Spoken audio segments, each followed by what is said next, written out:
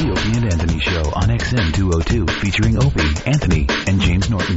Garbage! You know what? I can't take this anymore. It's an awful, awful radio show. We're really, really mean-spirited, evil people who can't see the good in anything. Off the air, let's say racist things to each other. All right. Hold on. And really turn them off.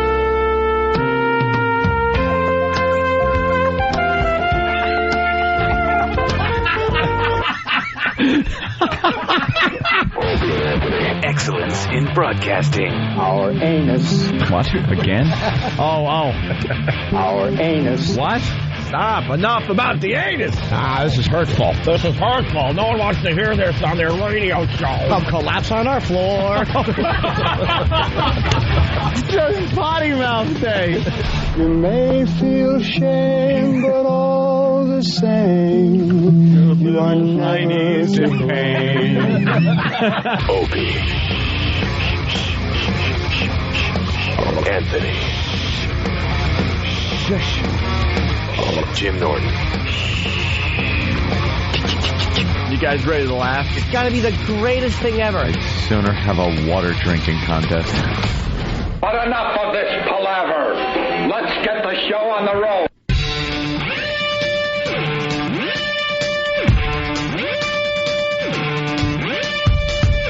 More palaver. Thought we had at least another couple of seconds of palaver. You can never have enough palaver. But apparently, that was it. That was it. That's all you get today as far as the palaver. Yes, we have no palaver. Hey, good morning. The sun is out. How cool is this? Nice. A lot happens in 2 weeks, huh? We went on vacation. Yeah. It was pitch dark out when we started the radio show. We come back and it's It's light out. nothing but sunlight. Good. This is the O&A virus spreading across America. Our phone number, 1-866-313-FREE. That's 1-866-313-FREE. And once again, we start off the program by saying we're glad to be here. The locks have not been changed. Yeah, another day where we're allowed to come into the building and broadcast. I guess yesterday we got through a program, didn't say anything that offended any groups. So we're on another day. But who knows what today could bring, Ope. Oh, it's just a matter of time. It's a tick-tock. Tick-tock. We all know. Every day in the news is some other story of some other group. So we just know our time is very limited. And the big guys upstairs, very, very quiet. Yeah, quiet. Giving us no vote of confidence whatsoever. Nah. Tom Chiasano gives us a vote of confidence. Yeah, but that doesn't matter. How much power does he really have in this company at this point? Come on. Tom, it doesn't matter who's sitting in these chairs. They get Tom's vote of confidence. Yeah. Doesn't matter. He doesn't care. He figures victory through quantity. If enough people come through these seats, perhaps one will be a winner. That is true. They'll get rid of us. They'll hose down the place. They'll bring in some other dudes. And Tom will just love them as well. Be taking them out to the Beacon for lunch and just having a great time. Sure. Just keeping that smile on his face. But in the meantime, he could sell anything. It doesn't matter to him. Doesn't matter. He don't care. He's fine. It would be nice to hear from the big boys way upstairs, though. Whoever they are. Well, we used to know all the players here. We just don't anymore. The company has drastically changed. Remember the days when you wanted to work for this radio company? This was the radio company to work for. Oh, yeah. Of course. I don't know if I feel that way anymore. Well, it's nice when you're friendly with, remember the Hollanders? The Flying Hollander brothers. The old days, Ope. Yeah, they're gone. So long. Apparently, we are supposed to sit down and talk with Dan. The new guy. Southern guy. Southern guy, if you remember years ago. He was involved with Infinity Broadcasting years ago, and we worked for them before Oopsie, and we got thrown out the door. But we're supposed to sit down and meet with him. That'd be nice. Yeah. Have a little chit-chat. What the hell is he going to be able to tell us? Oh, that Imus thing? Don't worry about that. Don't you boy worry about that there. That was something we just got in front of us. But I wasn't here then. That wasn't under my tenure. Is that how he's going to spin it? That's how I think he'll spin it. I mean, you fire Imus for that ridiculous comment. Yeah. After 30-some-odd years of broadcasting, and then you and I are sitting here like, we're completely safe in this world. Safe as a little babe. I just look at my cell phone every afternoon just waiting for it to ring for some vote of confidence. Oh, it's not coming. Let's be honest. Do you know that every check we get here, I want to put it right into my principal for my mortgage? Come on, paid off. Come on, one more. I kind of like working under these circumstances, though. Oh, it keeps you on your toes. Oh, boy, does it. It's going to be a fun ride until that day that they say so long. Sorry. Mm-hmm. Well, we won't hear it. We'll get this. Hi, guys. It's Bob. Yeah. We got to talk. It's Bob. I got a phone call. Oh, God. We got to talk. Oh, my God, guys. What? Oh, my God. Oh, my God. Bob. I just got a builder for my new house and everything. I don't know. It couldn't have been worse for me personally. Oh, my God. Oh, my God. Guys, I can't. Hold on 2 seconds. Yes, I'll have a receipt for that Wrigley's gum. Okay, thanks. Guys, it's just so... Oh, God. Can you get receipts for the gumball machine? I put 2 cents in there. I need a receipt. How much is the toll? 75 cents? Can I have a receipt? Have a receipt for that, please. Guys, oh my God, guys, you're really good. By the way, you're not sending me enough receipts. He's such a... Have you noticed? I love Bob. Huh? What? Have you noticed he's negative? Oh, he's the Negative worst. Nelly, we call Bob. Negative Nelly. And he's listening to our show a little more these days, and so now... Oh, Bob, don't. So I talked to him yesterday, and there's a little pep in his voice because he's trying to be like a little nicer, and he's a nice guy. I shouldn't say that, but he's trying to be a little more positive. Yeah. Because we have finally brought it to everyone's attention that he's a real downer. Downer. So now he calls and he's just a little peppy. I'd love to see him and Kenny in a downer off. See who could just make anyone around them more miserable. Right. And then just be positive. They'd collide in 2 negatives. And all of a sudden people would be happy. And then he just, he's just trying to come up with things that might be a little positive. Yeah. Hey, I see that it was a nice day in New York today. It's all just awkward. Nice day. Hey, I heard a little of the show today. Oh, did you, Bob? What'd you think? Hey, it was sound coming out of my radio. He does. That's a plus. He doesn't know. He knows a lot of things, but he doesn't know when we're having a good or bad show. Oh, God. He really doesn't know. Oh, guys. And then he can't help himself. He just brings it down to the... Yeah. Oh, my God. Oh, my... Oh, God. I just... Yeah. Good, Bob. Hey, no. Bob is the living embodiment of the last 10 minutes of Terms of Endearment. Every depressing movie you've ever seen in one little head. So that's our agent, super agent Bob Eatman. Bob's under his own pressure, too. It seems he is the agent of everyone in trouble. Oh, yeah. That just seems to be, it's Bob Eatman, agent to the suspended. Well, he is the agent of JV and Elvis. Yeah. The show that's on after us here in New York City. Yeah. Indefinite suspension for those guys. Hence, we don't feel pretty good about our place with this company. No. Imus, you get rid of JV and Elvis. What's going to happen what to us? chance do we have? Are you kidding me? What chance do we have? I want to see the company spin this and go, no, guys. They'll sit us down and go, no, you're the future of this company. Ain't there some Spanish guy, too? That's, Bob. Yeah, Does Luis. Bob represent him? Yeah, Luis. Yeah, Luis. There's a Spanish jock here in New York, and, he's not in New York. Well, yeah. How do we explain Luis? I don't speak Spanish. Luis was part of the #1 morning show here in New York. It was like Spanglish. Yeah. It was like Spanish and English at the same time. I actually watched the show while we were off. For those 2 years, I went in once to watch it. It was beyond amazing how ridiculous it was. They went from Spanish to English and back and forth like it was nothing. Yeah. And they were just killing in the ratings. They even beat Howard when Howard was doing mornings in New York. And then there was a little contract negotiation that went horribly wrong. Went awry. Well, Bob says it went great. And so the station didn't renew his contract. He went to Univision, so he has to stay out of New York for a year. Univision. But he syndicated to other cities across America. Well, he did a song parody about a lesbian, and Univision, he's only been on Univision for, I don't know, a few months. They suspended him for a month over a lesbian song parody. You used to be able to just pump those parodies out about anything. There are parodies floating around about everything that was on radio. And believe me, most of them are pretty hack. But you could cover any subject matter in a song parody. Yeah. Now, boom.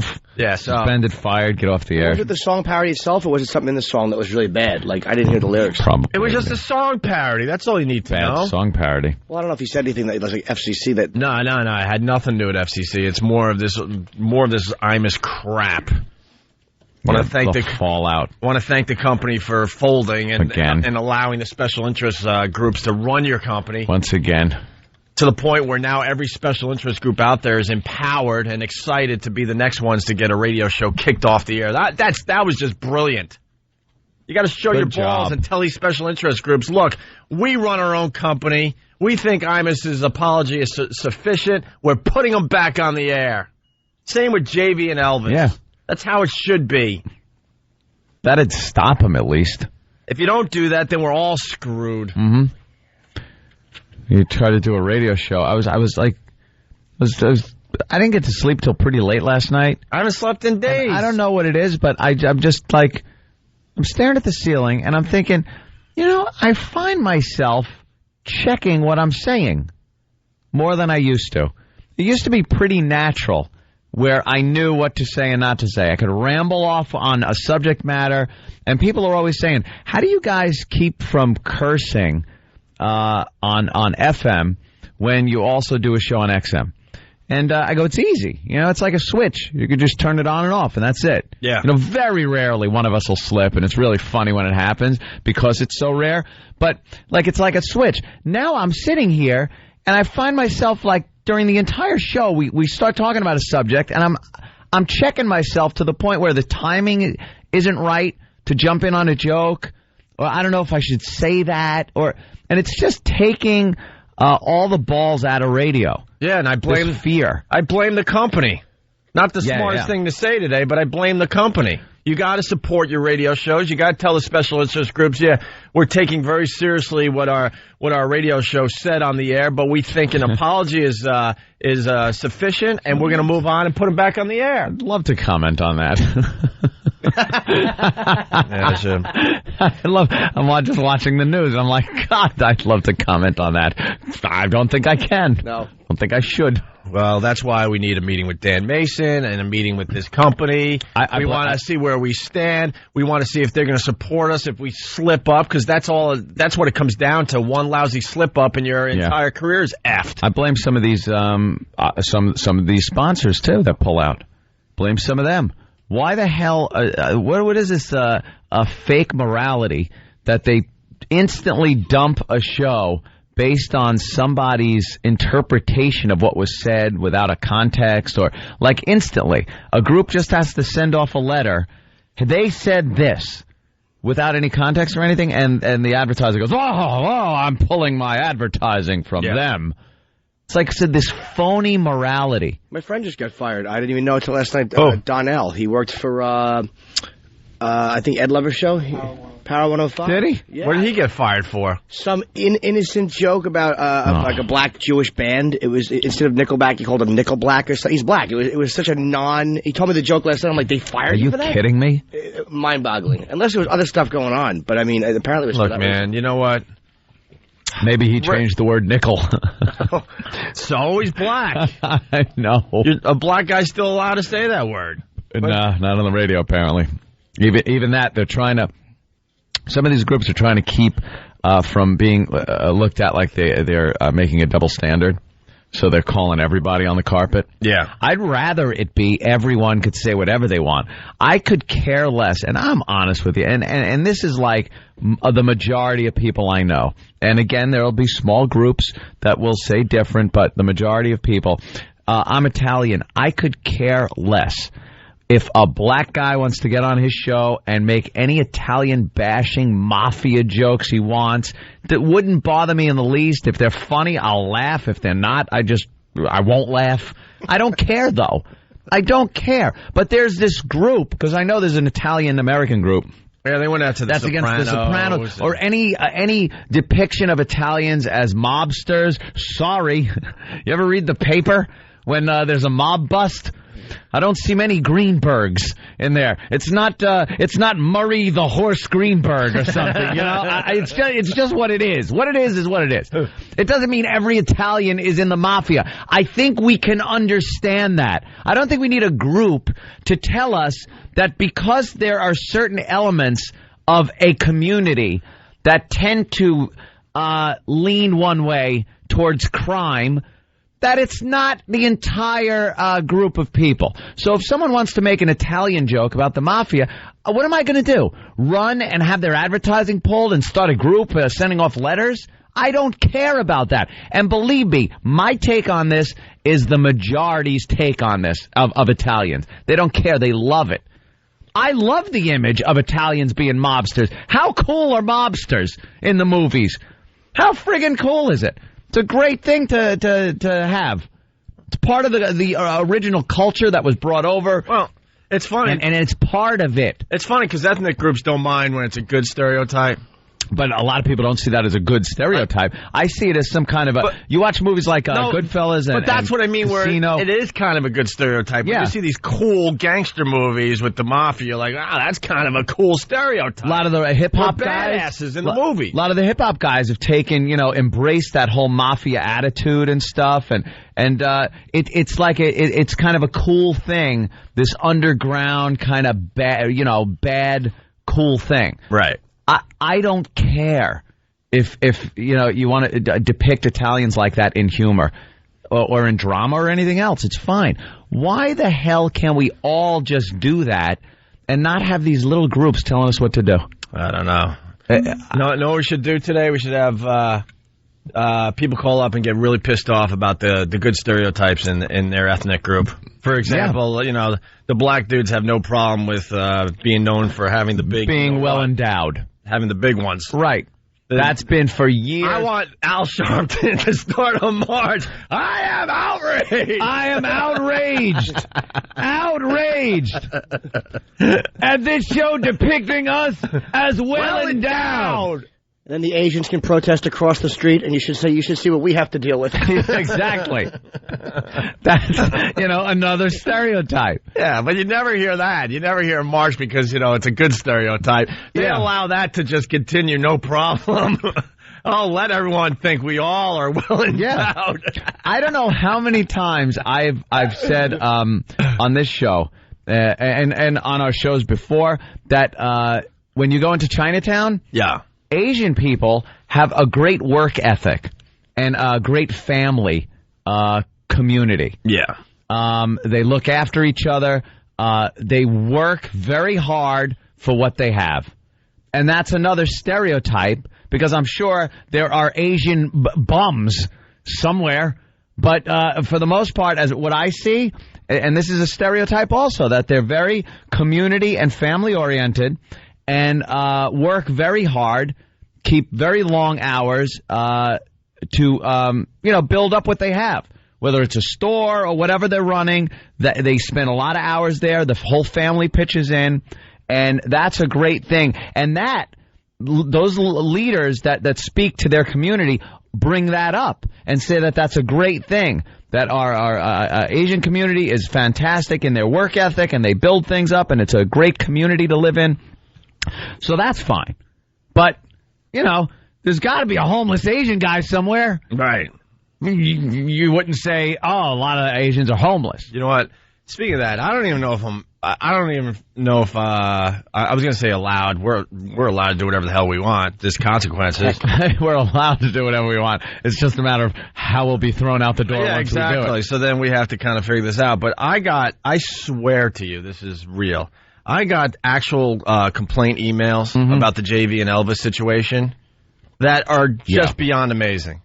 Beyond amazing. written in completely broken English. It's authentic frontier gibberish. I think the children seeing this spoken... Blazing Saddles. Complete broken English. Now, if I read this, will I get, fired? I don't even know.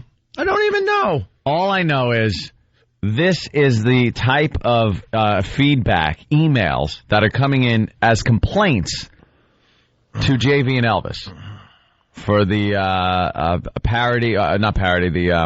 prank call thing that they played that got them thrown off the air because it was to an Asian restaurant, and they made some Asian stereotype speech pattern little thing that they did that has been a joke in the schoolyards for years and years and years. But that's what they did. That's what got them in trouble. And some sexual remarks that were made. But again, in the scheme of things, if you can't switch the R and the L, which is what they do in a parody of an Asian voice, we all know it.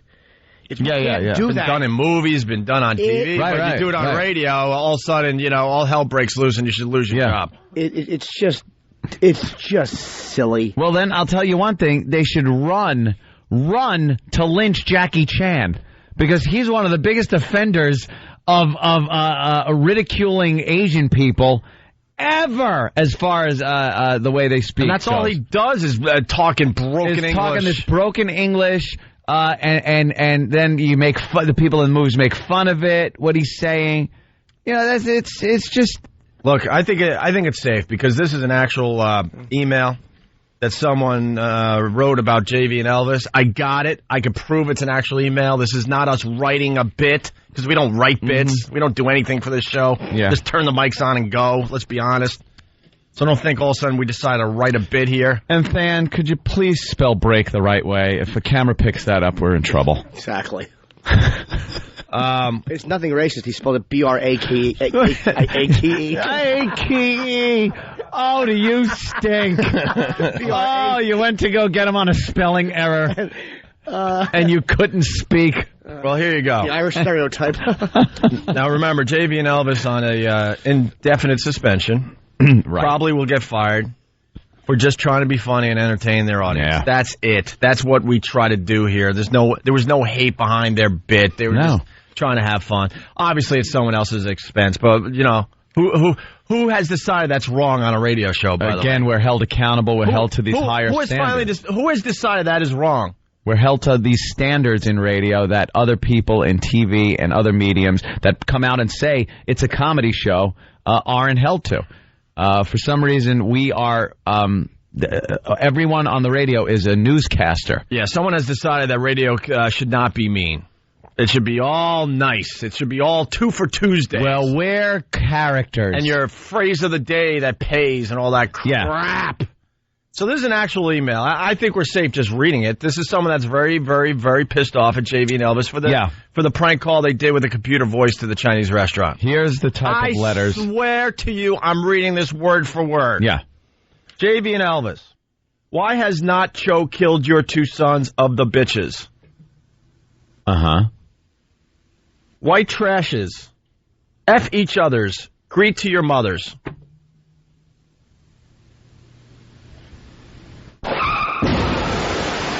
I swear to you that is a complaint email that was sent to JV and Elvis about their situation. I don't know what it means. I'm just reading them. We don't even have to make jokes or anything. I'm just reading what was sent to me. And these are actual emails. Hi, JV. I just get your email from one of your coworker. I'm so sorry get this email so later.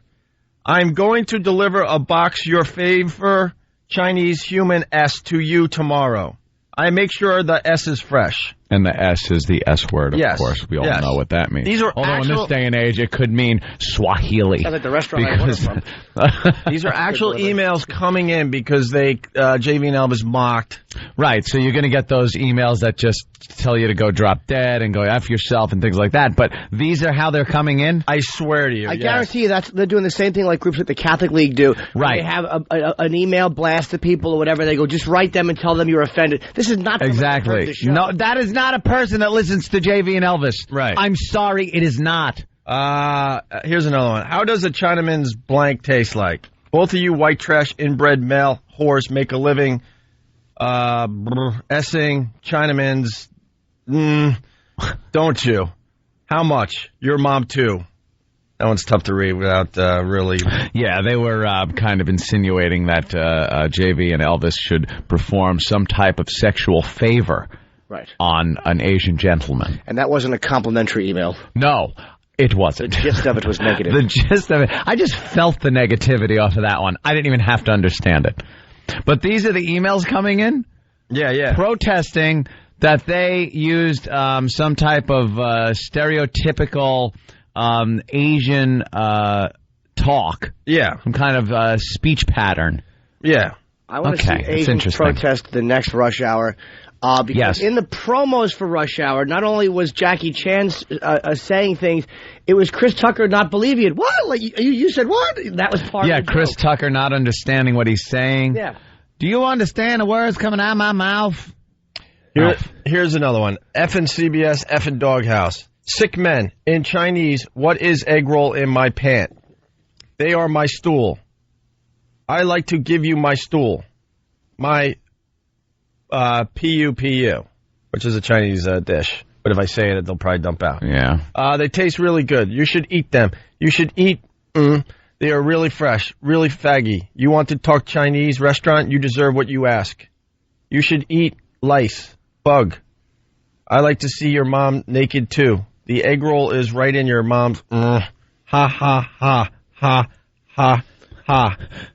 Right to them as I did. Ho ho ho. And then it ends with right to them as I did. So obviously this is like a campaign. Right. It's like one of those chain letter things where they forward the email to someone else. Right. They get that, and then but they left that part keep in. it going. Yeah, but they left it in. Well, it goes on and on. It goes on and on. But there you go. Some that's a little taste of what those we're getting as far as complaints go. And to be completely fair, that is just some of the emails. Coming in about the JV and Elvis situation, but it's pretty interesting how it's all the ones we just read are all written in broken English. Yeah. And that's all JV and Elvis were trying to make fun of. Yeah. A dumb, silly stereotype. And when you do something like that, when you do a single type of stereotype like that, it doesn't... Why then is it assumed that you are condemning an entire people because you're using a stereotype that some people do have in whatever community you're goofing on? Whether it's a speech pattern... maybe it's a certain lifestyle from a certain ethnic group. It can't be touched on. That can't be used and used in humor. It's ridiculous. So we sit here and wonder what the hell we can and can't say. Right. There you go. My God, what a world. What a world. Well, we're off and running. It's the Opie and Anthony Show. The O&A virus spreading across America. The phones are lit. We'll go to you guys next. Stay there. Hear what everyone else is talking about. O&A Uncut and Live, continuing the show on XM Satellite Radio starting at 9 a.m. Eastern. Visit xmradio.com to subscribe. It's the Opie and Anthony Show. Hey, good morning. You're listening to the Opie and Anthony Show. For now, we're not stupid. And I guess we found out as we went to break that they dumped out of a few of the words that were in those complaint emails about the JV and Elvis situation. Isn't that amazing? Because these words appear in a dumb manual that Washington sent all the jocks up here. Washington. Oh, that was from the lawyers. Right. Words hurt. Words that hurt. Words that hurt. Something that we did read. Yeah, we read it. We had to read it twice. We were handed the manual again yesterday. And I guess now the words that are in this manual bless you, are not allowed to be uttered on the airwaves? Not even... What? Not even in reading a complaint email. Just turn this place into a jukebox and be done with it. Yeah, people on XM heard it. It went through, obviously. On XM, you heard it uncensored, but here, things got dumped out of. Yeah, when they toss us out the door, we'll be at XM Satellite Radio. They really dumped out of that? Yeah. It was in an email. Yeah. We were reading it word for word. I guess there's a certain word that is a derogatory term, has been deemed a derogatory term for an Asian gentleman. It includes a country, an Asian country that is communist and very giant. It's a very big country. Paraguay? No. Very big. Israel? Let's see. Mao Zedong used to run things over there. All right, go ahead. And then if you put the word man behind it.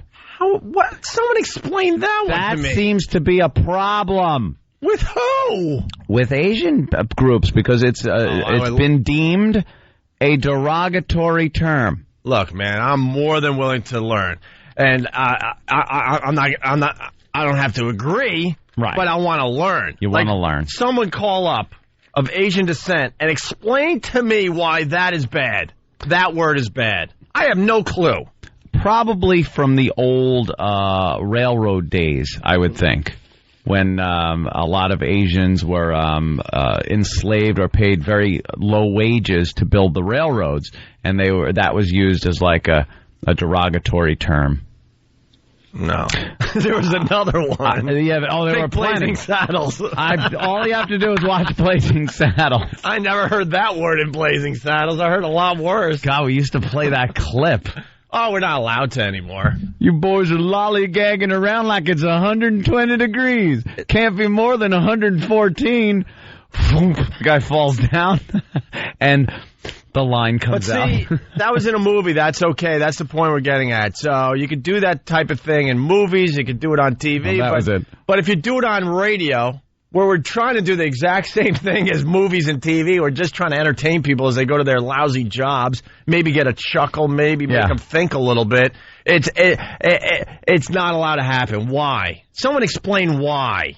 Duck that day's pay for napping on the job. Exactly. So he falls down from heat exhaustion. Where's the outrage? That movie's still being played like crazy. Yeah. One of the greatest comedies ever. On TBS, they'll edit all the lines. Yeah. They'll edit it all out. Can't even do farts on TV. Just a bunch of women run things, and then they're so soft and they're human. That's just not nice. We shouldn't. Yeah. Nice. Nothing can be. Everything has to be nice. And someone had to go to work, but they reminded us on the phones, Christmas Story, the final scene. Right. Where they're in the Chinese restaurant. They're in a Chinese restaurant. And they're singing, and the staff is singing. Deck the Halls. Deck the Halls is singing a Christmas carol to the family and getting it all wrong. Right. Not all of it, but the main parts are getting wrong. At the end, when they go fa la la la la la la la la, they have a little problem with that, and it's a scream, it's a hoot in the movie.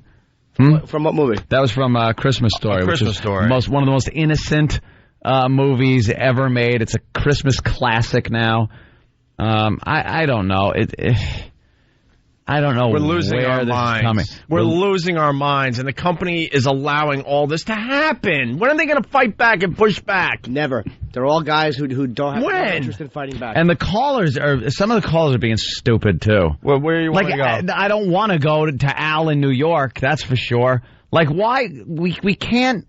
Al's just going to get us in trouble. All right. Al's just going to get us in trouble.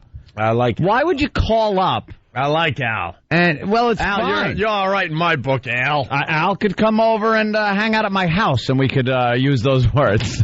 But it's not going to help if the callers call up and start blurting these things out. Yeah, we're trying to work through this. We're trying to fight back a little bit. We're trying to give our opinion. We're trying to... I think a good way to fight back is to have a discussion about these things intelligently, so we don't get yanked off the air, but voice our displeasure and show the hypocrisy in this whole thing. Let me just play this from Rush Hour. Yep. If you want the girl back alive, listen and do not talk. The drop will be made tonight, 11 p.m. The amount will be $50 million. $50 million? And who do you think you kidnapped, Chelsea Clinton? Detective James Carter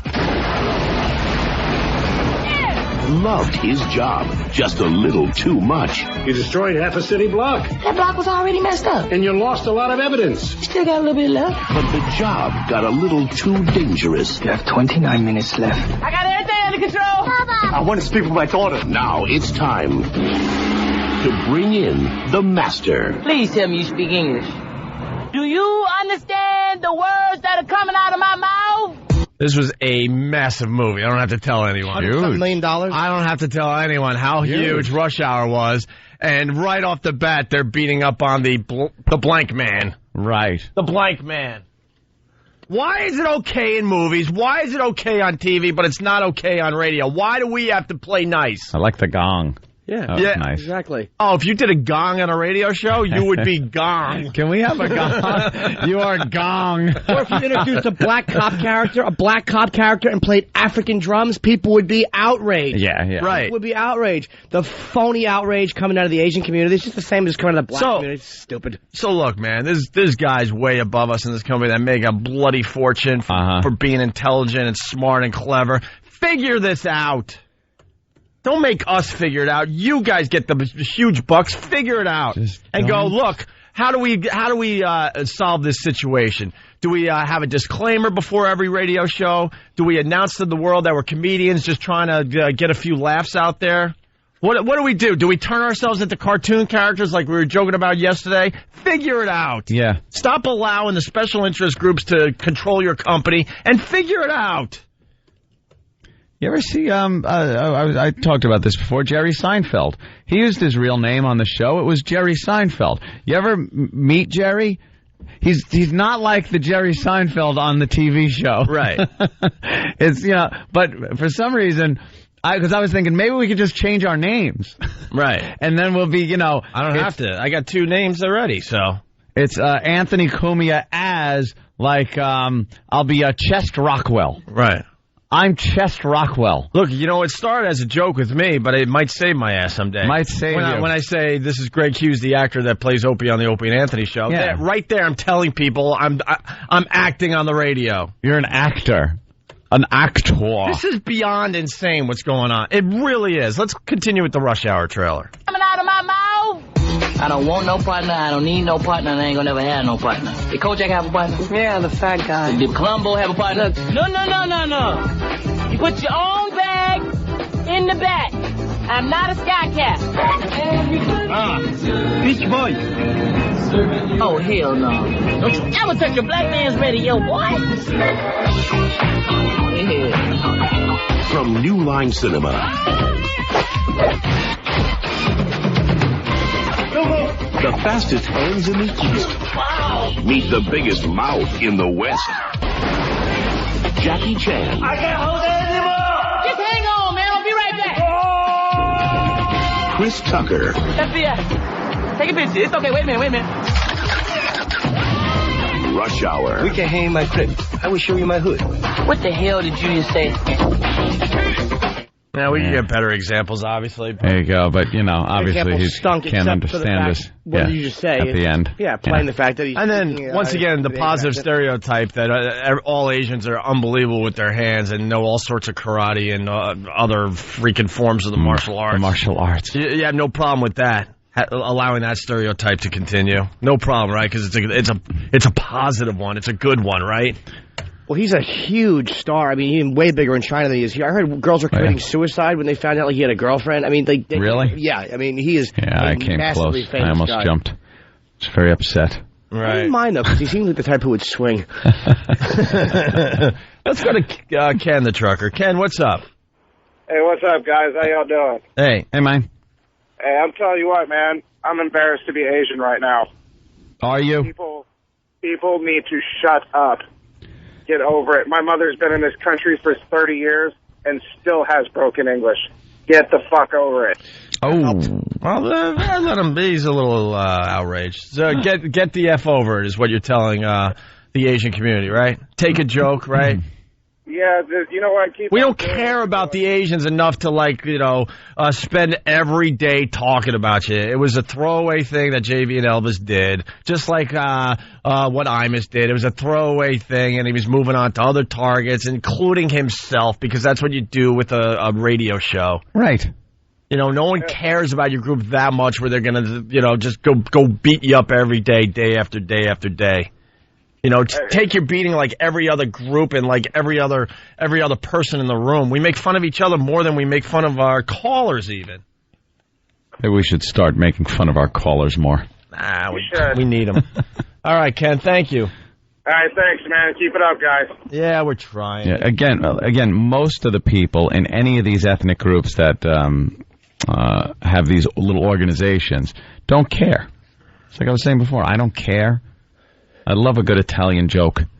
And I don't know an Irish guy that doesn't like a good Irish joke, doesn't tell him, you know? But for some reason, you get a group and they represent everybody. You know, and I got a little Polish in me. Yep. I've heard my share of Polish jokes. Doesn't bother me in the least because I know I'm dumb. See, that ain't going to wash. You got Polish in you?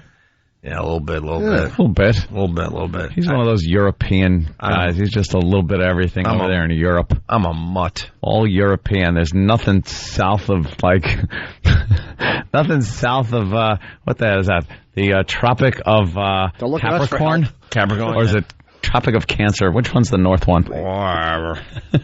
Who cares? All right. We got to take another break. Oh, by the way, the ONA Traveling Virus Comedy Tour. Tickets are going very well, and I got something very interesting to do right now. We got, 7 or 8 dates? Yeah, Ticketmaster.com. We got Jones Beach in Wantagh, June 16th coming up. Mohegan Sun in Connecticut, June the 30th. Tweeter Center in Massachusetts, July 21st. And Detroit Pavilion, August 4th. The Nissan Pavilion in Virginia, August 18th. PNC at Holmdel, August 25th, and the Tweeter Center in Camden, September 15th. And it's these guys like Bobby Kelly, Bob Saget's had a lot of them, Caliendo, myself, Louis C.K., Patrice, Otto and George, Stupid Voss. You're getting a huge lineup of comics. Rogan. In a rock atmosphere is pretty much what we're talking here. Yeah, the ONA Village. I mean, people showed up hours before the show just to hang out in the Village. It's a party. It's wowing. It's tailgating. Yeah, tailgating. We take cruises through the parking lot and have a few brews with the listeners. It actually has like a football game, rock concert, comedy show atmosphere. Something like I've never seen before. Yeah. Everyone had a lot of fun. Hell yeah. And we got, 8 to 10 comedians at every show. And then, it's loaded. Playing videos and doing all sorts of other things on the stage. Yeah, dragging people up on stage. This summer, I believe we're going to have some wrestlers showing up at some of the events. Some of our old wrestling pals. Mm-hmm. And Pete, I guess we're not allowed to announce it officially, but a comedian you know and love from the old days of the Opie and Anthony show will be joining some of the dates this summer. Wow, now this is a mystery. Yeah, I don't know when we're allowed to start officially the announce speculation. But someone you know and love has agreed to do a few of the dates. Nice. A bunch of the dates, actually. So this is kind of interesting. So we got 7 dates this summer. I just want to show everyone, which cities are really, really excited about the show. Okay. So it's probably not fair, but in 7th place as far as ticket sales go. I hate to do this to some of the cities, but are you ready for this? 2, 4, 6, 7. We're doing 7 dates so far this summer in the ONA Traveling Virus Comedy Tour. In 7th place as far as ticket sales go, a major surprise. They're in last place right now as far as ticket sales go. Okay. And I am beyond surprised. Boston. Boston? In 7th place. That is unexpected.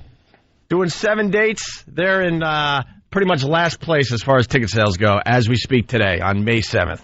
When is the Boston date there, Jimmy? It is... Oh, no, I don't have... Oh, the Tweeter Center in Mansfield, July 21st. All right. Know who's beating Boston and coming in 6th place? Who? Detroit. They don't even know it's in Detroit yet. Detroit beating Boston. Nothing against Detroit. We're glad we're on in Detroit and all that, but we have a lot of history with Boston. We're brand new for the most part to Detroit, and Detroit is beating out Boston in ticket sales so far. Wow.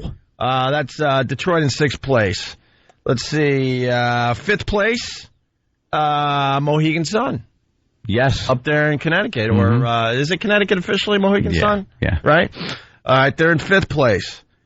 4th place, this is another surprise. Philly! Playing Camden, New Jersey, across the water there from Philly. Philly in 4th place as far as ticket sales go for the ONA Traveling Virus Comedy Tour. All this info, by the way, can be gotten on our website, all right? And you can get tickets through Ticketmaster.com. Third place, really impressive showing so far. Mm-hmm. Washington, D.C. in third place. D.C. Can't wait. That's pretty huge because we're kind of like buried in the WJFK lineup. So between the sports junkies and Donna Mike. We're just buried. We all know that. We're just buried. Not the easiest time slot to get an audience, but we're doing great with tickets in Washington, D.C. That was third, right? Third place. And then second place, no surprise here, PNC. For all the Jersey people outside of New York City. Mm-hmm. And then in first place, but barely in first place, PNC and Jones Beach are fighting it out. Right. Long Island in first place, where me and Ann are from. Yeah. As far as ticket sales go for the O&A Traveling Virus Comedy Tour. There you go. Good there. There you go. There's the countdown. But very surprised that Boston is in last place. Man. Detroit beating Boston with ticket sales. By the way, the tickets for all the cities going very well. But I figured that's kind of a way to market the whole thing, is to kind of make maybe the cities fight it out a little bit. A little competition? Fight it out a little bit. We should have a little special thing that we do in the city that sells the most tickets. Before a certain date, before our first date. I got it. What? Bare bottom spanking. Oh. Man on wow. Man on man, bare bottom spanking. That'll get the audience we want. Yeah. Well, there you go. So we're very excited. I mean, we don't get the summer off. We're going to be working pretty much every Saturday this summer. Yep. So but I'm telling you, we're beyond excited about this. So you can get your tickets through Ticketmaster.com, and you can go to our website for all the info, all the lineups, all the dates, all that stuff. All right? Yes. All right, and you might want to go to YouTube and just check out some of the videos from last year's tour. Mm-hmm. If you're on the fence, you're not sure if you want to go or not, because some of those videos are just beyond amazing. Yeah, it's a blast just to be there. It's not like your standard comedy show. It's like a rock concert. Someone is saying Boston is low because of Mohegan Sun. They're a little close, aren't they? A little close. Yeah, they are. I'm not trying to beat up Boston. I'm just giving you the numbers. That's all. All right, it's the Opie and Anthony show, and we'll get into some current events and things happening in the news and other things in just a bit. Stay there. It's the Opie and Anthony show. The virus is spreading. Opie and Anthony. Just got the quick good morning from Tom Chiasano. He pops his head in, pops his tie in, says hi. I got some action on Pal Talk, but I think it's video. It's definitely video, right?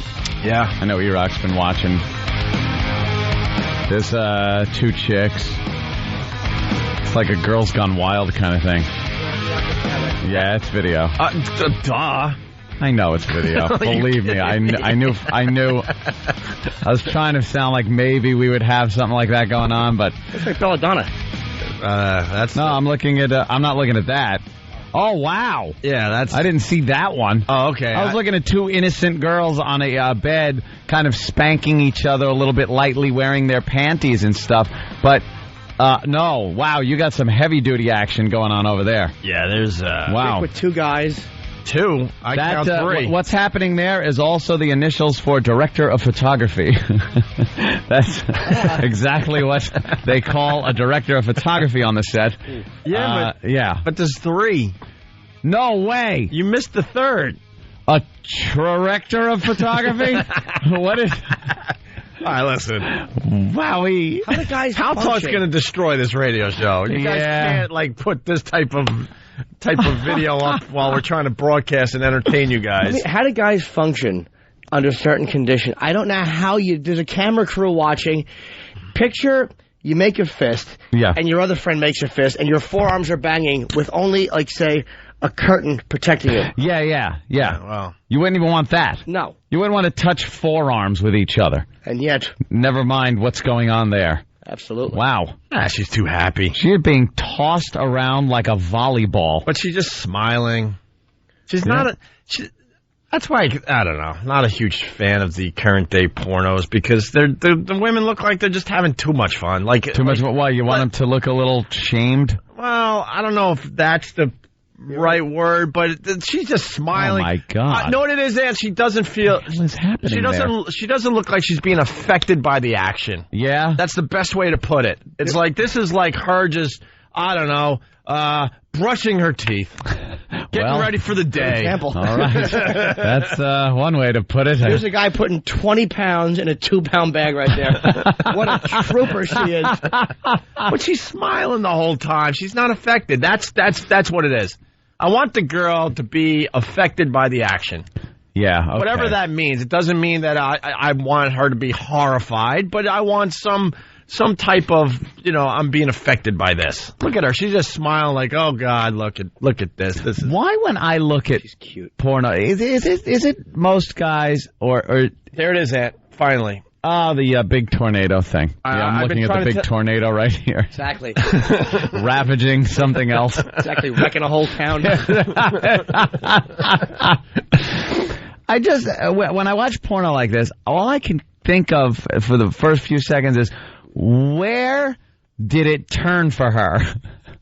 Like, where did that road fork off where there she is? Instead of, maybe a temp at an office or something. Yeah, but I disagree with that because they have now glamorized porn to a point where it's respectable. Yeah. They have put some respectability into porn. When we were growing up, you did get the crazed girls that were touched by everybody in their family and were doing the drugs and this and that. On the horse. These girls, you got to call them porn star. You can't use any of those derogatory terms anymore. They get pissed. I'm an adult film star. Yeah, how many times have we talked to some of these girls and we said the wrong thing and they get completely mad? I'm like, are you kidding? Do you understand what you do for a living? Just look at what she does. Bella wow. Donna is a trooper. Is that who that is? Of course. Of course. Look at Jimmy. Of course. She smiles. She got that cute little gap-tooth smile. Jimmy's watching this like it's Jaws. He knows everybody. Yeah, Scheider's in it.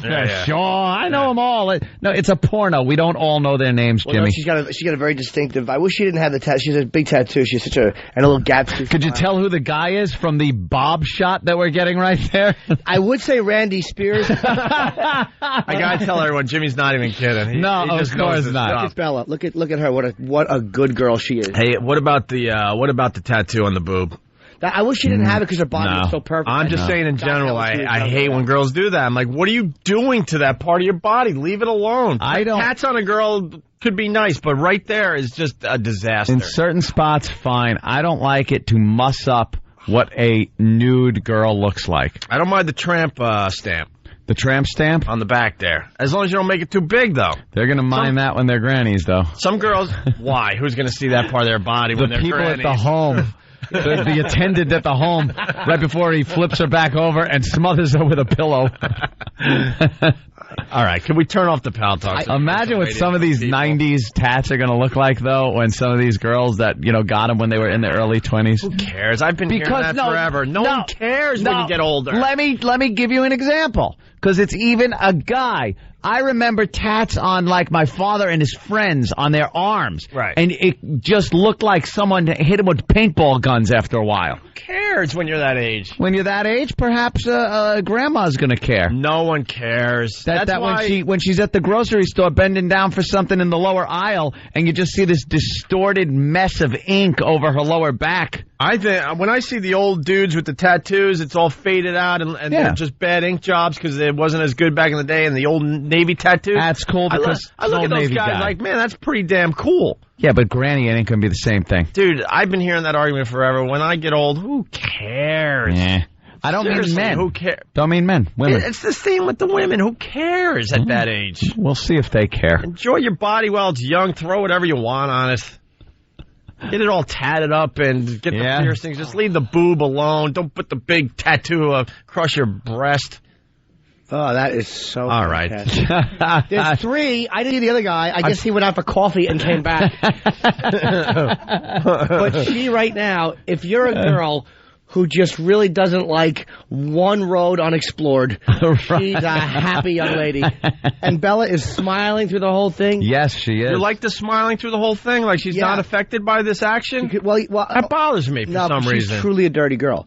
She's not. But I want to see that in my porn. I don't. Look at that. I see all the stuff she's doing, but she doesn't give me the impression that she's a dirty girl just from the action. I want to see it in her face. If you can smile with that going on, you are dirty. She's attentive. She's wonderful. Nothing. She can doesn't multitask. Hands are busy. This is busy. That's busy. She's multitasking. I didn't know Larry Burkhead did porn. By the way, what is that about? Oh, she's lovely. I heard some things about Larry Burkhead that he might want to be that one. Oh, really? Yeah.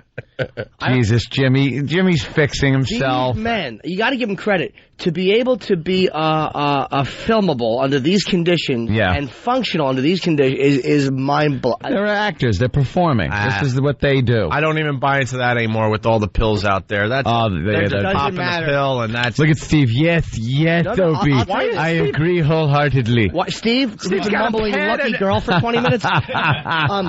He's got a pen and paper next to the screen. What kind of notes are you taking as you watch this? Remember to smile when you're doing it. It looks like you're having fun. I was trying to figure out who the other guys in the scene were. With a pen and paper? Well, you're writing down markings? With markings on their body, and then you're going to run to the internet in the other room? Yeah, I know. Got a mole by the vein in the back. Let me look that up. Oh, that can only be. Wait a minute. Can we turn this off? We're just the pills. People take pills and stuff like that. Yeah. But that's not a guarantee. The only thing I think that would be a guarantee is there are shots. I think there's something called Caverjet they take, which is a needle right there. Yep. On the bottom, which I think will do something to you, because Viagra or whatever, you could still not be. Holy mother of God! Who would put a needle like that? I personally wouldn't. No, but it would help me do that. Needle me away. Yeah. I'll never have to apologize to my girlfriend again. Look at that. And now I lost like a trout going after two fishing lures. Want to thank Pal Talk for shutting down the show. Yeah, thanks. Now I lost all the really good callers that were on the line. Sorry. That's all right. Mine crashed. We'll figure something else out. There was a guy, maybe he could call back. He's an Asian teacher. Uh-huh. And his entire class thinks that he's really good at karate because he's Asian, and he won't admit, I don't know the first thing about karate. Wouldn't you, as a kid in school, not have fights with Asian kids in the playground or wherever because you assume that they all knew some kind of martial art? Yeah. That's a stereotype that I don't think they mind. Right. I don't think Asian people would mind that stereotype because it's kind of cool. It's kick-ass. It could save your life. That's why we're all effed up and why we're all a bunch of hypocrites. It's like, if you mind stereotypes, then you have to mind all stereotypes, the good and the bad. I personally think you should let them all fly, but... Exactly. How do you get all mad at the bad stereotype, but you allow the good stereotypes to continue? Yeah. How does that make sense, really? Well, there was two types of Asian kids that... Is that a fist? No. No. There was two types of Asian kids when you were growing up, but the way you looked at it, you always looked at there was one who was really smart, and that the other kids would pick on, and there was the other guy who you were afraid would just tear your throat out. You either assumed that an Asian kid was a genius or a fighting machine. Mm-hmm. That was the only way you ever looked at Asian kids when you were growing up. Yeah. I'll tell you right now, I don't mess with Asians when I'm out and about because I'm convinced, just like those students, that every one of them knows a trick or two with their hands. Yeah. So actually, there is a slight fear that goes through me when I see an Asian guy that I might have to mess with. And I would think, perhaps I'm wrong, but I would think that that's the type of stereotype you want to have. Yeah, of course. Like I said, I like that whole mafia thing. Being Italian, I kind of like the culture of it, the history of it. It's intriguing, exciting. It makes for great movies. So, it's one of those things you kind of think is cool for your culture. It's not, not the there's a dead guy in a dumpster kind of reality of it, but the motion picture part of it. Yeah. It's fine. There's no problem with it. Let's say hi. It's actually a female teacher. What's your name? I don't want to give it out. All right. But you're Asian, you're a teacher, and what's the deal? I'm a teacher in, let's say, a dark neighborhood, and one day during school, one of the kids asked me if I knew how to do karate, and I said it nice and loud. Of course I know how to do karate, and haven't had any behavior problems since. And you have no clue, right? What? You have no clue as far as karate goes, right? Yeah, definitely not. I love it. Definitely not. But the Chinese are coming. Yeah, I've been saying that for a while. Thank you, Asian teacher that doesn't want to give her name out. And I don't blame you. All right, what's going on in America today? America. Well, I before we threw the porno on, I've been trying to show Anthony the tornado footage because the news that hasn't done that whole tornado thing justice. They're showing the small tornadoes that were the spin-offs, I guess. Yeah. But the massive one they're saying was, just imagine, a mile and a quarter wide. I've never... Just ripping up a town. Have you heard of a tornado that wide before? Oh, wait a minute. Now I got to give the look like... Finger of God. That's a stupid movie, Twister. What's an F5? And then everyone stops. Yeah. Finger of God. Yeah. What a horrid movie Twister was. Oh... You can't watch it now without just shivering, getting like the douche chills, and just, it's awful. Yeah, extreme, man! Let's chase the tornado, man! It's one of the great movies. Oh, horrible. It's one of the great movies to watch if you're into film flubs, by the way. Yeah, plenty of them. Where they mess up in the filming of a film. Oh, they're driving, it's pouring rain. The next shot is the other one where they're talking. You know where people are in a car talking? They got one shot from one window, one shot from the other. It's raining in one, it's sunny in the other. There's a scene where the windshield is completely messed up from debris hitting it from the tornado, and then the next scene, the windshield's completely perfect. Mm-hmm. We've talked about this in the past. I love stuff like that, but anyway, the footage of the tornado, they finally showed it. It was a mile and a quarter wide, just taking out the entire town. Yeah. Oh, sorry. Bloomberg was wearing a pink sweater. Philip Seymour Hoffman could be the worst in Twister. He's the one just, let's go chasing, man! Shut up. And now he's one of the greatest actors. It's huge now. But in Twister, I don't think he wants Twister ever to be shown again. No. He's come a long way from that movie. Really bad. Mm-hmm. And I think that the real problem, and people don't want to address it, we're all afraid to address it, but the fact that Paris is going to jail is... It's been kind of weighing on everybody's mind, and yet we don't want to look at it. That's big news. I just don't want to face it. Well, she's begging Arnold Schwarzenegger to help her. She wants to pardon. Pardon. It's on the front page of our paper. Yeah, Paris pleads, help me, Arnie. And this is really going to help her cause. Police pulled me over to hit on me, says Paris Hilton. She's probably right. You know what? But that's the image she gives everybody, that at any moment she could have sex with you. So do you blame the police guys out there? She's a professional. God bless the policeman for doing this. She's a professional, a whore actress, whether it's real or not. Like, she can't be a professional whore. I guess that would be, like a prostitute. But she's made a profession of portraying herself as a whore. She dresses like a whore.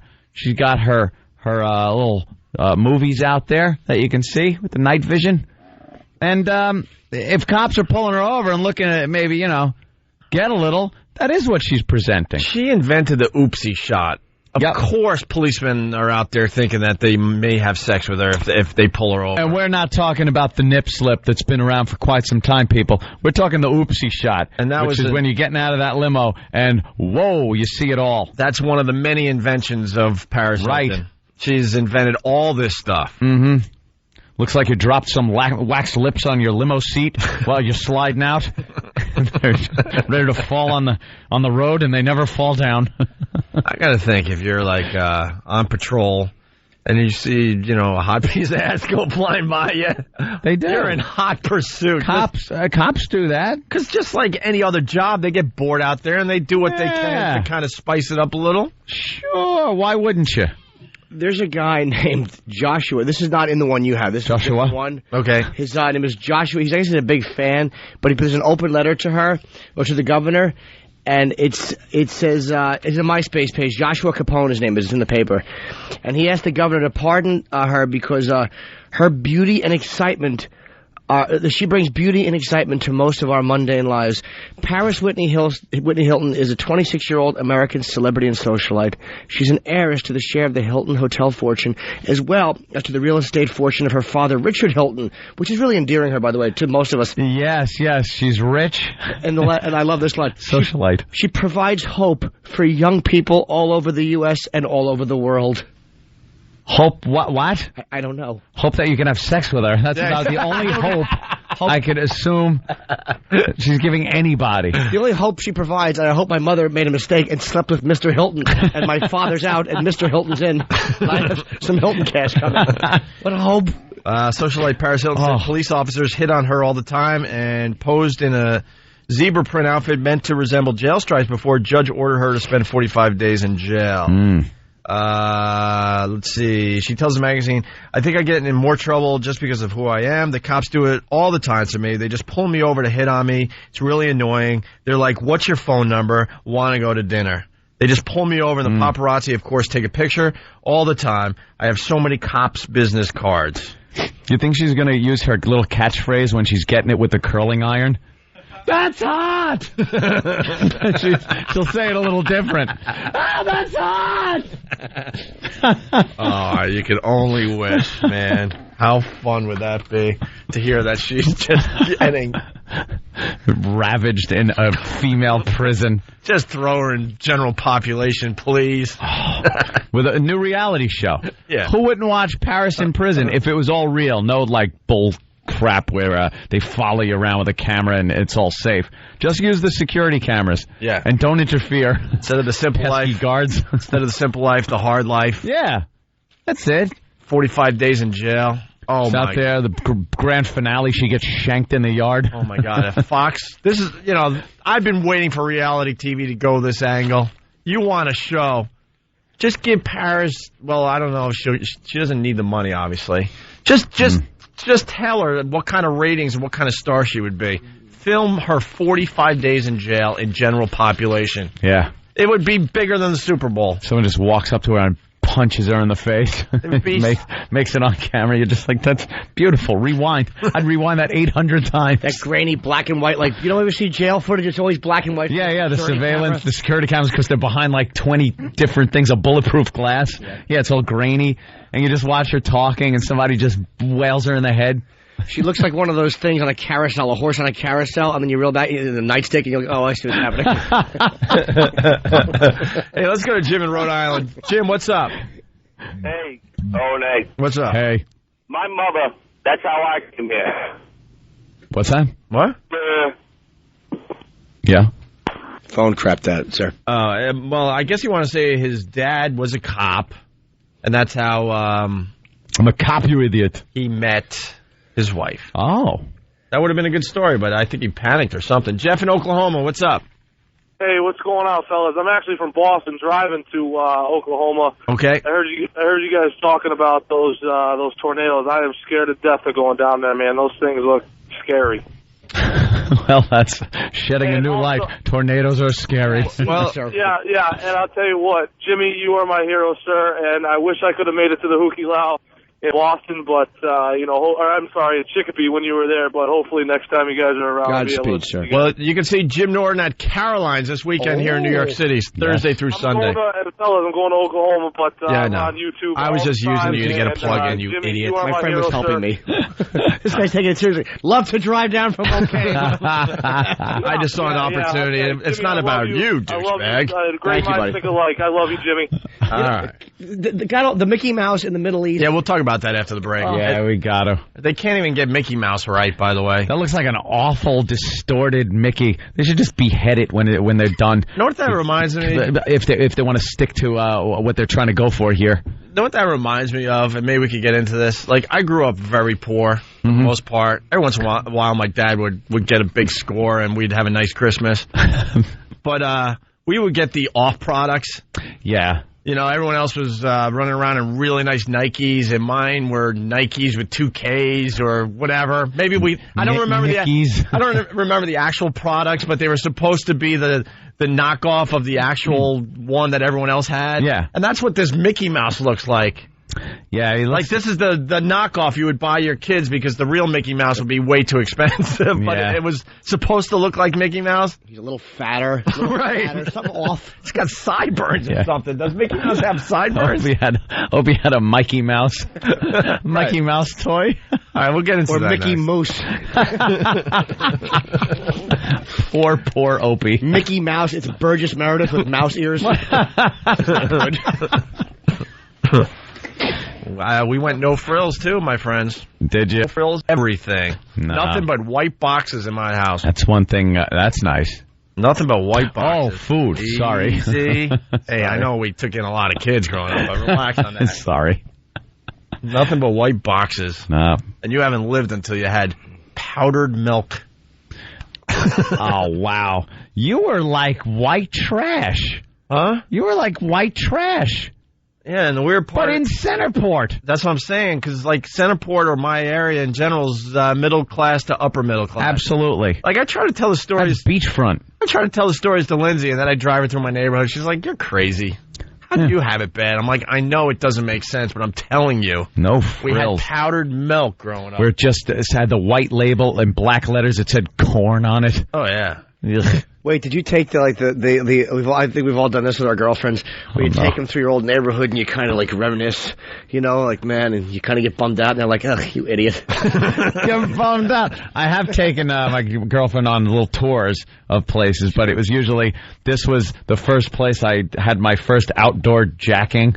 And there in the woods, and then here's, when we went out to California, I was like, oh, that complex. By the way, the tree fort, the tree gone. Yeah, it's all a big development now. It's being shipped to Long Island. Anthony's put in his yard for sleepovers.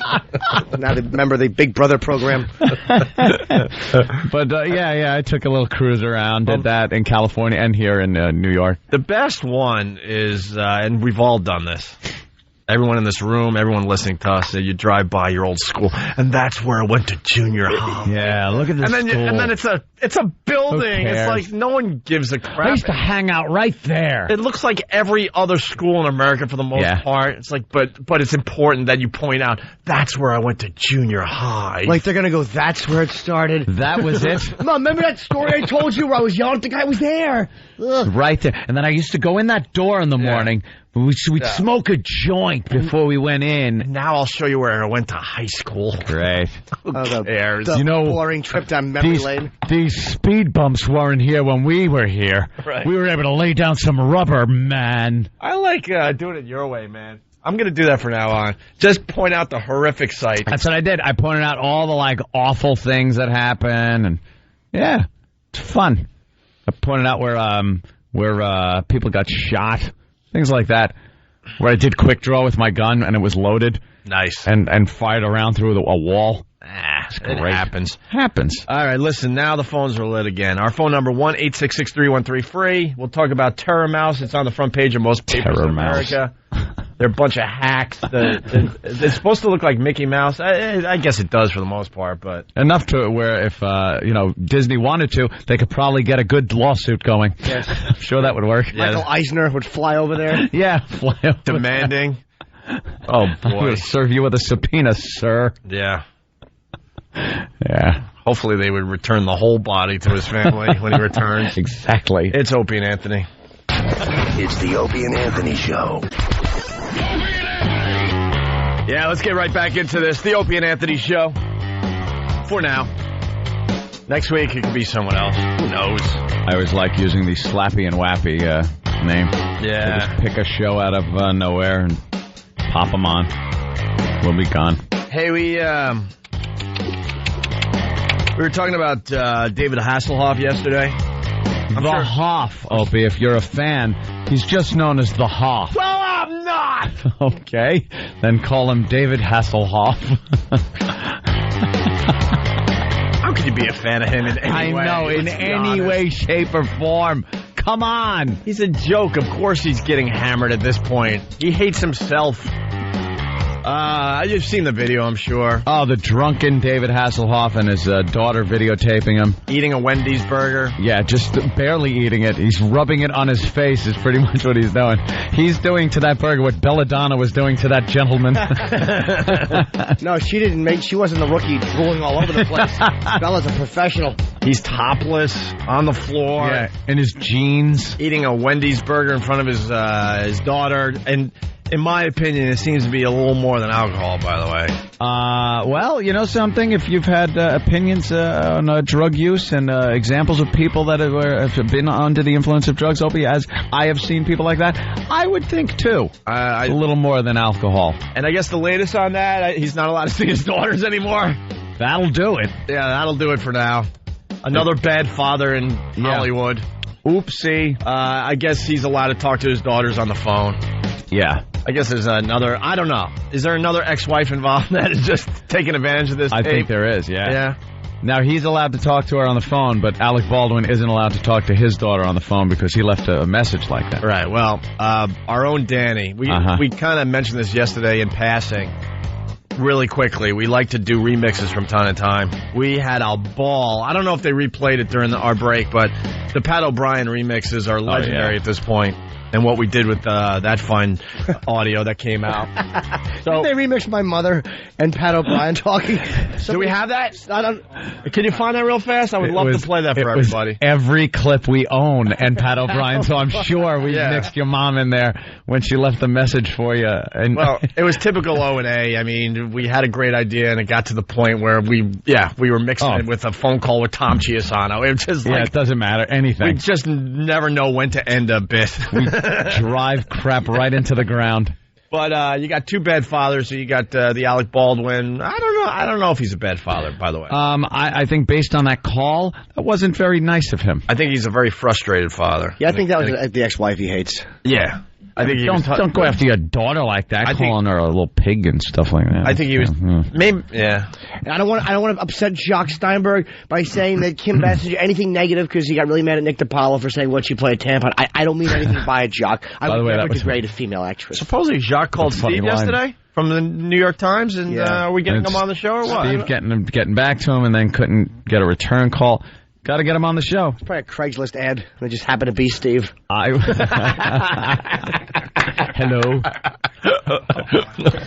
Oh, my God. Poor Steve. M for M.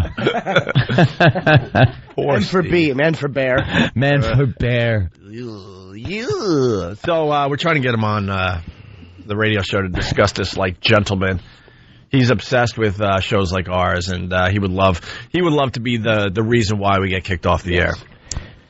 Mm-hmm. And we'd like to just talk it out with him. Anyway, so you got Alec Baldwin, and then the Hasselhoff video.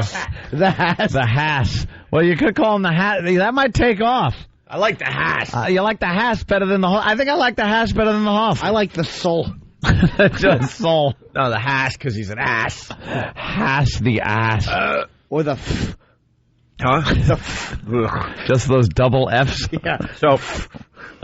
So Danny took the Hasselhoff audio, mixed it with the Alec Baldwin audio, and I do believe he's onto something. All right. I'd give it a listen. What are you looking at during our show? Oh, boy, Iraq. No, put that back. Iraq, you do know Opie can look at whatever you're looking at. Well, see, I demanded this a while ago because I wasn't really sure what Iraq did for the show. So I'm like, you know what? When you figure it out, could you send a memo out to everyone on the staff? So he's got his own computer screen over there. And I'm like, Line look. of the day. I didn't hear it. I'm kidding. I didn't hear it. You said, I don't know what E-Rock does for the show, and Anthony said, when you figure it out, could you send it out to the rest of the staff? And behind the monitors, he goes, but Anthony said line of the day. Because any goof on E-Rock. Oh, okay, I gotcha. So then I demanded that whatever he is, surfing, I get to see on one of the screens in front of me. Yeah. So I'm about to play this remix that Danny came up with, which is going to start a frenzy with the listeners, I guarantee it. Yep. And I look really quickly, and it's top 12 most viewed videos today from one of Steve's websites. Yes. And one of the videos that is one of the most viewed today is white girl with huge boobs gets her shirt ripped open. I'm like, why are you looking at this now? I mean, God bless you. I would love to look at this myself, but... Yeah, we're working here. And it just proves, man, it's all about sex no matter what. The top 12 most viewed videos in our world are all girl videos doing crazy things. Hell yeah. Rave girl ride. All right, all right. Gabriella plays with her boobs on the bed. That's the top video today. Hot blonde gets topless and shakes her booty. They don't give a crap about seeing the tornado footage. No.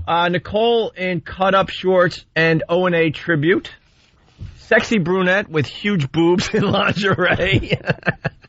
So the word boobs really comes up a lot in these top videos. Hey, I'm guilty. I'll throw that in a search every once in a while. Boobs. Just boobs. That is the dumbest thing. It's not dumb because you gotta know how to.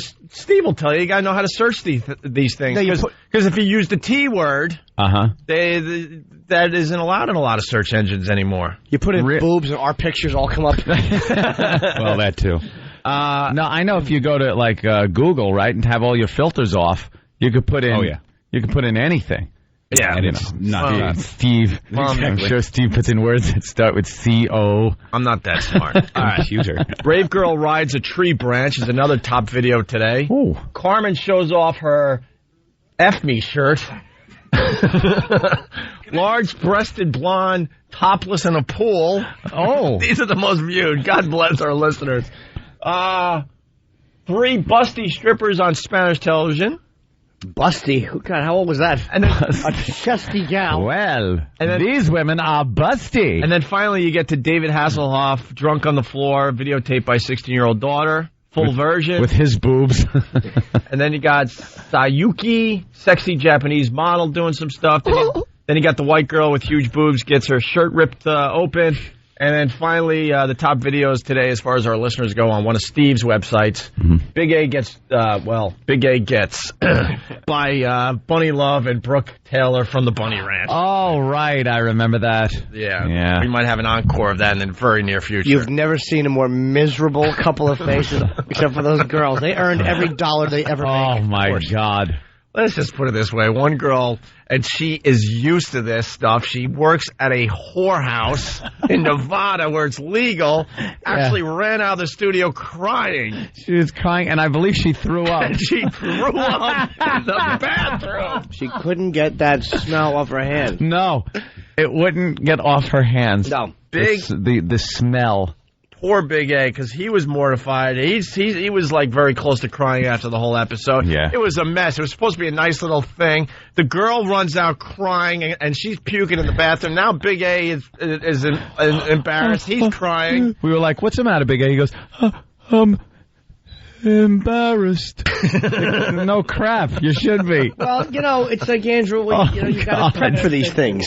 You got to prep. Oh, God. That looks like alien autopsy footage. It looks like he has no arms in that picture. Ew, it does. What the hell is going on there? Andrew on his back with his it's got like a shirt open so you can't see his arms. Yeah. And what looks like a flesh-colored, hairy beach ball. Yeah. Laying on his stomach. So, but that is indeed his stomach. Am I lying when I say that one of the girls who's used to doing all sorts of crazy stuff out there in Nevada ran out crying? We followed her with a mic, and she was puking. Dude, you can only imagine what she has done and had to do in her job over the years of being a, call girl, whore, prostitute, whatever you want to call it. Her hand, it smelled like she went noodling in a cesspool.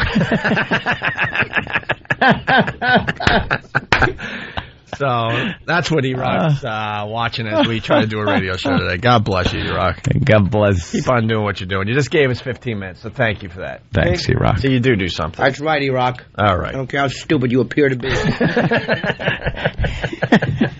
To them, you're just a dummy who's taking up space, but to me, you're valuable in this program. No disrespect. By the way, speaking of videos, and the beauty of doing 2 shows, but the people that only get this version of the show, they could still be part of this. We want to bring back the WOW contest. Yep. And actually, I'll give credit to one of our fan sites. Are we allowed to say whack bag? Or are they going to dump it out? Say it. Okay. Well, stop dumping out. They suggested that we bring that back, and I think it's a great idea. Mm-hmm. I think it's a great idea. We're gonna, in the near future, we're gonna bring back the WOW contest. I don't know how much participation the regular radio station here is going to allow, but it'll turn into an internet thing, and we're going to have a lot of fun with it. We had a great time the last time we did, and we're trying to get a huge prize for this. Love the WOW contest. We're going to try to get a massive prize for this. And basically, the girls come in and get their photographs. WOW's Whip 'em Out Wednesday. Mm-hmm. And I think we could get the affiliates involved as long as the girls come in and get their pictures done, where we could prove that it was done at a radio station. Can't be some model. In a back room and far away from all the females that work at the radio station. Whatever precautions you need to. And then hopefully we'll get just a massive prize for the winner, and then it'll be like an internet contest, and all the listeners will vote. Oh, they get to vote. Yeah, because WOW is here now that spring has sprung. We had a best ass contest. We had a couple of great ones. Yeah. A lot of people. And one of them we got booted before we ever figured out the winner. I think it was Naughty Nighty, maybe. Was it Naughty? Naughty Nighty? Yeah. Oh, never had a winner for that one. No, but... by the way, it would have been that chick. Oh, the one with the big... Yeah. Oh, yeah, she was lovely. Yeah. Real looker. But we'll start with the WOW contest, and we're going to bring it back very, very soon. Very soon. Yes. To celebrate with... Sooner than later. I'm hoping we can get it, up and running by next Wednesday. Mm-hmm. I'm hoping. And, I'm sure Tom's a little panicky in the back office. No pictures will be taken here. We'll just do it all over XM if we have to. I don't care. And we'll throw mostly on the internet and have the listeners vote. Last time we did this, we had millions of votes. It was ridiculous. Yep. How many people were voting for their favorite girl. Well, look at what top videos are and top pictures. It's all the people love the boobies. All right, so we're doing love them. Do we have time to do Alec Baldwin and I would hope so. And Hasselhoff before break? And this could... did we find the other one? The Pat O'Brien, Jim... You can't hear... Oh, you probably can't. Oh, my God. Pat O'Brien's every other word. Oh, was your mother? Yeah, she was actually hassling Pat. But the other side has heard that many, many times. I want this side of here. Can we beep a couple words? And a couple. I don't know. I don't know which part of the Pat O'Brien tape they used. Pat O'Brien, said a lot of nasty All right, anyway. things. Well, we got two great audio clips that are floating around. You got the Alec Baldwin, now you got the David Hasselhoff, and you could do all sorts of combination platters. You could work it into other things that you know and love, and we'll play the best ones on our show. But Danny has started it off with Alec Baldwin calling David Hasselhoff for an intervention. This is from our own Danny. Hey, I want to tell you something, okay? Because again, it's 10:30 here in New York on a Wednesday, and once again, I've made an ass of myself trying to get to a phone to call you at a specific time. Who said? When the time comes for me to make the phone call, I stop whatever I'm doing, and I go and I make that phone call. You don't want a good enough life. I want you to know something, okay? I'm tired of playing this game with you. I'll have you. You have insulted me for the last time. No, I don't. You have humiliated me for the last time with this phone. I'm going to stop. I'll be fine. And when I come out there next week, I'm going to fly out there for the day. Just to straighten you out. This is a mess. I'm going to let you know just how disappointed in you I am and how angry I am with you that you've done this to me again. I'm bullshit. I am going to get on a plane, and I'm going to come out there for the day, and I'm going to straighten your ass out when I see you. Do you understand me? So you better be ready Friday, the 20th, to meet with me about what a rude little pig you really are. I love you, life. You are a rude, thoughtless little pig, okay? What? Hey, we're off and running. That's not bad, Dan. There aren't 3 words that you can understand from David Hasselhoff. There's like 2 words there that you can understand. Everything else is... What's the one line should take off. This is a mess. This is a mess.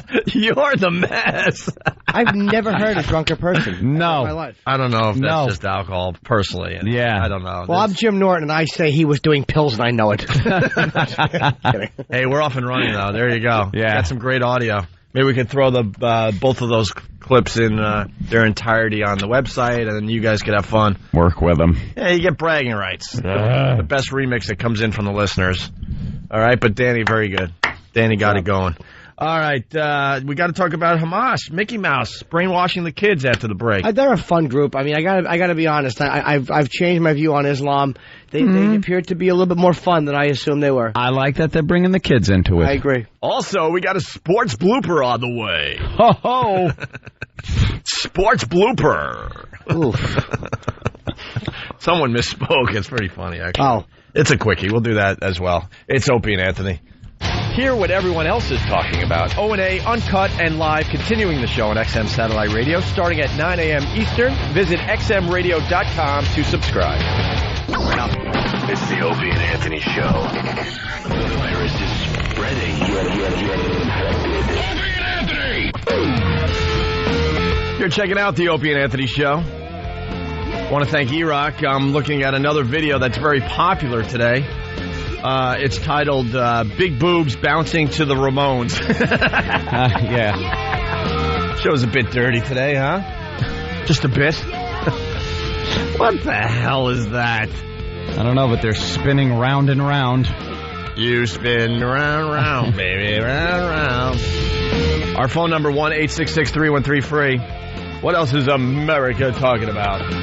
America. Clemens signs for $28 million. Yeah. It's just under $1 million per start, and he's playing golf. God bless this guy. Isn't that great? Yep. And Boston in general doesn't care. Nah. They didn't really want him. Nah. You know, a lot of the sports guys in Boston thought it would be kind of cool to have him come back to Boston, but Red Sox fans in general, Yankees, you can have him. And there he is playing golf. After signing for $28 million, don't you think he should maybe be throwing some pitches or doing something besides golf? Training. Right. Just nothing but training. I guess it was a charity event, and they're already kind of like eyebrows in New York are kind of being raised like, what is he? What? He's not taking this seriously. Does he even care? Does he even care? I just need to know if Roger Clemens cares. Oh, God.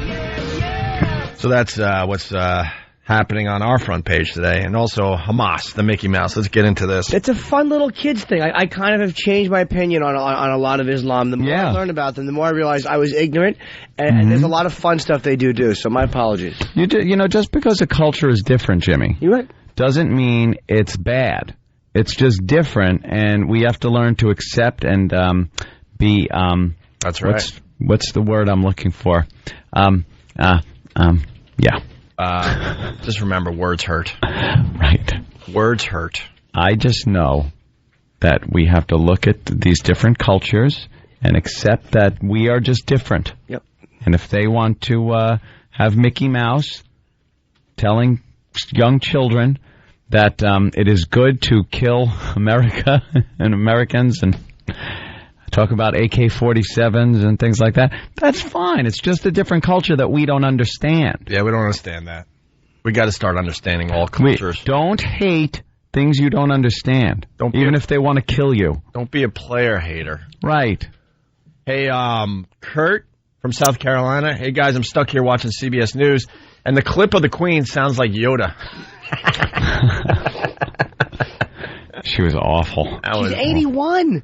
Is she really 81? 81. Already. She's wearing that stupid white dress with that awful blue sash on it, her dumb crown, and Bush is there in his white tie, and they got a black butler behind him. It's like, that helps the image. Yeah. Jesus. And then she's reading her speech like you would read your oral book report in sixth grade. No emotion. She's got no emotion. How about you memorize something for America? What the hell? Why not? Just memorize a line or two. Wing it. And then write it. And then they're watching. Yeah, they don't even write it, and all she has to do is read it. I hate that crap. And then they're sitting there watching what's his name play the violin, and Bush doesn't even know what he's looking at. Has no clue. Just thinks it's probably some local professor that just happens. Yo Ma. No, it was Isaac Perlman. Yeah. I think it's Perlman. And he doesn't even have a clue that this guy's like the best, one of the best in the world. I hear this guy's a good fiddle player. You know, his wife is really digging it, and he's just sitting there like he has no clue about stuff.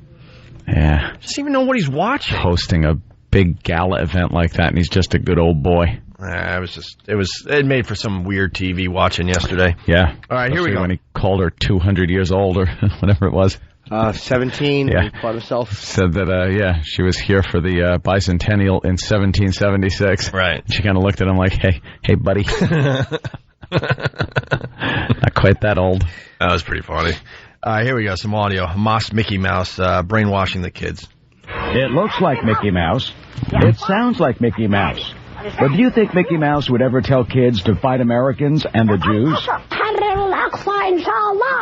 وسنحرر العراق إن شاء الله وسنحرر بلاد المسلمين التي تجتاحها هذه الأبناء. You're looking at children's television Hamas Style. This program, broadcast on Hamas-owned television, tells its young Arab viewers to take up arms against Americans and Israelis, and it mocks U.S. officials. سننتصر يا بوش وسننتصر يا شرون مات خلاص السلامة سننتصر يا أولمارت سننتصر يا. Well, that was a funny line. Instead of being entertained, they're being indoctrinated. There is just nothing fun about them. There's not one innocent, silly laugh to be had. Not even their kid shows. It's just barbarism. It's all America. We get it. The Jews, we know. All right. Stephen from Bayshore, is that thing called Mickey Ha Mouse? Right, Mickey Ha Mouse. What's next? Bus Bomb Beagle?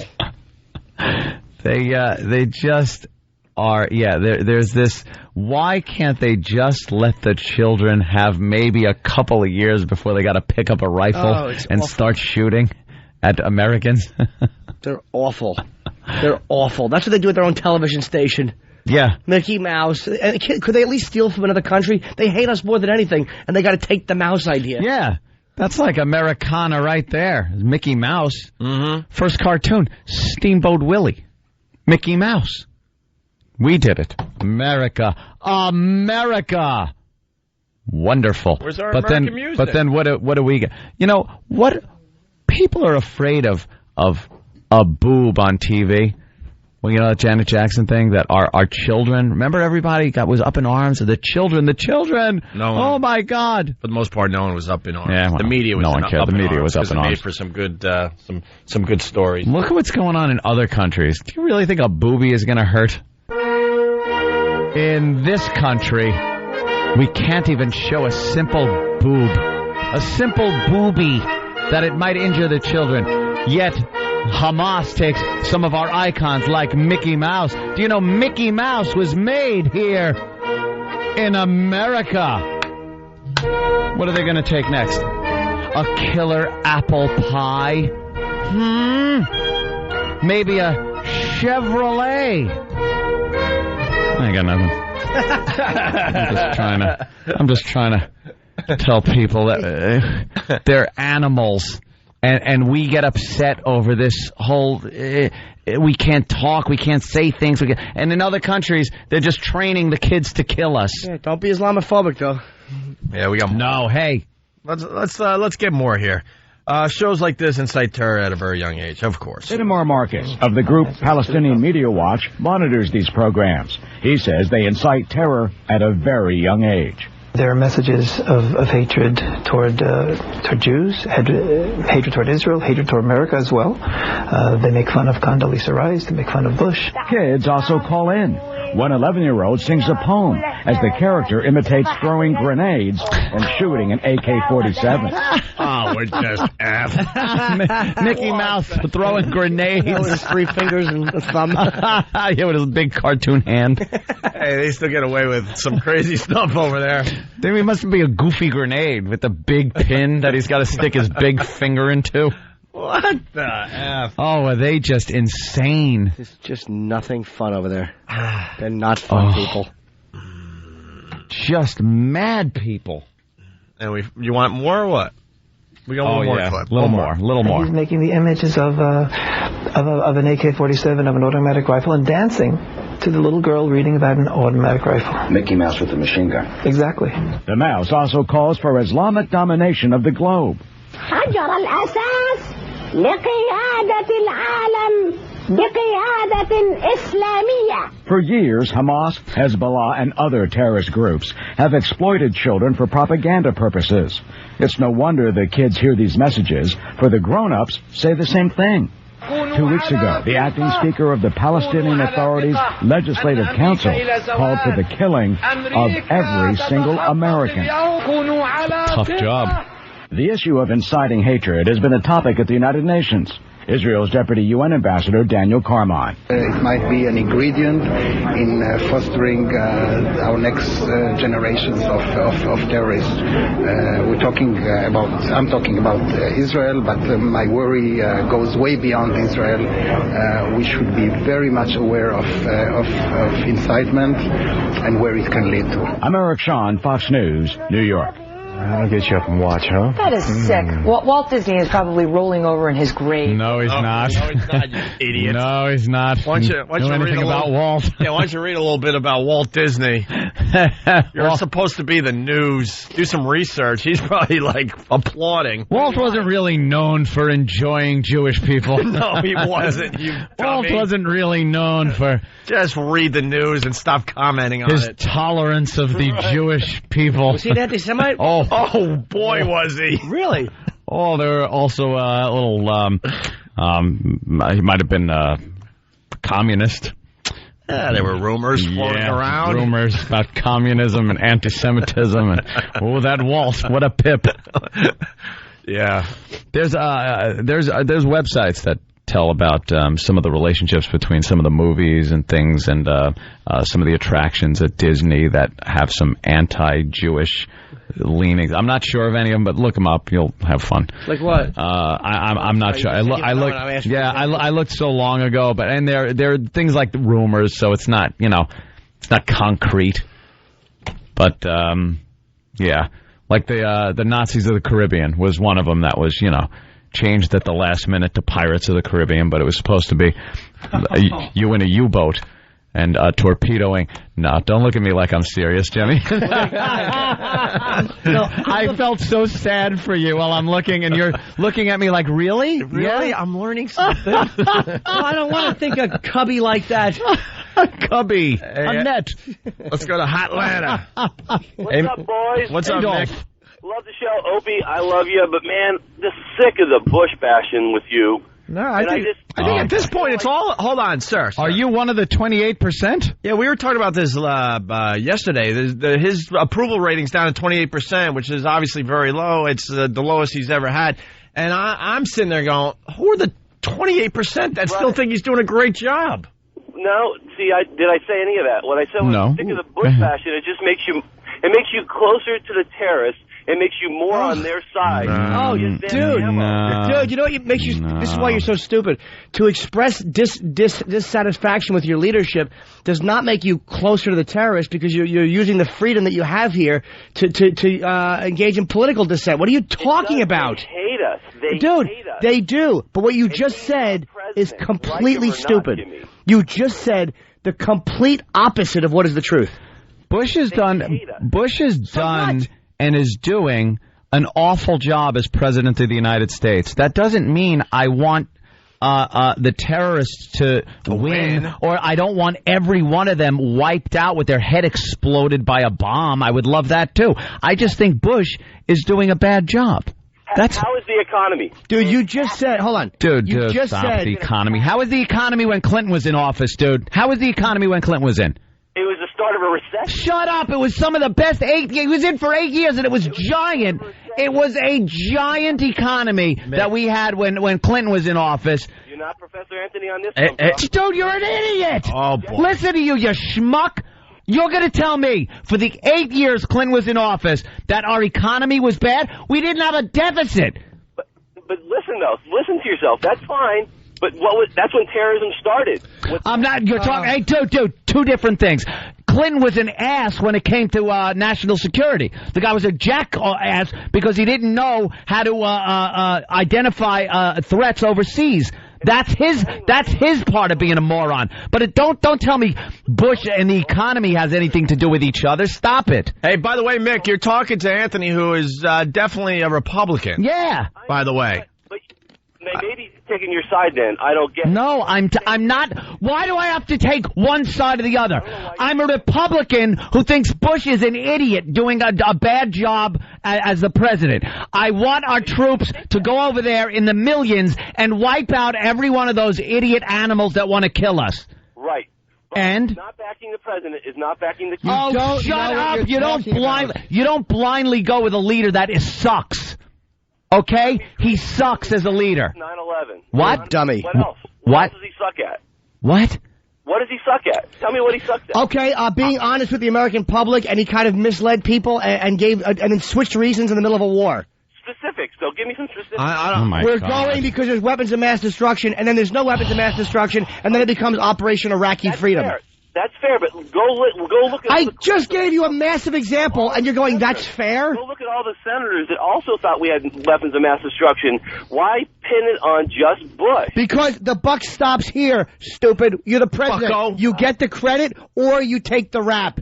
Why you're insulting, you're proving that you just don't get it, man. Why you call me stupid? Because you are. You said criticizing Bush is siding with terrorism. You sound like a child. Absolutely. What does he do? It gives the terrorists power. Hey, Mick. How? How? Even back its own leaders. How? See that? We are supposed to blindly say that this guy is doing a good job. Great point. Not blindly, but not publicly. Not publicly in America? Whisper in the catacombs, you in idiot. the United States of America, we can't publicly call out officials? What are we, Christianity in 10 A.D.? Are you insane? You've just wiped out the First Amendment, the first one. He's got a good idea though. We'll go talk in a corn maze somewhere. Yeah, really? You're the one who doesn't want to have public discourse, you jackass. Let me tell you something. You guys are worse than any. The people that say if you don't support Bush, you're supporting the terrorists are worse than some of these left-wing jack-offs that are just as bad as the right-wing jack-off like you, Mick. Well, you're an idiot. You're a dope. You can't blindly follow a president. If he's doing a bad job, have the courage to say he's doing a bad job. In what? What did he do a bad job? I mentioned the war, and you go, fair point. Well, I don't know. I'm not too happy about paying $4 a gallon for gas this summer. I don't know. The war was for oil. I guess that wasn't true either. Never said that. I never said that. Who said the war's for oil in this place? That's one of those stupid left-wing liberal ass... Oil up. That's one of those ass statements from the left, that the war was for oil. I know it's not for oil. And just, and Mick, just so you know where I stand, I hate them all. And that's fair. I have no confidence in our politicians these days. I'm glad we brought it back to that. We shouldn't have public. I'm not going after just Bush. I think they're all a joke right now. No, hold on. They need to work together, and they just refuse to. We shouldn't have public. Not in public. We shouldn't disagree in public. You actually said that. Yeah. And then are claiming Bush bashing Bush. What? At the same time, you're talking about the terrorists and how they. Wow, we hit a nerve with this guy because all we said was he looked very disinterested with the Queen's visit and watching what's his name play the violin. We absolutely. That's all we said today. Should smash him in public. It's a pattern, though. It's a pattern. Really? Is it, Mick? Is it a pattern to smash the president who deserves to be smashed? Cool thing to do. I don't know. That's why we do it. Cool thing to do. 28% agree with you, stupid. It has nothing to do with being educated and really looking at the issues and criticizing the president for some of his faults. The second you do that, you're just wrapping your head up and strapping a bomb to yourself and running into an American building, right? I'm just saying, be specific. Okay, I'll be specific with you, buddy. After 9/11, I believe Bush had one of the highest, if not the highest, U.S. presidency approval ever. Higher than Reagan. Reagan never had higher than a 68%, I think, approval rating. And Bush had one of the highest ever. How did he go from that, after we were just attacked, the way he handled it, which was well. Good question. He handled that well. How did he go from that to where he is now? How did he do that? Absolutely, because the American public doesn't appreciate the fact that we haven't been attacked since 9/11. How did he go?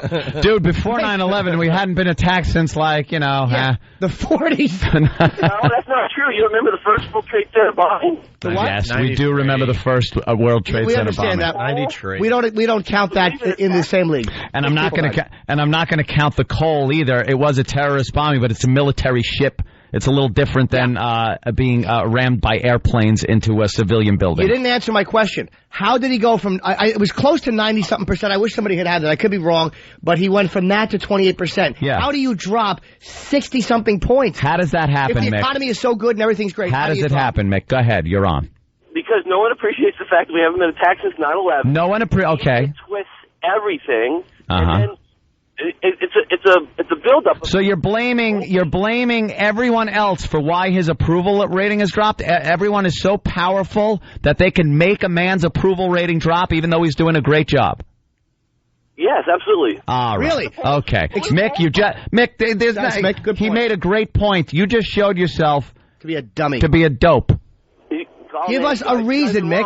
And I bet if you poll your audience, you'll find a lot more people. Stop, little boy. 28%. Stop with the media. Give specific examples. How did he drop that far? This is not a 10% drop in the poll. I apologize. It was 85% after 9/11. Travis just brought me the thing. 85%. And if I'm right about Reagan, I want to say 68% or in that area was his highest ever. And he was a beloved American president. And by the way, you're talking to another Republican. Yeah, Jim Norton, I would say, is a Republican. Much more so than liberal, yes. And I would say Anthony's a Republican, okay? And I was I defended Bush for a long time. I know. So, and I guess it's cool not to now. Do you really? Dude, I guess it's cool not to now. Jimmy's calling you out. Do you really think? Don't change. Do you really think? Don't change. If somebody's doing something I don't like, my God. I'm either A, supposed to change the way I feel, or I'm supposed to toe the party line and not admit that I was wrong about something? Go ahead, man. Your turn. What did he do that you don't like? I don't like the fact that the fact that he declared victory by landing on a plane. He landed on the ship and he declares a military victory was over because I think the Republican Guard had been smashed 4 years ago. 4 years ago, we just and had now that we are still in this mess. And he had no exit plan. That's why. And the people around him are dummies. Banner. What's that? You don't like his banner. That's cool. You don't like that he had a banner up. I guess that's. Hey, listen. Do you understand how stupid you sound? All right, listen. Rush Limbaugh is back from commercials. Yeah. Nothing on that. I was never a Bush hater, and believe me, I don't think it's cool to bash him. I'd prefer to defend him because it annoys liberals, but he's just beyond defense at this point. All right. The point of the start of this was that you're just empowering the terrorists. Empowering the terrorists. All right, Mick. And it was stupid. You're a dummy. Stop. You're a black and white. You see one side or the other. You don't have any gray area. You can't. And by the way, if you have if you own a company and you have an employee and he's doing a really good job, and then he starts doing a bad job, are you going to keep him because he did a good job at the beginning and you got to stick to that no matter what happens ever? You know, if you're going to use analogies like that, you have to take in consideration the Senate and the Congress. He's not doing all this. What you guys are just not seeing the whole picture. You didn't answer me as to how he dropped 60-something points. All right, listen. All you did was blame the media in some broad stroke hack defense. How did he drop? Dude, if the country is so happy with him, how did he drop 60-something points? You have to ask the people that are polling. I'm asking you. Mick. You're the political expert, Mick. I'm asking you. Mick, we gotta go. We're gonna have to agree to disagree. This is one of those topics you will never change anyone's mind on. I don't want to change his mind. I don't want to change his mind. I just want to have a reasonable discussion, but that's why it's impossible. That's why, in general, I can't be bothered with politics. Look at you don't get anything done. No one budges whatsoever. No one works together. And then there's I'm right, you're wrong. Yeah. That's how it always goes when you discuss politics with anyone. There's things that aren't even fact-based, like Steve and Brick here saying there were weapons of mass destruction. All right, thanks. Wait, no, don't hang up. Mick? No. Mick, you still there? Yeah, he's there. Another reason I think a lot of people don't like Bush is his stand on stem cell research. I think people find disgusting the fact that in the middle of a war he's been going after gay marriage. I mean, it's like that's what your priorities are. I don't know anything about him going after gay marriage. I could care less about. You don't know anything about Bush's going after gay marriage. That's been a headline. He wants it in the Constitution, a marriage. But it's under the guise of protecting marriage. between a man and a woman, and not, prohibiting marriage between a man and a man or a woman or a woman. So don't lie and say you don't know. Less about that. What's that? I care less about that. Yeah, but you could care less about that, but he's spending his time on things like that. And that's pretty important to a lot of people out there, Mick. And I'm saying that that's another reason people find him to be an idiot, is because he is concentrating on something like that in a time of war. He said it was over 4 years ago. He lets his religion interfere a little too much with his politics, which should be kept separate. Right, and I'm sure someone like him won't be voted in next time. You guys he can't be. To be more blindsided. All I'm saying is, when it comes to the terrorists, do you understand? Stop, dude. He's a guy who's using religion to kind of push his leadership. That's exactly what terrorists do. This guy thinks I'm taking the terrorist side. Mick, do you understand? When you bash the country or the president, you're taking the terrorist. Exactly. Sure. You don't understand how I want to drop nuclear bombs on those people over there? On the terrorists and those. You don't understand that. Mick, say that more often then. What about stem cells? Say it more often, like I don't every day. Yeah, Mick, you got to listen to the show a little more. Yeah, you're a little boy trying to sound smart. I think you would see a little more balance if you listen a little longer. What about... We got to go. We got to go. Mick, thank you. Take care, guys. We gave you your time. All right. Mick from Atlanta. Atlanta's a huge XM market for us, by the way. A lot of XMers in Atlanta. I wanted a stem cell. Well, now we're rocking. I mean, there's a guy. Mick did a bad job defending Bush. Let me try. All right, we got some calls that we could go to after the break. There's a guy that assumes there were weapons of mass destruction. All right, we can talk to Steve from Brick if he hangs on. We just got to take a quick break here, okay? It's Opie and Anthony. It's the Opie and Anthony Show. The Opie and Anthony virus. All right, listen, if you're on hold, we're going to do a quick speed round because we got a couple other things we want to get to before we get out of here. Have your thoughts gathered and make it quick. And then, of course, at 9 Eastern Time, we're live right now. Some people get us later in the day, I know. We'll be over at XM Satellite Radio. We'll start with Adam in Massachusetts. Adam, what's up? Hey, what's going on, fellas? I'm a little fired up about that previous caller there. He really got me going. I was in the military. I am a Republican, but Bush has totally destroyed this country's reputation. He should have canceled that thing with the Queen last night. He should have been in Kansas, helping those people out, not with all the crap that he had going on last night. The guy's just a jerk off. He's totally ruined this country. Yeah, I look at him sometimes and go, man, the guy either is really dumb or has really bad timing. I mean, this tornado thing is a massive story. A whole town is gone. Yeah, you might want to fly over. And he's hanging out with the Queen of England. Tell that old broad to go home. We don't need you. Absolutely. She means nothing. Figurehead. She means nothing to the political. She means nothing to the political standing of the United States and England. She's nothing. She stays out of everything. She's just over here.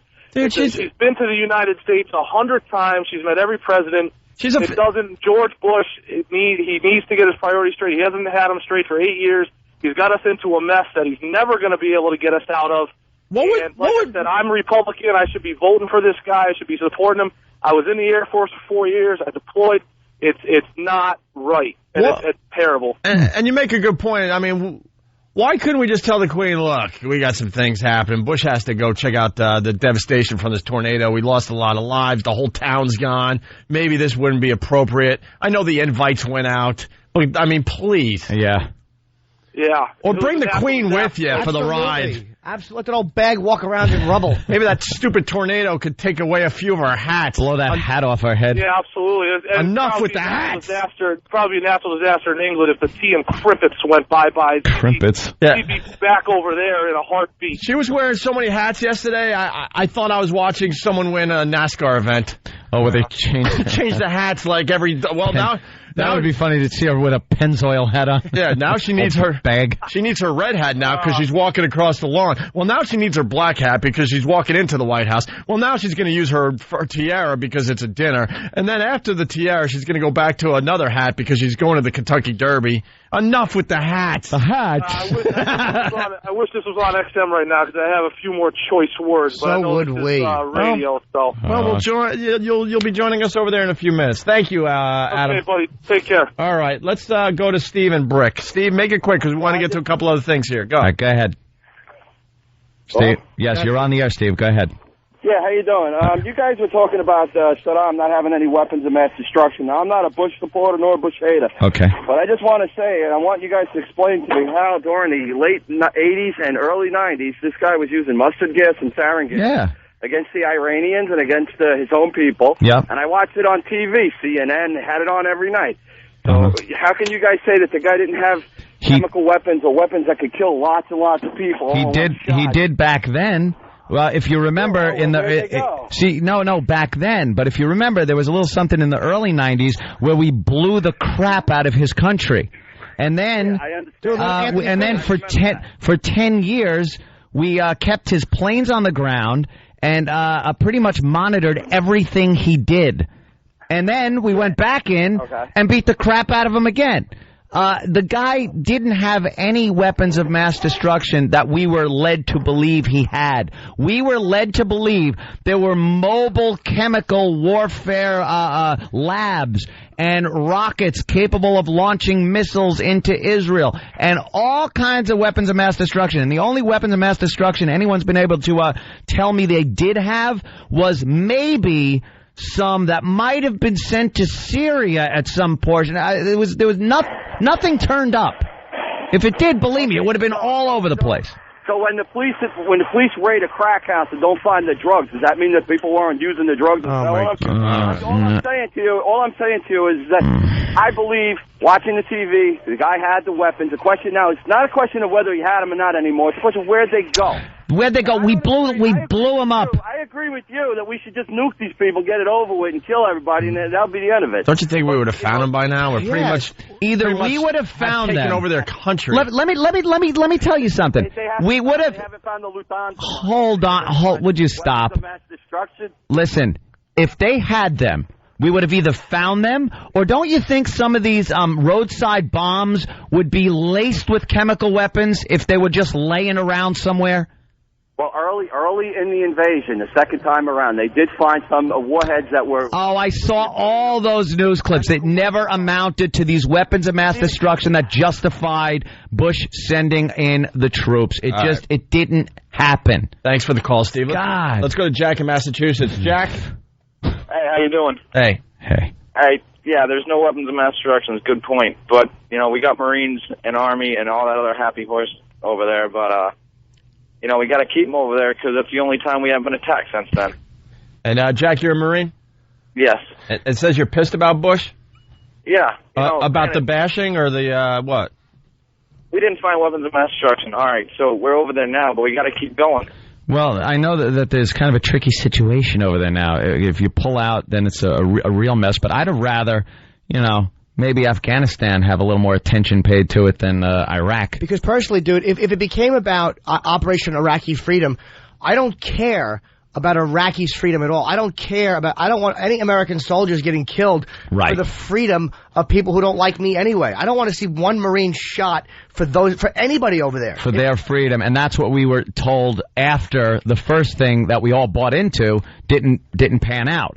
When we were told there were weapons over there and he was a threat, everyone went, yeah, my God, we got to go in there and take this guy out. And then when none showed up, all of a sudden the war turned into making Iraq a democratic country and freeing those people. No one wanted that. Who gives a crap about their freedom? If they want it, let them fight for it. And you're totally right. None of us give two shits about that freedom either. We've been told, we're over there to win the hearts and minds. Yeah. Our little joke is, two to the heart, one to the mind. All right, Jack, thank you. See, that's funny. Yeah, well. One in the heart, one in the mind. How about one more call, then we got to get to a couple other things, and then we'll get out of here. It's Chris in New York. Chris, what's up? Hey, good morning, guys. Long-time listener, first-time caller. Quack, quack. I listen to you guys every day. I love to listen to the show, but a guy got me so irritated I have to call you. I'm a registered Republican. I'm a Muslim. I was born and raised in America, and I have to agree with everything you say. That guy sounded like they took his brain out and scrubbed it down. You're a Republican Muslim? Wow. Yeah. You're the guy? Call the press. You should be on the front page of every paper in America. But I was born. Guys got to understand. I was is that born going to and get raised us in here. trouble? It could. Yeah. Huh? Well, I was born and raised here. Yeah. So to me, living around all different cultures and religions is fine. And a lot of things that always come up in the paper have nothing to do with America. The initial formation of Israel, that had nothing to do. That wasn't our land. That wasn't the United States doing. We were part of the UN, yes, but that's not our doing. Yeah. There's a lot of things there that really have nothing to do with us. And as far as Islam goes, they say, "Oh, we want to give them democracy and peace." You know what? They don't care about that. They don't. Okay. And that society, their religion is the most important thing. We're over here. There's a separation of church and state, and one of the main reasons people first came here. Supposed to be. And we can't, kind of force it down their throat. No, I mean, I don't even know where half of those ideas come from. But that guy on the phone, I just wanted to kill him. It sounded like.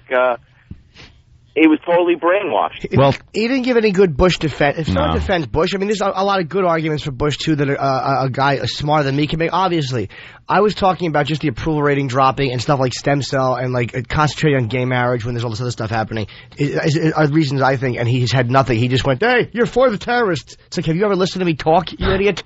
Right. All right. Thank you, Chris. Thank you, Sleeper Cell. Chris, jeez. Sorry. Let's talk to a Muslim. A Republican Muslim. Never heard of one. You hear how brave we were, too. He goes, I want to kill him. And we're, then do what you got to do. Whatever you need to Whatever do, you need Chris. to do, Mr. Muslim. Hey, we got to move on. I mean, get your thoughts together. We can continue with this tomorrow. No problem. No problem.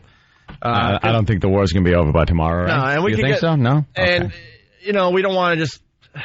We want to give some people a chance to support Bush. No problem. That might be a little better than Mick was from Atlanta. So give us a call tomorrow, and we'll certainly take your phone call. But we got two quick things. One was this. This is going to sound like an awful seg. It is. We got a sports blooper. Oh. And then this divorce thing has to be on the air before we move over to XM because it's just amazing. Sports blooper. It's fast. Ralph, thank you. Well, the Clippers may have a very comfortable 13-point lead going into the second half, but as always, there are elements to improve on. I just finished talking with assistant coach Jim Ian and asked him what he didn't like about that first half. He thought defensively the team started slowly not picking up Portland's dribble penetration, that is. Offensively, he thought there's... You don't say double penetration unless you got a dirty, dirty mind. Whoa. That's different. Well, she slipped up a little. That ain't too bad, right? It's actually, she's probably... I don't even know what... I've never... I love basketball. I love watching the playoffs. What is triple penetration in basketball? Well, dribble penetration, she said. I've never heard that. I've never heard. I thought she said triple. Okay. Double and then triple. Double and then dribble is really silly. I've never heard the term dribble penetration.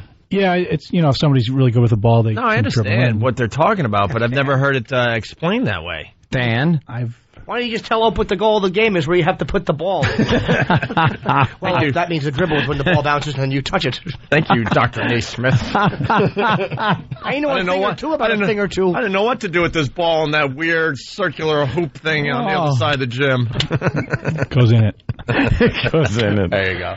Thank you, Sam. Double penetration, though. Wow. Yeah. What's going on in her mind, huh? I don't know. Hopefully, probably just the game. Yeah, she's talking about the game. The ball game. The gentleman playing the game, perhaps. Absolutely. Whatever. She's getting a little hot and bothered watching these guys run up and down the court. Could be. That's why you got to have the baggy shorts these days. You never know who's checking you out.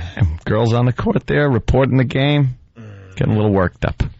All right. This could be a prank. Oh, no. These are always fun. I don't like prank calls. Doug in New York, go ahead. Man, this is the best morning I have had in a very long time. You guys are hilarious.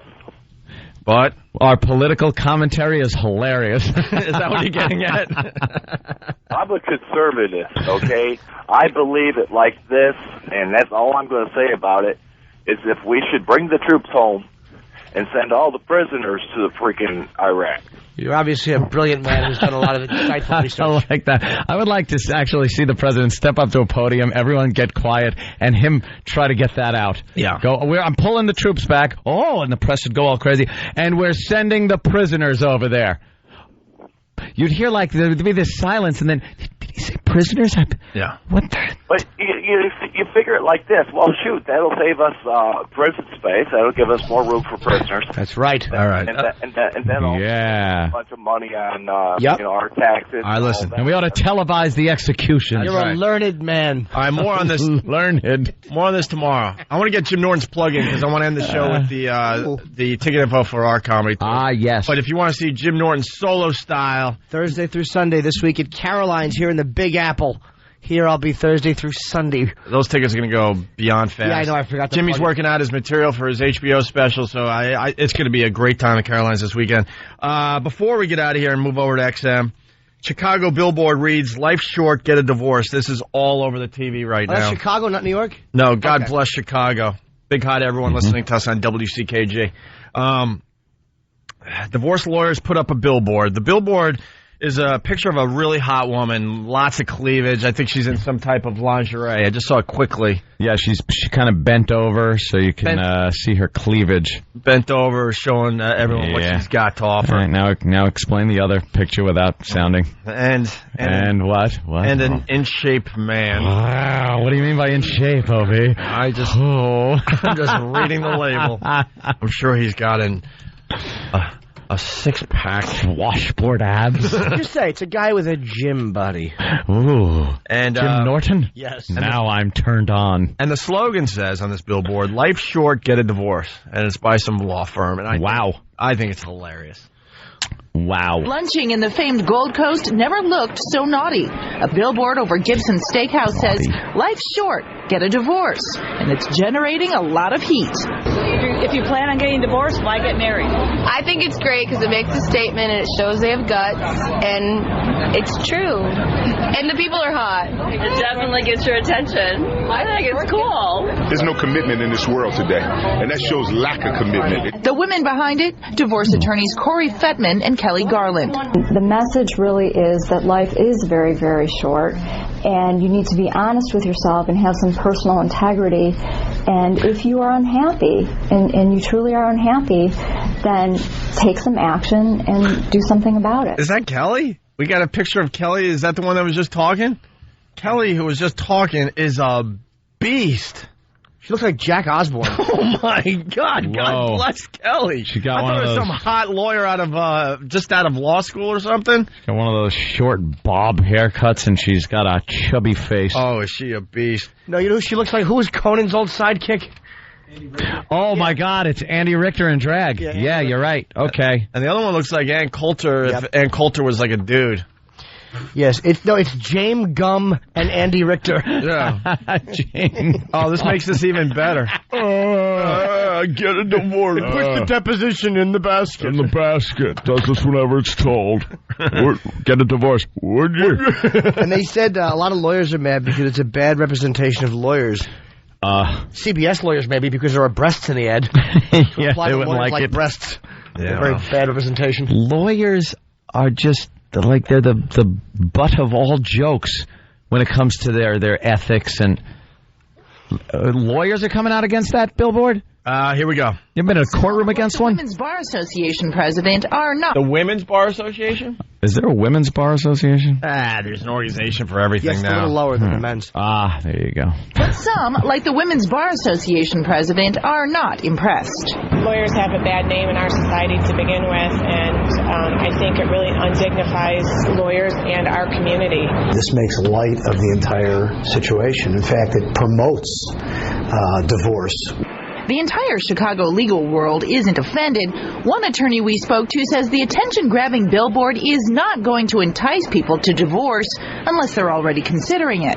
It's no different than when they do a car ad. It doesn't make you run out and buy the car that day. And it's not a coincidence that the billboard ended up here. This is affectionately called Viagra Triangle by some, a place where people can pick each other up. Kind of a meeting place. It's where people shop. Fettman's philosophy, if you don't like it, don't look. Natalie Martinez, NBC5 News. Our thanks to Natalie. Fettman says vehemently that she is not trying to promote divorce. If you don't like it, don't look. Let's see that philosophy in her when I expose myself to her. Yeah, I think it's hilarious. There's a lot of guys out there completely miserable. Maybe this is what they need to see. It's amazing, though, that they have to say, we're not promoting divorce with this. It's someone's going to look, though, and go, you know... Yeah, I'm getting a divorce. Maybe if you're on the fence, obviously. Mm-hmm. Right. We got a big comedy tour coming up, folks. Don't. I already did you. I you won't do this. Dude, and who's next here in New York? Do we even know? Is John Minnelli himself doing the show next here in New York? Well, get the dump button out because he's a potty mouth. We got Stephen Lynch on Jones Beach with us. We got Bobby Kelly, Saget, Caliendo, me, CK, Otto, and George Patrice. A whole bunch of us. Jones Beach. Excuse me, Stephen Lynch was the surprise comedian. Now we're going to push for a few days. On the confirmed lineup for Jones Beach? No, he's not. Oh. Is there another comedian? Confirmed lineup, Jones Beach. I've been saying him for a month. So who gets crashed? Did I blow it or did you blow it? It's everybody. Or is it somebody else? No, it's not me. It's on this list. Well, all right, we still got some surprises with comedians. Yeah, now we're all surprise. confused. Stephen Lynch, he's playing the piano now, not the guitar. Jones Beach, Wonton, June 16th. Mohegan Sun in Uncasville, Connecticut. Worst name for a city ever. Holmesville, June 30th. The Tweeter Center in Mansfield, Mass, July 21. The DTE Pavilion, Detroit, Michigan, August 4. The Nissan Pavilion, Bristol, Virginia, which is D.C., August 18. PNC in August 25. September 15th. To the town. Yep. Tweet Center in Camden, which is the Philadelphia market. Just go to Ticketmaster already. And we got Rogan, we're trying to get on some more dates. And we got Mencia on a couple of dates. And I'm on all the dates. I got nothing else going on. We're not talking about, an ordinary sit there and clap at the comedian's kind of a stand-up comedy show either. This is like a rock concert. You're going there, it's a party. hanging out, bunch of fans. We do tailgating. We encourage the tailgating. We take the golf cart out there and drink at the fans. And inside, it's just a big party, a wowing and everything. It's a blast. It gets to the point where the fans meet each other at rest areas to figure out where they're going to party before the O&A comedy show, or give each other a through the. Can I say something? Sure, Kenny. The best part is they get to see you guys on stage. I turned off all my. I tried I had a hitting that one doozy too. for you. All right, listen, we gotta go. We gotta get out of here. Yeah, we gotta go. But yeah, the tailgating, the O&A Village with bands and all sorts of things to do there, and then of course 3 hours of comedy, 8 or 9 comedians. Tickets through Ticketmaster.com. All the info up on our website. We gotta go. Who's next here? Dead Air. Is his name Dead Air? Who's next? Cabby. Oh, Cabby's doing another day for New York? Good. Nick DiPaolo is at noon to 3. Yeah, check out Nick if you haven't yet, if you're listening to us in New York. It's a really good show, man. Absolutely. And, of course, check out Cabby next. It's Opie and Anthony. We'll be at XM later. It's the Opie and Anthony Show.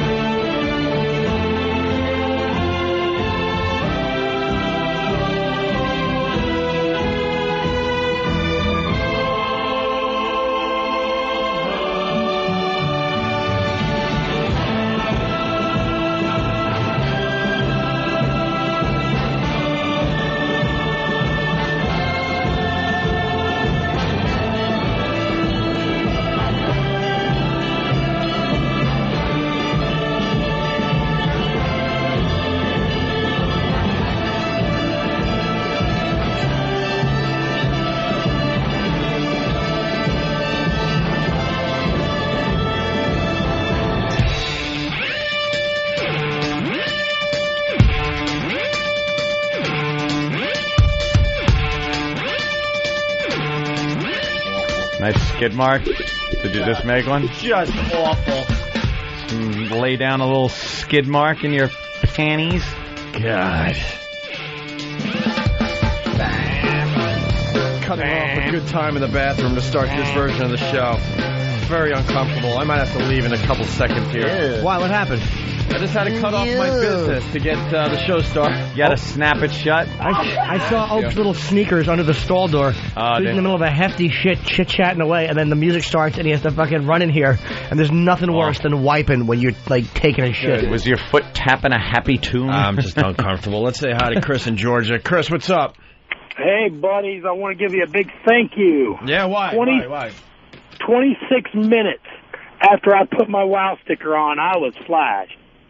Yeah. Nice. 26 minutes, yep. I put it on at 7:40. That's when I leave to take my boy to school. Got him to school, and at 8:06, I saw some South Georgia pancakes, baby. Yeah, starting tomorrow, we got to really push Whip 'em Out Wednesday because it's finally spring where we broadcast from. Yeah, it's nice. So, yeah, get the WOW stickers on your car. The women are out there, and they're willing to flash you their boobies if they see the WOW sticker. Or the WOW sign if you make a homemade one. Hey, thanks, Chris. All righty. All right. Speaking of Whip 'em Out Wednesday, this is what is great about doing the two radio shows. We give you the inside scoop on the other radio show. Yeah. During the other radio show that you get to listen to because you got the XM, we announced that we want to bring back the Whip 'em Out Wednesday WOW contest. The WOW contest. Girls come in, we take pictures, little photo shoots, put them up on a website, and you, the listener, get to vote. What is the best WOW? And lucky you, ladies, we don't have a producer that will attempt to pick you up as you're getting your pictures taken. We have new producers, and they will treat you like ladies. Holy shit, did I forget about that? Oh, my God. Rick would set up a goddamn photo studio and pose the girls like grab their arms and their waist and go, okay, now lean like this. The WOW contest got so out of control that, we would take our break and walk, out of the studio, get some air. And there's Rick in the middle of his photo shoot with, professional lighting, a backdrop, sandbags to prop up the girls a little bit. And I'm like, Rick, why do you need that pose? Reclined on a couch that was moved in. It was ridiculous. He's like, okay, steady, right there, and good. Okay, now, next shot. And he's posing these girls. Like he was a Playboy shooter. Yeah. Classic Rick. I'm going to need you to pull your clip back just a little bit, but this is a breast photo. Oh, no. Lose the panties. Yeah. Don't let he would say that, too. For the WOW contest, if the girl was really hot, he would get their panties off, too. No, it wasn't the hot girl. Get them naked. I mean, most of the girls that did the WOW contest were definitely hot, but it was the ones that were a little insecure and not thinking they have enough to win the contest. So Rick would suggest things. Put it over the top. To get their votes up. Like maybe lose the panties, the WOW contest. Maybe do something with this prop. It got a bit interesting. It was funny. So we announced we want to bring back the WOW contest for a huge prize, and I hope Will's working on a huge prize. I mean, we want to make people just stare at the radio like they're given what for this? And we can't do it at CBS because that's in the studio. That's what I want to get at. Yep. That's why this is great that we do the two radio shows because now you get the inside scoop on the other side. So we announced this whole thing over there, and as soon as we went to commercial, oh boy. Steve comes running in pretty much and says, can I have sex with one of you? And then he said,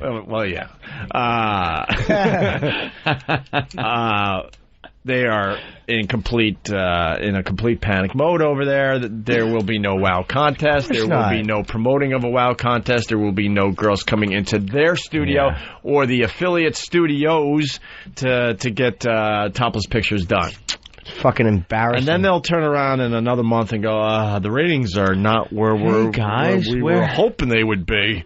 Can't mention the websites. Can't have kid pictures. Can't do fucking anything with that. Can't hurt anyone's feelings anymore. It's kind of the point where, when they ask you, hey, where are the numbers? We should be getting some results by now. By the way, you were listening to XM this morning and you heard Chinaman when I was reading that email to JV and Elvis about their situation. Well, if you were listening on regular radio, you did not hear that because that's one of the words that is in the manual. Words hurt. Words hurt. So now they're dumping out of all the words that hurt. And we weren't using it in any way. We were reading an email that had come through from an Asian gentleman who was angry at JV and Elvis, who come on after us in New York, right, on FM radio, because they got suspended for some supposed Asian slur in one of their bits they did. So they got a bunch of hate letters from Asians,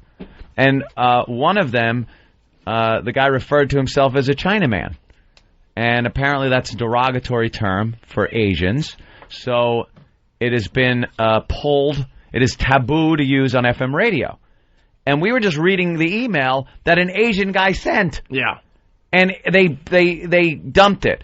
How is one to function in that kind of environment and do radio? We're doomed. I hope people are understanding what we're saying. We're doomed. Yeah. But we want to go out on our terms. We really do. We really do. We want to blow it up so big that it just makes for some fun reading for you guys. James Dean's car was not something you could bang the dent out of when he was done with it. That's right. That's the kind of wreckage we want to leave. We're looking for Jane Mansfield's hat status. Exactly.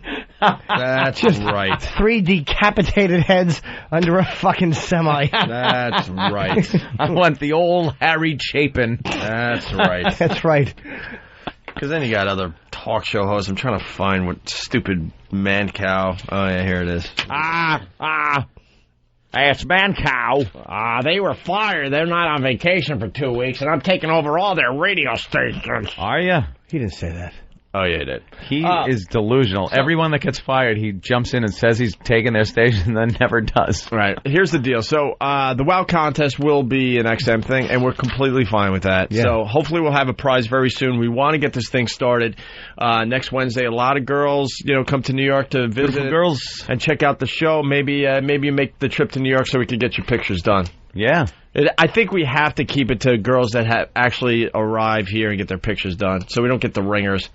Like, Steve gets all the porn stars to hold up an Opie and Anthony sign. It's all well and good, but they don't listen to the show. Big implants and fucking stripper pole behind them. I think what makes this contest hot is you're looking at pictures of actual listeners of the show, and you as a listener is like, hey, wow, that piece of ass is listening to the same show I'm listening to. Let me tell you what was always my favorite part of some of my favorite porno magazines like Hustler and whatnot. Girl Next Door. The Girl Next Door.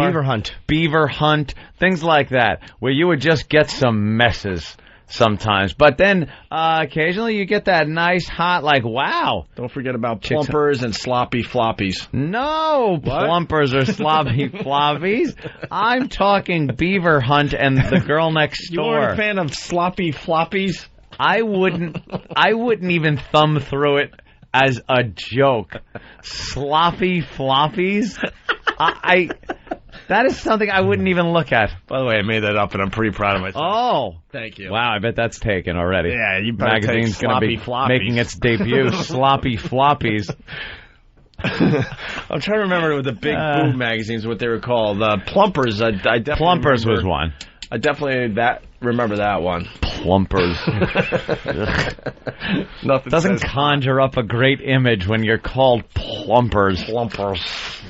Oh, the big booby magazines. They had some funny names for those. But anyway, Girl Next Door, sure. Yeah, I like that. So I guess, that's what we're looking for. Girls to come in that aren't these ringers.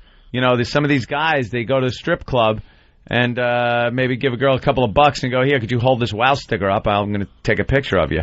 We don't want that crap. Yeah. So girls, the nice weather coming here in New York, and we're doing the walkover. A lot of girls join us for the walkover. Perfect opportunity. Yeah, and it'll be in our office. You don't have to do it in front of everybody. We want, unless you want to. Unless you want to, but of if course. you don't, that's fine. But we need a really, really good prize, and then I think the women will come out of the woodwork. So we had so many hot ones in Dallas and in Sacramento and all that stuff. Yep. We were doing the afternoons last time because all the stations were allowed to take the pictures. Were allowed to take them. A lot of these local girls, say in Dallas, would go into the Dallas station, get their pictures done.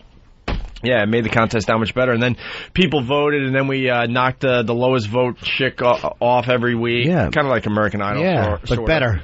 And then as the weeks went on, man, you got some talent, and they were fighting it out, and then they're calling and getting pissed and wanted to get their photos redone, and then of course Rick had another opportunity to bang them, and it was just a whole thing going on. Did he? I don't know what he did, to be honest with you, and that's the truth. We just know he was into the flirting part of the whole thing. Very into that photo session. Yeah. What do you think? Because we can't do this on regular radio, and this is the first time I've been completely boggled as to where I think radio is going. Besides in the toilet, like where do you think? Ope's a pretty good judge of radio. He's been in the business a while, and you see what's happening and kind of get a vision of what's going to happen. This has gone so wrong as far as what radio companies are doing. Can I speak? That I don't know what is going to happen next. What are you going to be able to tune into and listen to? I'm going to speak openly. All right. Are you stepping out of... Nah. You're going to stay as Opie? Who the fuck knows who I am? The fuck am I? Who am I? I'm a man like you. Just a man. My name's Fred. Right. I've lost sleep since we went on vacation because I've been thinking the exact same shit you are. And for the first time in my career, I'm like, wow, yeah, where is it going? Now, obviously, regular radio is playing right into satellite radio's hands, okay? And XM's doing great, and I'm not towing the company line. I really do believe satellite radio is definitely, going to do just fine. The problem is where we sit, we still want to talk to a lot more people than what XM has to offer at this given time. Mm-hmm. I wish XM was, reaching 20 million subscribers already. Then it would be such an easy thing to do. But we really still want to talk to a lot of people, and XM doesn't totally give us that yet. We do really well, and they're impressed. We're impressed by the amount of people listening. Don't get me wrong, because I know Logan's listening. But we have an opportunity to talk to a lot more still. Yeah, that's always been our goal. And that's the dilemma that we're facing right now. Mm-hmm. But and regular radio playing right into satellite radio's hands, so maybe this will jumpstart to get even more subscribers on board with satellite. I don't know. The whole calling the format free FM was a knee-jerk response. Dude, I hated that from satellite. Terrible. It was a response though to satellite, where it's a pay service, which is fine, and so they did that, and it was the wrong. I think that which was is fine. I understand what they were going for, but I think we talked about this in the past. Think of stuff you get for free. Really, it's crap for the most part, unless maybe you go out to dinner with a friend or something, and they surprise you and they pick up the check at a really nice restaurant, and of course you're getting a free dinner. That's cool. Yeah. But in general, when people are out on the street and you're getting free stuff before a sporting event or from a radio station, it's all crap. Yeah. Free doesn't mean like, oh my God, I need this. Free's like, oh yeah, it's there. Thanks. I'll give it to my my nephew that's a little slow or something. I don't know. Maybe he'll enjoy it. He'll try to eat it or something. Yeah. It was them trying to combat satellite. The term free in marketing, I think, just sucks. It's ridiculous. It really sucks. Free car, really? Is it? No, you're not giving away a free car. Yeah. Nothing free is really given away. That's good. Right. Nothing that's given away for free is quality. It's just crap. Like you just said. I just repeated what you said for no reason, but not as well. I thought I had a point, and I realized I just repeated your point and then didn't do it well. I stole your point and tripped on it. I'm an asshole. Might actually be given away for free. I don't know what regular radio is going to do, because if you want to just talk like, music, I mean, XM's got you beat. Yeah, but now, because that's what other people are saying too. Like, I think FM radio is doomed to just have to play music all the time. But yeah, again, you're going to get more of a choice with satellite. I think, and then you got to deal with, why isn't there? We're in New York City here. Hi. Why isn't there a rock station in New York City? Can I tell you what's going to doom radio? With rock station stuff like that? The minute a car comes out with a very easy iPod attachment. They don't have the one, you can buy an attachment, but they don't have them completely convenient. But as soon as one comes out, like, look, a little place for your iPod right here in the dash, plug it right in. Radio is and it's integrated right there into your sound system. They're just finished. They're just stupid. They don't understand their competition. It's like, all right, you're going to shut up shows like us more and more as we move on here. So then what does your radio station have to offer? Yeah, what's the goal? A jukebox? You could get that on your iPod, and you certainly could do a much better job with the music selections if you get satellite radio, internet radio, which is not too far away as far as getting that in your car. We've been on FM for a year now, and in that year, we've noticed so much more of a cutback on things we can talk about and say. Dude, we were arguing with the lawyers over there to be able to say the N-word. We wanted to say nigger in context. In context, not in a hate speech, derogatory way. A news story, bring up where it's appropriate to use the word. We wanted to be able to use it. Obviously, the Michael Richards story was one of the biggest things in talk radio, and we were handcuffed because we couldn't even, say the word. We couldn't even play the audio, basically, without them bleeping it out. I'm like, how does this make sense, and how are we supposed to get listeners for your radio station? Yeah. So we argued that, and we kind of won that battle before IMS. For 10 minutes. And then we went after the word faggot. We wanted to be able to use the word faggot like it's been used for years in, goofing on each other. So they kind of, they were listening to us over there. They really were. They were giving us a little more leeway. And then the IMS thing happened, so no more N-word, no more F-word, no more... Did they say we can't say faggot? When did they say that? Oh, my God. Yeah. Words that hurt, Jimmy. Any word that's in the words that hurt manual, they will dump out of now. And then they sit there and wonder why the ratings aren't higher. Are you kidding me? And then you come up with bit ideas that you want to do, like a WOW contest and things like that. Best ass contest. Best ass contest. Or the fucking, what was the one with the leaf blower, the fucking money snatch? The money snatch, things like that. And every one of them gets shot down. They shoot down.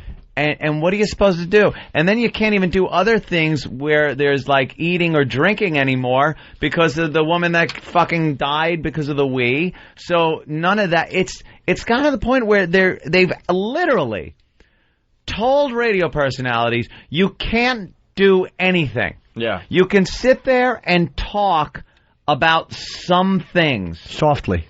Yeah. Watch what you say about everything. You just talk. No stunts, no women in there, no sexual things happening.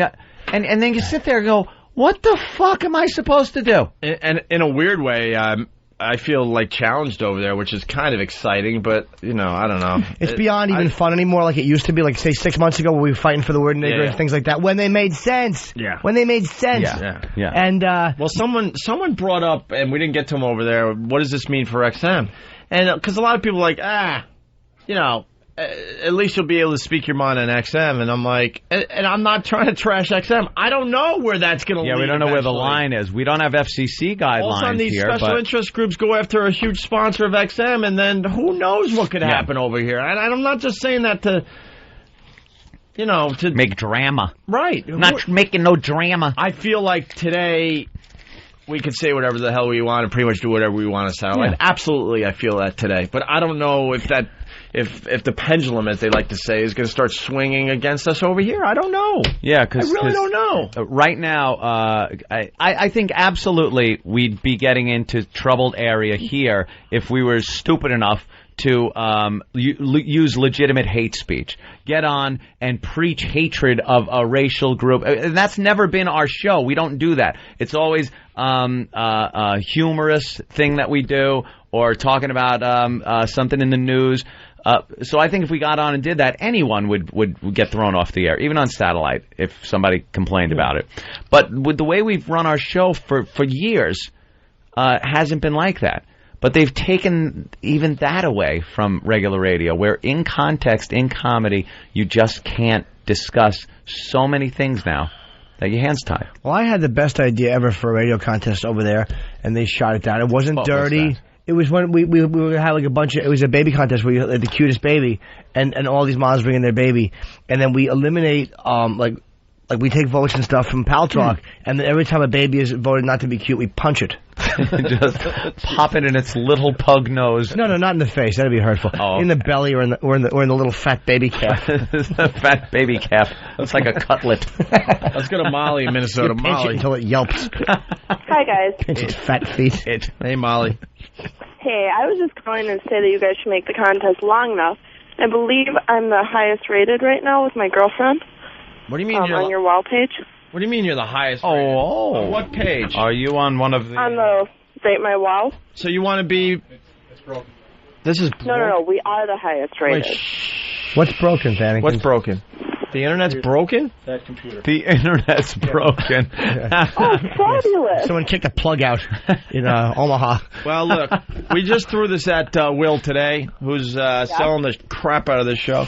We're going to definitely do the WoW contest from scratch. So I think you're going to have to get your photos redone and all that, I believe. Well, no. I'm just saying, you make it long enough so that we can get in there from Minneapolis so I can get a trip planned for me and my girlfriend to come up there. You know, we could have a couple months to get all the photos done, and then we'll start voting. Sure, no problem. All right, sounds good. We're in no hurry. We know we're going to at least be here for the next few months. And I was going to say that I am a listener of the show, so not all the girls on there don't listen. Thank you, Molly. All right, let's go to Carissa. So let's just go. Carissa, turn on your radio. Turn that radio down, What's Missy. How you doing? Hi. Hello. Carissa. Yeah, hello. Hi, you're on the air. Let's go. Well, we kind of be a little late to actually meet you guys there. Is this E-Rock or? Yes. Why? Yes. Why? You want to talk to E-Rock? Yeah, because, well, he kind of invited me to go up there, but kind of got a little late train, so just don't really know where we're going. Oh, hold on. Yeah. Here he is. Hold on. Here's E-Rock. Okay. All right, E-Rock is... What's going on? E-Rock, Carissa's on the line. Do you know who Carissa is? We have a little talking. Possibly. All right, Carissa, you're on with E-Rock. E-Rock. Hey, how do I know you? What? How do I know you? How do I... through the friend of Steady Eddie. Oh, she I works work in with radio. him. With MySpace and all that. Yeah. How relieved are you right now, E-Rock? Yeah. Yeah. Nothing, that you didn't remember. You had too drinks that night, I guess. What? You probably had too much drinks that night.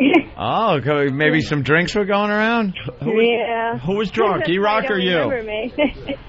Is that why he doesn't remember you? You were both a little plastered?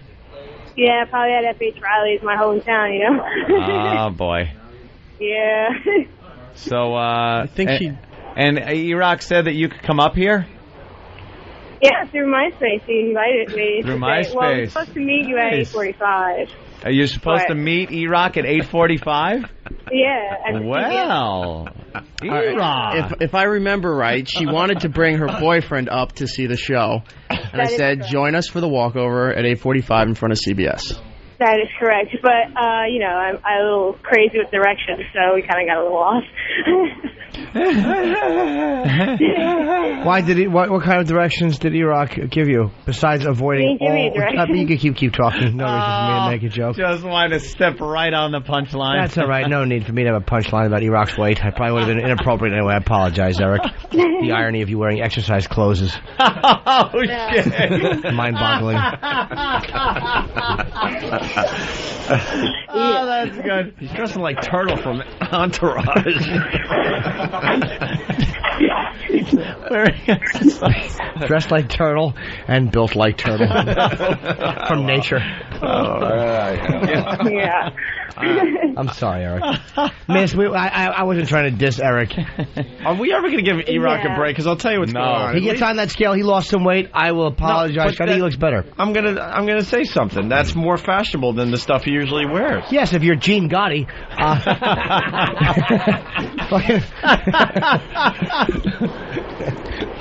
Yeah. All right. Well, maybe. Are you with your boyfriend now? Yeah, I am. Oh, you are? Oh, okay. All right. Bye-bye. What are you doing, Fan? Scaling. Boy, you're really on top of things over there. Well, no computer. That was good, Chicken? I demanded it. What do you mean? No? Mike obviously wasn't listening. We said Mike. Eric, hold on. Not that Mike, the other Mike. Where you going? There's two Mikes. Mike from Cincy. Hey, Mike. Yeah. Yeah, you say just leave CBS and just do XM?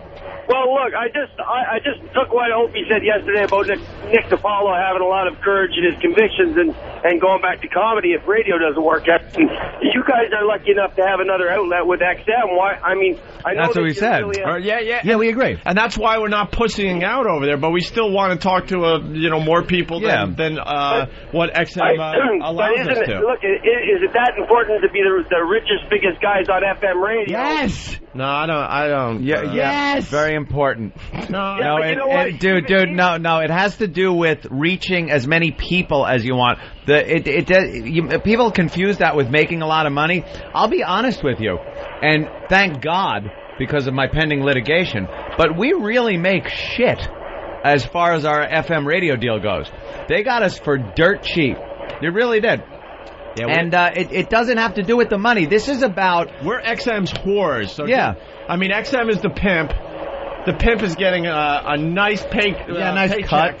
To whore us out. To whore us out to Free FM. That's exactly what's going on. The goal is to reach as many people as you want, no matter what your art form is. And believe it or not, this drivel we deliver on a daily basis is some form of art.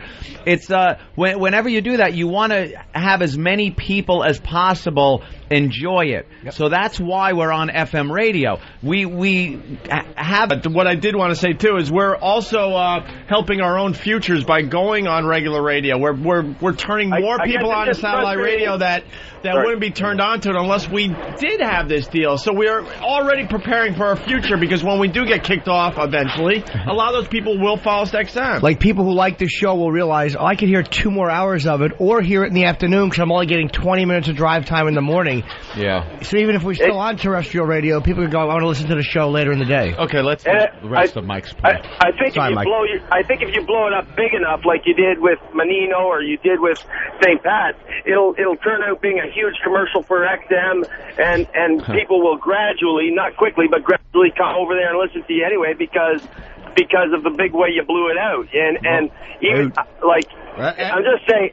We just get fired from everything. Yeah, Mike, do you understand XM could have a problem with that? Yeah. Yeah, we got to watch out. You understand that we set out over 2 years and XM was still very scared to hire us? It wasn't an easy, all right, great, we would love to have you. They were really scared. And they had all sorts of protections in place.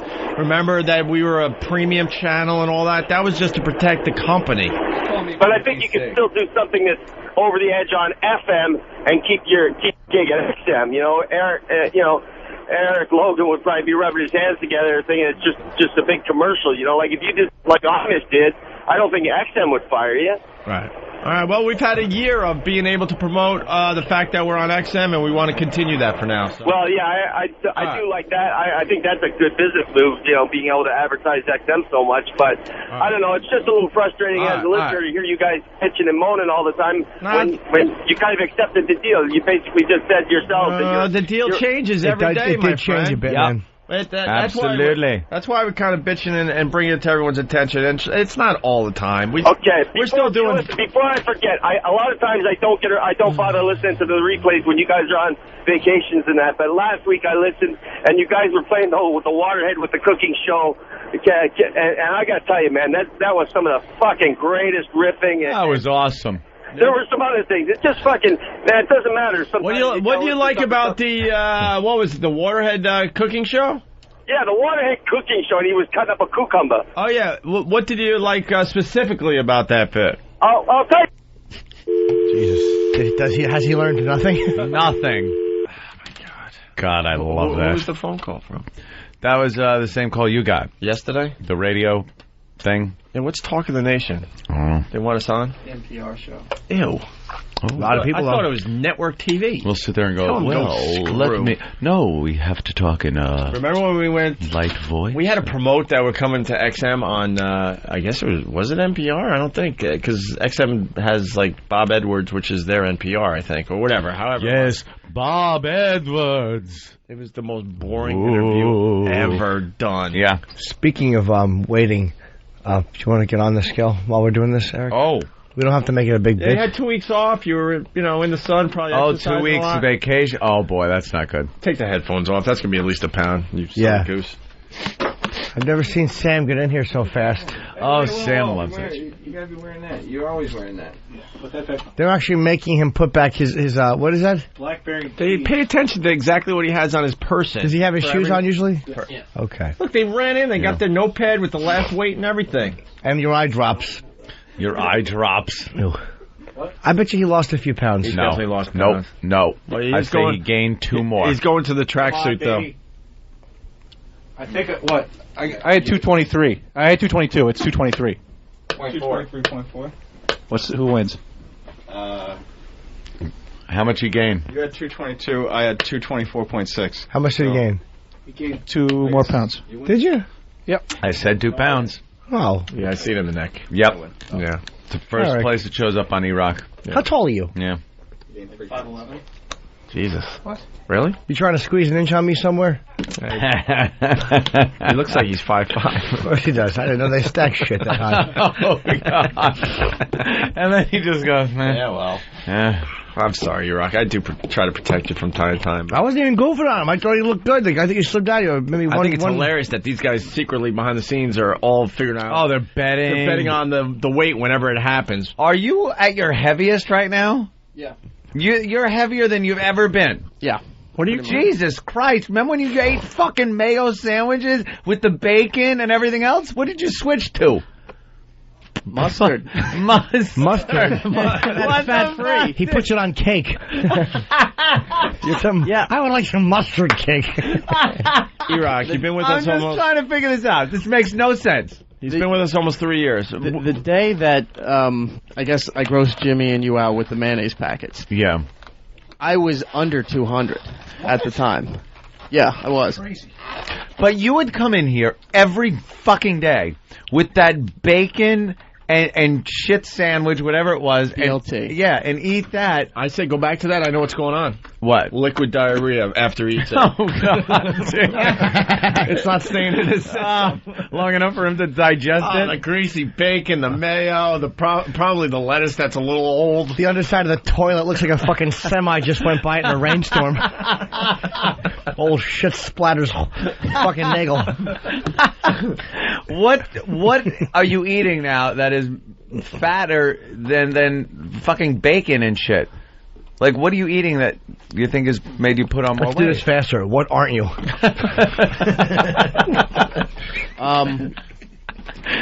I honestly, I really don't. It's a lot of meat still. Probably bread. Yeah. Added on top of that. Yeah, bread's evil. How much bread? What do you have? Like bread's meat? Have it with toast or whatever with breakfast, and then white bread toast. Rye toast. Oh, it's bad. Yeah, but what else are you having for breakfast with this toast? Yeah, cheese not omelet. Just toast and fucking water. Usually apple, banana, and that light and lively yogurt. It's pretty much what Jim eats. Oh, an apple, a banana, and light and lively, and some toast. Okay, that ain't making you the heaviest you've ever been. No, today was a little different. Today was the egg and cheese on the toast. Mm-hmm. All I ever see you eating is those sandwiches. I always see you eating sandwiches that have packets all about. Just little condiments that have been deliciously squeezed onto the sandwich for flavor enhancement. He needs condiments. I would like some condiments, please. Some flavorful additives. Deli sandwiches, evil. High sodium. Well, it's usually turkey and Swiss. Pretty much mostly what I'm eating. Yeah, but deli meat. Yeah, it's bad. I was going to have some turkey, and I decided no turkey. No turkey. They give you a pound of cheese. Yep. Yeah. A pound of cheese, son. On there, a lot of mayo. Danny, what's up? What's up, Danny? Danny has to come in. Well, I'm saying that's what Eric has for breakfast. But then I see him eating lunch all the time, and he's always got some giant... Dude, I catch you all the time. You got some giant 14-inch roast beef hero. Oh, is that what you're having? That was actually the day or two before we went on vacation. I actually had roast beef. But and then the day before that, and the day before that. Yeah, exactly. Bullshit. What happened? You went to market and you had to have some roast beef, and then you wheezed all the way home.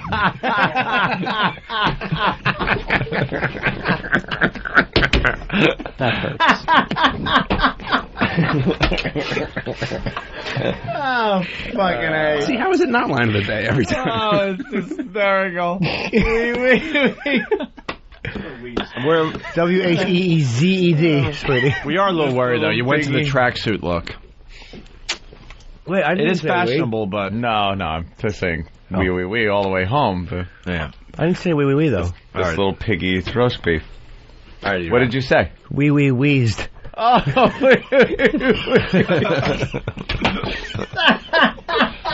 oh no, E-Rock, don't leave. You did go to the tracksuit look, though. Yeah. Just a jacket. Oh, of course. The pants are next, though. Let's be honest. Exactly. Go with the Joey Buttafuoco pants after a while. No. Hey, you hear the rumor about Joey and Amy? What? Joey's getting a divorce. Amy's getting a divorce, and they're hinting that they might give it a try.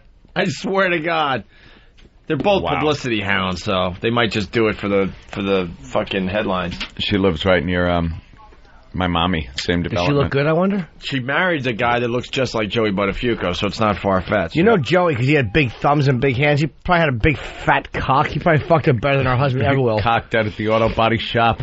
Take her upstairs and just give her a fucking one of those cheap South Shore hotels they would go to. Yeah. But people are saying, though. People are saying there might be a little thing happening there. You know how good you have to get fucked to shoot a wife? Yeah. He was servicing her. And now back to they're saying, who's they? People. Oh, people are saying. Thanks, sir. Mm-hmm. All right, Eric. Here goes our own Eric Nagel. Fucking making his way out the door barely. Hey, let's go to Fred. Let's go to Fred in Brooklyn. Fred. Hey, what's up, guys? How you doing? Hey, Fred. Fred, welcome aboard. The bus is about to run over somebody else. I am. On Friday, there was a Ron and Fez thing at Bar 9. I went out of my way to try to introduce myself to Danny. Hey. I also brought up something that happened between me and him in the past. I'm 6'3" and over 300 pounds. Wait, this kid looks like he's standing in a circus mirror with these short legs and a long body. Wait. What's the thing that happened with you and Danny in the past? Well, I'll explain it because I remember it. Anal sex? It was. You remember Toothpick Sculpture guy? Oh yeah. That came in. Well, he had went downstairs, and I went down there with the wireless. And when Toothpick Man came out, this gentleman thought it would be a fantastic idea to, at 6'3" and 300 pounds, as he described himself, body check this guy as hard as he could. Not true at all. Dude, I was there, remember. Not true at all. Opie, I was looking up you through my skylight in my car as you were pouring the mustard on the Chinese guy. And these guys were in the elevator on their way down. And I, ran into the building in no way having to do with the show. Fred, and what the guy's bag with my everybody in trouble. Yeah, but Fred, you have to understand that it's not a great idea to physically come into contact with another person with anybody, regardless of what the situation is. And not only did you do it once, but you did it twice. So when you came, shut up. So at Bar 9, when you said that you had a bone to pick with me, and then you're talking to me like I'm an asshole when it's you who are the asshole. Danny, I just went to introduce myself to you. And you that's not how it happened, bro. I fucking put your hands in your face instantly. Dude, I remember you went to introduce yourself as, "Hey, aren't you Dan?" I'm like, "Yeah." He's like, I got a bone to pick with you. That's how you introduced yourself. With a smile and in a crowd of people. And by the way, I'm always seeing you, man. Dude, and you're always drunk. All right, I tried to introduce I barely go. I don't even have time to go out drinking anymore. Where do you always see me, you asshole? Look, you're not going to get an argument from many. Wait a minute, now I gotta agree with this guy on that. When have you been sober? This guy's don't even know you. Because whenever I'm drunk, I see drunk Danny right alongside me. I feel sober. Yeah. Well, all right. I like having Danny around when I'm drunk. He walks by AA meetings, the signs just fall off the doors. Well, I'm telling you, he had little man's complex the other night. He had to put his hands in my face, and everybody told me I really restrained myself. There was no reason. Oh, no, they didn't. They did. No, they Dude, didn't. I'm sorry, but I know, I'm being loud. Who are you on the message board, sir? This is Fred. I'm not on any of the message boards. Fred goes way back with us. Does he? Hey, I do. I love the show in every way, and I'm telling you, I just wanted to talk to Danny and straighten that out. And the guy came right at me, just little man complex out of nowhere. Little man, dude, you're an idiot. I'm telling you, Danny, in the past, I've hit people for less. I don't give a fuck, I'm telling you, you got in my face really bad for nothing. What do I care? That's true. He doesn't care. Okay. If you hit people, what the fuck do I care? I'm trying to tell you that what you did was stupid. That's it. And then you're arguing with me that it's not stupid. I'm like, dude, yes, it is. You cannot physically come into contact like that, especially when it's surrounding the show, because you can get us in trouble. Oh, as a show. Danny, very good point. And that's what I'm trying to tell you. It's fucked up, and you're arguing the point. And what I was trying to tell you outside of Bar 9 is that shit like that can seriously fuck us, potentially. You never try to say that. You put your hand in my face. That's not true. I remember. I'm not as drunk as you fucking think I was. I completely remember how it went down. I'm telling you. I'm trying to be constructive. My friends were there, too, as witnesses, all right? So I could easily talk to any of them, and they'll tell me exactly what I'm telling you. And Fred, right, look back on it. Hey, Fred. I'm telling you, it's for your own good. You're a drunk at these events. Okay. I'm telling you. Thank you. You're a drunk at these events. Well, you know what, Fred? The once every 6 or 7 weeks that I actually go out and have fun, yeah, maybe I'll have a few and get hammered. Maybe. Why can't I? Maybe. Oh my God. Maybe. Why can't I? What else might you do? Breathe? I might. You might take a break to have a cigarette. You got back. Quit. Oh, that's right. Sorry, Dave. Hey, Fred! He hung up. I had a bar pick with Fred. You know what, though? I wanted him to prove that I was pouring mustard on a Chinese. Oh, okay. That's a problem. We're just a mess around here. You know something, Danny? I'll defend Danny on this one. Because you get guys like that at events, and they'll come up and go like, I got a bone to pick with you. I don't want to fucking hear a bone to pick with me at an event like this. I'm talking with a shitload of people. I want to keep it fun and light. I don't want bones to pick when I'm fucking hanging out with a shitload of fans. So either come up and let's talk about something cool, or don't fucking talk to me. Yeah, we're off hours. We don't want to pick phones when we're out and about. Yeah, and he's talking to me like he told me, and I remember this verbatim. He said that he was looking up at Opie, and you were cool with it, Ope, that a 300-pound guy just basically body checking this little frail thing of a man. I didn't see that. And I know, and I'm trying to explain to him that, and he was so adamant that it wasn't a big deal and it was okay to do, and I'm just trying to tell him no, and he would not have it. Wouldn't listen. Would not have it. By the way, you guys aren't being fair. We moved on to Danny, and the pad data still says fat sex bagel. Let me change that immediately. Change it to drunk Danny. You guys suck. Fat sex bagel. Fat sex bagel. We left that 10 minutes ago. We went to drunk Danny. Could have been on the pad for 10 minutes. That's right. And now it's not even going to get 3 seconds time on there. Right. Fat sex bagel. Poor you. You almost said poor fat. You almost said, yeah, you were ready to say poor fat sex bagel. I'm trying to, bring him into the circle. Bring him what? He's shaped like it. Bring him into the circle. I'm just trying not to be as mean to him. Bring him to the fucking mooring lines. Jesus Christ. I happen to like Eric very much. I'm just concerned due to this path to obesity he's taking. That's all. I mean, I'm not trying to disrespect the kid. He's cute. He's got a cute face, frog-like neck. I just can't believe he's the heaviest he's been when he's supposed to be eating better. We all voiced our concern when he went and his cholesterol was too high or something and said, stop eating the fucking bacon. I think if we complimented E-Rock, he would maybe... No, it's tough love. No, you don't compliment people. It's tough love. How light was E-Rock in the 3 years that we've known him? When was he his lightest? Pull out the fucking graphs you guys make on E-Rock. Is there pictures of him from last year? Pictures of him from 2 years ago? Yeah, you might see it in the face. No, roughly. Well, since we've been keeping track, on January 25th, February 1st, Eric weighed 210.4 pounds. All right, he's up to 224. But he put on 14 pounds since February? He put on... Yes. You know how hard that is to do? And casual, It's 3 months! Yes. Come back in, Eric. Oh, Eric. That's 5 Look, pounds he just month, winced. basically. He winced and got out of his chair. E-Rock, be honest. It hurt. This is all I want to know. You've been around for 3 years, just under 3 years. What was your lightest? We know your heaviest is right now at 224? Yes. Yeah. What was your lightest? Be honest. Anywhere between 190 to 193, right in there. That's pretty much... You've gained around that 34 pounds. 30 some odd pounds since pounds. You came aboard? Where did that come from? Probably. Pounds. Wow. What's the problem? What's the matter? What are you covering up? Yeah. What are you covering up? What are you doing? You got that hot girlfriend of yours. You got to keep in shape. What are you trying to do? Just make her go away? What are you doing? You're a pretty girl. What's going on? I don't exercise enough. Enough. I like how he said that. Like, I don't exercise enough.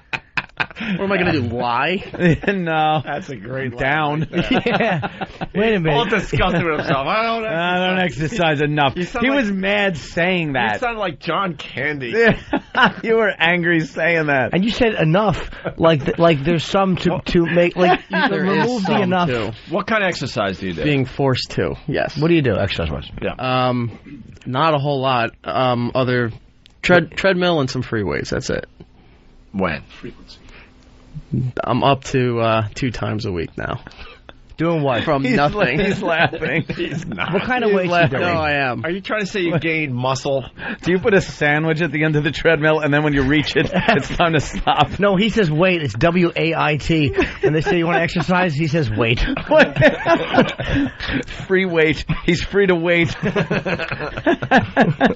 Jesus. Oh, E-Rock. I don't exercise enough. We just care. Why don't you swim walk?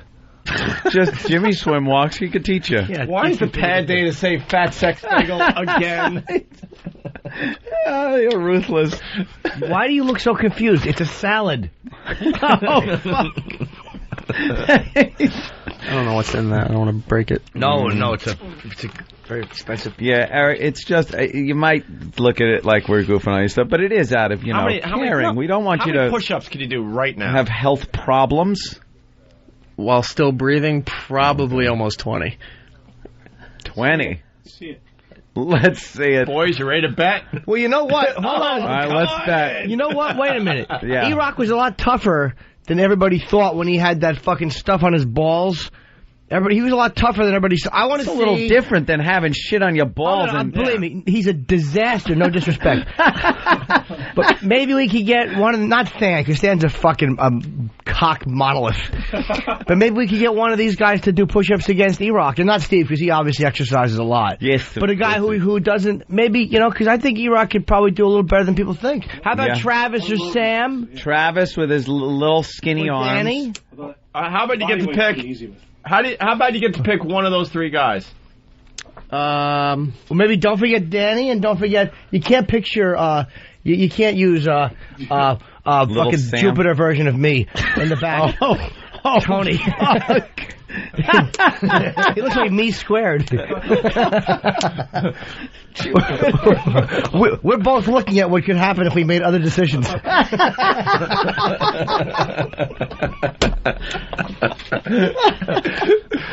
How much does he weigh? He's a big boy. Motherfucker, man.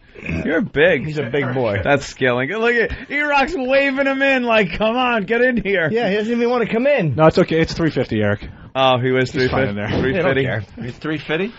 Yeah, somewhere around there. Okay, E-Rock, what about some push-ups, you think? You want to out-push up one of these guys? I'll try Travis.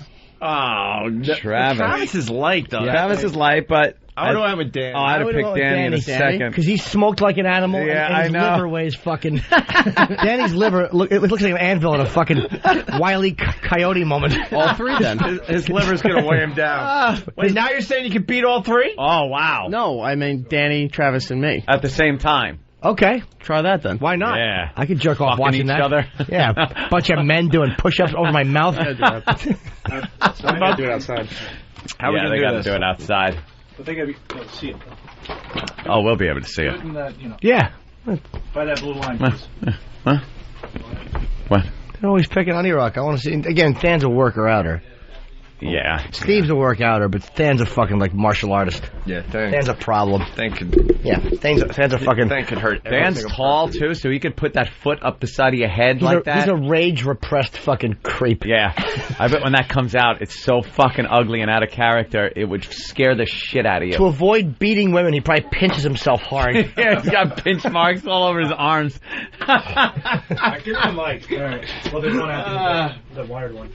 Right, I could see. Hey, anyway. Just make sure they're all on me. Jimmy, you're in my... Oh, no. hon. Hey, is this on? Okay, is this on? It's on, I think. Turn me up. I'm deaf. Get him a wireless. Oh, Danny's working his arms. Here's how you know Danny's finished. Yeah. He's doing the crisscross arms, loosen my arms up. Yeah, he's finished. He's already tired. He's doing calisthenics. Jack LaLanne. All right, you guys can see from... Jack LaAss. What are the rules? You got to do them at the same time. Yep. All right. Who's counting? Sam. You're going to count all of them? Might be tough. Now look, you got to do authentic push-ups. Steve, you count E-Rock's push-ups. Dude, we can't have people fucking up with push-ups either and doing pussy versions. How about this? You get Poe to count, Sam, and Steve. Each will count one person. Right. Are we doing until they got dead arms or time limit? Until they stop. Dead arms? Right. Yeah, until you can't go any longer. All right, cool. That's it. And you gotta clap. Wait, so if they go to dead arms, why don't we just do one at a time? Okay. And then E-Rock's last. Oh, and E-Rock's got a beat. Oh, okay. That's a good idea. So you go until you can't push up anymore, okay? Push up till you can't push up no more. And then E-Rock is last, and we'll see if he can beat out. That's good. I like it. Because then we can focus on each athlete. Yes, each athlete. We should get their backstory and the fucking Special Olympics. What they had to overcome. Because this abuse should be spread out a little bit today. Like Travis had to fucking emigrate here from another country in a box of swizzle sticks. Huh? Confirm what's a push-up. What do you guys... Yeah, what's a push-up? Are we going chest has to hit the floor, right? Yeah, I think Paul's going to demonstrate in a suit. All right. Chest just touches the floor. All right. What? Wait, come here. We got a mic. Yeah, we need Travis a mic over has there. something that made everyone laugh out there. If your chest has to hit the floor, Eric's is going to hit it a lot quicker than ours. Oh, he's implying that Eric's unsightly tits, which are dangling in a humiliating fashion. This is so horrible. Utters, good point, Dan. All right. E-Rock, we're giving you a chance to shut these guys up, man. I'm pulling for Eric. You'll have schoolyard bullying. You'll have slight bragging rights. Yeah, if you do more push-ups, you'll have a big bragging rights. Yep, true. Look at Danny. Danny's stretching. He's already sweating Guinness. Danny's nervous. Danny is sitting to save his energy. You're finished, Dan. Danny. All right, who wants to go first? Oh, shit. Travis? All right. Travis will do push-ups until he can't do any more push-ups. Very slender. Yes. Hey, Shoulder width. All right, this is perfect. Yeah.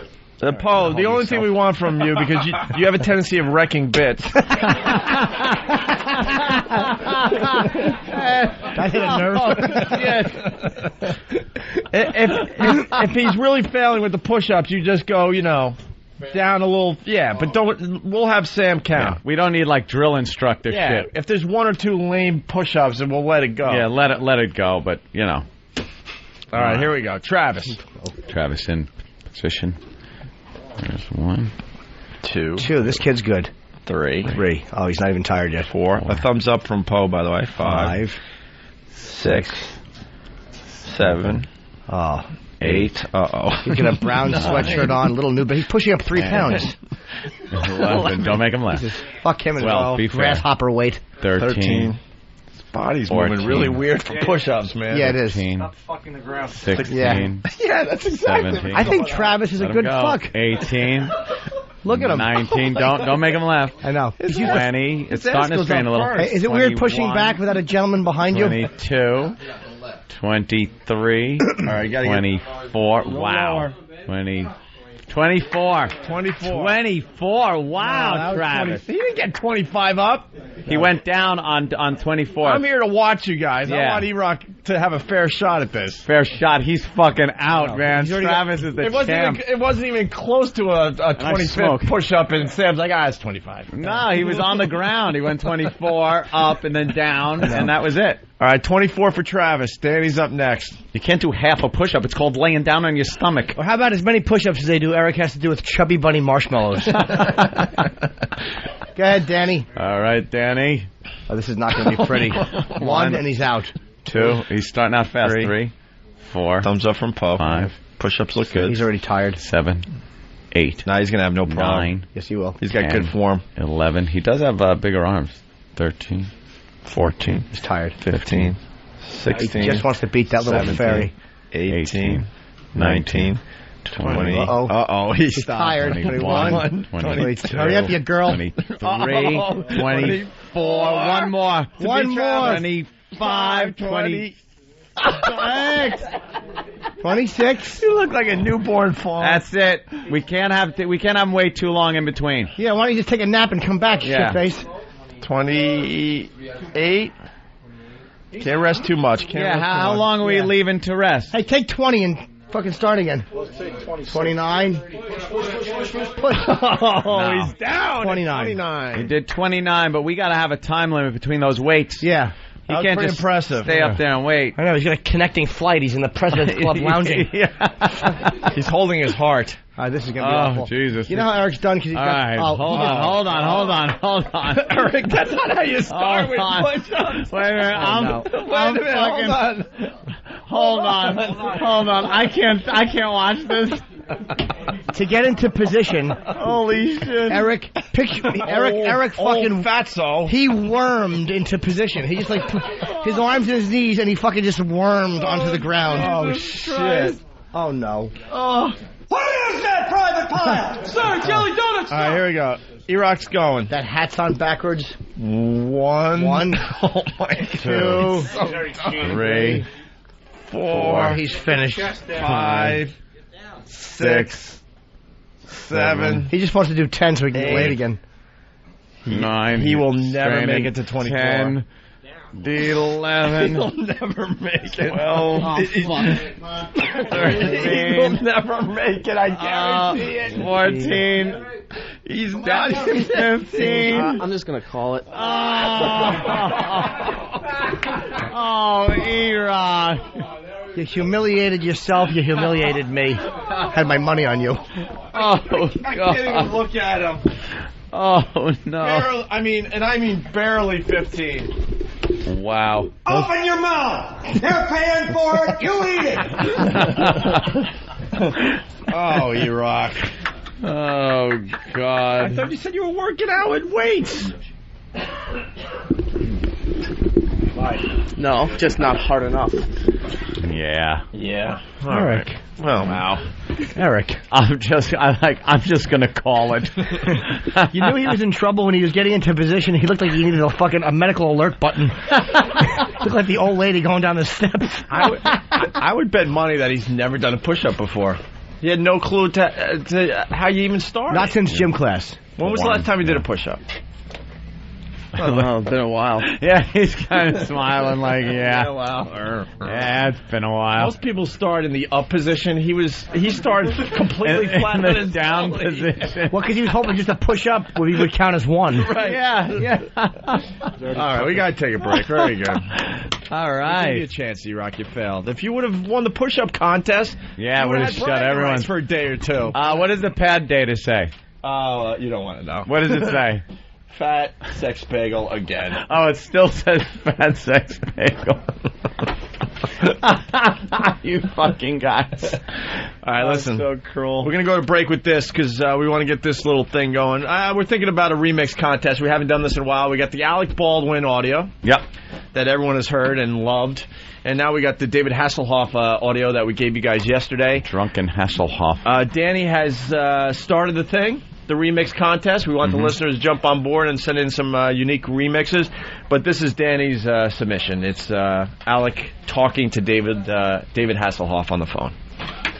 Hey, I want to tell you something, okay? Because again, it's 10:30 here in New York on a Wednesday, and once again, I've made an ass of myself trying to get to a phone to call you at a specific time. Who said? When the time comes for me to make the phone call, I stop whatever I'm doing, and I go when I make that phone call. You're good in your life. I want you to know something, okay? I'm tired of playing this game with you. I'll have you. You have insulted me for the last time. No, I don't. You have humiliated me for the last time with this phone. I'm going to stop. I'll be fine. And when I come out there next week, I'm going to fly out there for the day. Just to straighten you out. This is a mess. I'm going to let you know just how disappointed in you I am and how angry I am with you that you've done this to me again. I'm bullshit. I am going to get on a plane and I'm going to come out there for the day and I'm going to straighten your ass out when I see you. Do you understand me? So you better be ready Friday, the 20th, to meet with me about what a rude little pig you really are. I love you, alive. You are a rude, thoughtless little pig, okay? What? I love E-Rock. We love E-Rock Radio. E-Rock? What's that? E-Rock Radio. Yeah, I like them. It's hot. It's cool. E-Rock. E-Rock? E-Rock Radio. He's evil. He's a bad guy. He's not true to himself, and he's just ugly, and his nose is falling off. I don't love it. He's an asshole. Eric Nagel is this he's this bisexual, incompetent radio guy, believe it or not. I don't like listening to him. He's not really that smart. I can go fuck himself.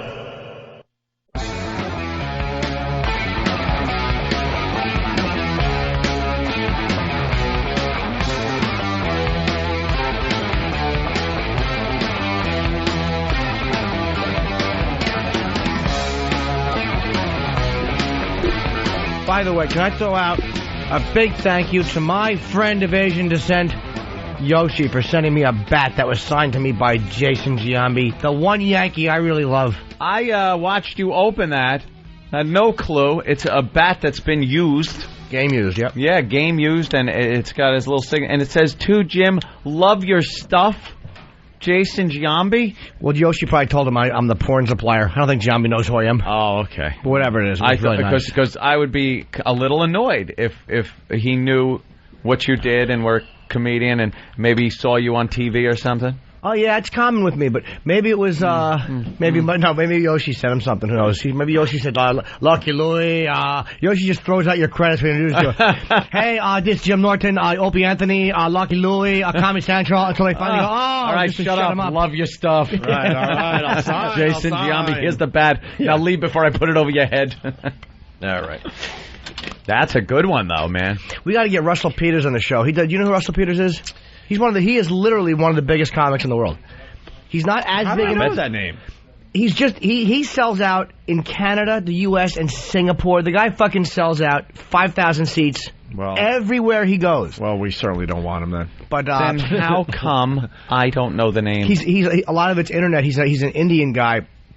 And he's very well known. He has a massive fucking face. He's huge in Canada, too. Huge. Yeah. He's big here, but just for all, there's so many guys Canada. here. Yeah. Well, no, Canada, but we all know, no disrespect, Canada, but, you're not us. Canada. You're North Mexico.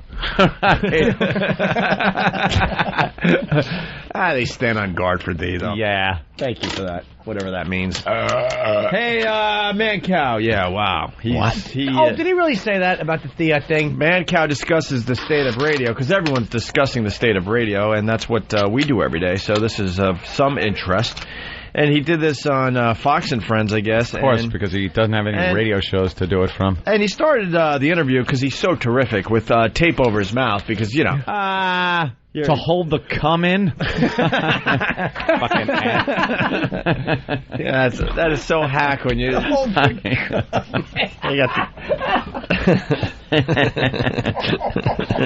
Why? Because it has a nutritional value? I don't know why. It conjures up a fun image. You know what's so disgusting about that? Is that somebody would not only have cum in their mouth, but that they wouldn't swallow it. Yet, the idea of it leaking out is so uncomfortable. Tape has to be put there because they want to enjoy the flavor. Yeah. I like the way you put everything in context like that. You want to chew down the chunks before you swallow. Oh, Jesus, Jimmy. The tape. Well, Mancow discusses the state of radio, and he's a douchebag. Yes, he is. He's, I guess he's taking our place, is what he's saying. But is he? First, this clip. Mancow, a couple of DJs here in New York City yanked off the air by CBS Radio because they made some inappropriate racist comments. Oh, I see what you're doing right there. Are you afraid to talk on the radio? They're the offenders right there. See, they go to him, and they asked him a really good question, and he had tape over. I gotta be wacky.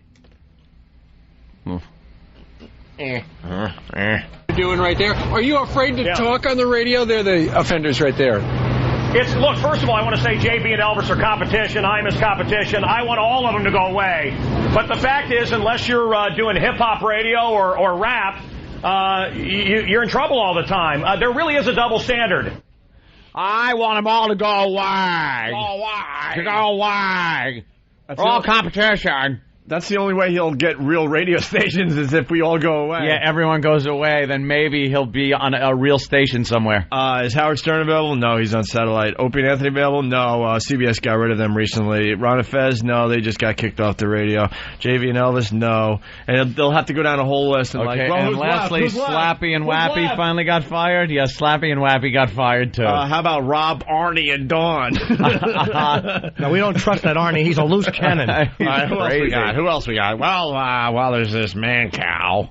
That's the only way he's going to get real radio stations is if we all go away. Boy, are these lawyers getting some fucking advertisement today. Man, they don't even... Every 2 seconds, that phone number's up there. Oh, there she is. Ann Coulter, if she was a man chick. She looks a little better there than she does. She has a hose up her asshole. What a sucked-in face she has. Oh, my God. Yeah. Dude, these guys are on TV being interviewed now. Life short. We did this over at the other joint, the billboard advertising divorce with a really hot chick showing a lot of cleavage.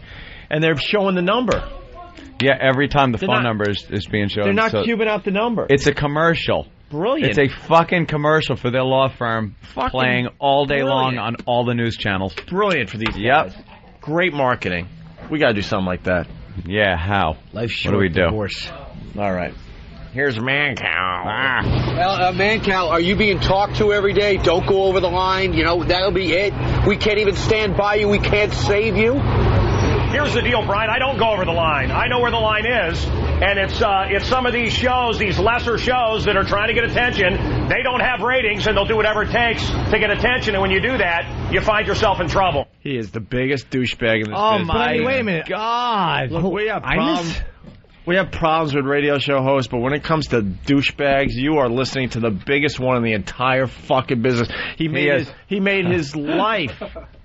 He made his life getting attention by doing outrageous shit. Yeah. So does that mean you never had talent in this business, you dope? And we all know where the line is, but this is a whole different ball game now. He is, you're right, the worst radio personality out there. Worse than Howard, as far as our wars go with radio people or our hatred for other personalities. I'd sooner have Howard come over for dinner than even spit on fucking Mancow to get that close to him. This guy is a dickbag, lying fucking sack of shit. Well, he's a liar. Here's the difference, too. Obviously we have our problems with Howard, but at least he bases a lot of his stuff on real facts.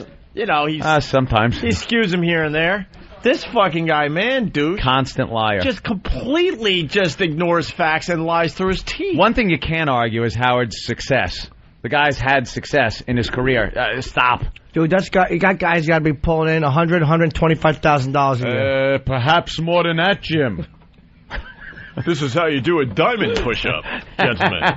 Oh, yeah. The bit's over. Jesus. No, it's not out there. Where's Sam? Dude, when the bits end on the air, it continues out in the hallway. That was impressive, but can you do a diamond push-up? Sam goes, the bit's Sam's over. Just like, the bit's over. I wasn't challenged. The bit's over. Mr. Poe just stopped calling me King Sam maybe 2 weeks ago. Why did he call you King Sam? Remember when we did the Sam's Family Tree bit 2 years ago? 2 years? Dude, I didn't even know what King Sam meant. 2 years ago. That's great, because you were Alexander the Great, right, or something? Yeah. Yeah, we didn't even mention it when the movie Alexander came out. We forgot. It was that long ago. Holy fuck. I thought King Sam was a tuna. We were just talking about What's wrong, Sam? Nothing's wrong. Are you kidding me? Poe and me have a good time. Sam, what happened after the push-up contest? Oh, well, Poe was asking me why wasn't I in the contest. Yeah. I said I wasn't challenged. Oh, he wasn't challenged. E-Rock wanted to take on Danny and Travis this time, and he needed an official, an unbiased source to count. Which is why I was there. But now Poe is challenging you and saying, well, let me see what you can do. Well, yeah, I made a motion like, oh, yeah, I could do push-ups doing this, and then my hands were close together. He said, oh, diamond push-ups. Diamond push-ups. Now, those are different? Yes, they are. And It's when your That's hands when are you shaped put like your 2 pointer fingers and your thumbs together. That's right. And it makes a diamond. The push-ups of the Jews. Well, my sloppy pussy comments. I can do as well as I was going to go with sloppy pussy, but I don't know, Sammy Hagar. I don't know. Hold on. It's when you put your fingers together. Sloppy floppies. And then you do it like that? So Yes. you're like wow, that's got to be hard. It's very difficult. Why is that harder? Let me see. Leverage. Yeah. And he said, I'll bet you couldn't do 15. And I said, sure I could, because I wasn't actually going to have to do them.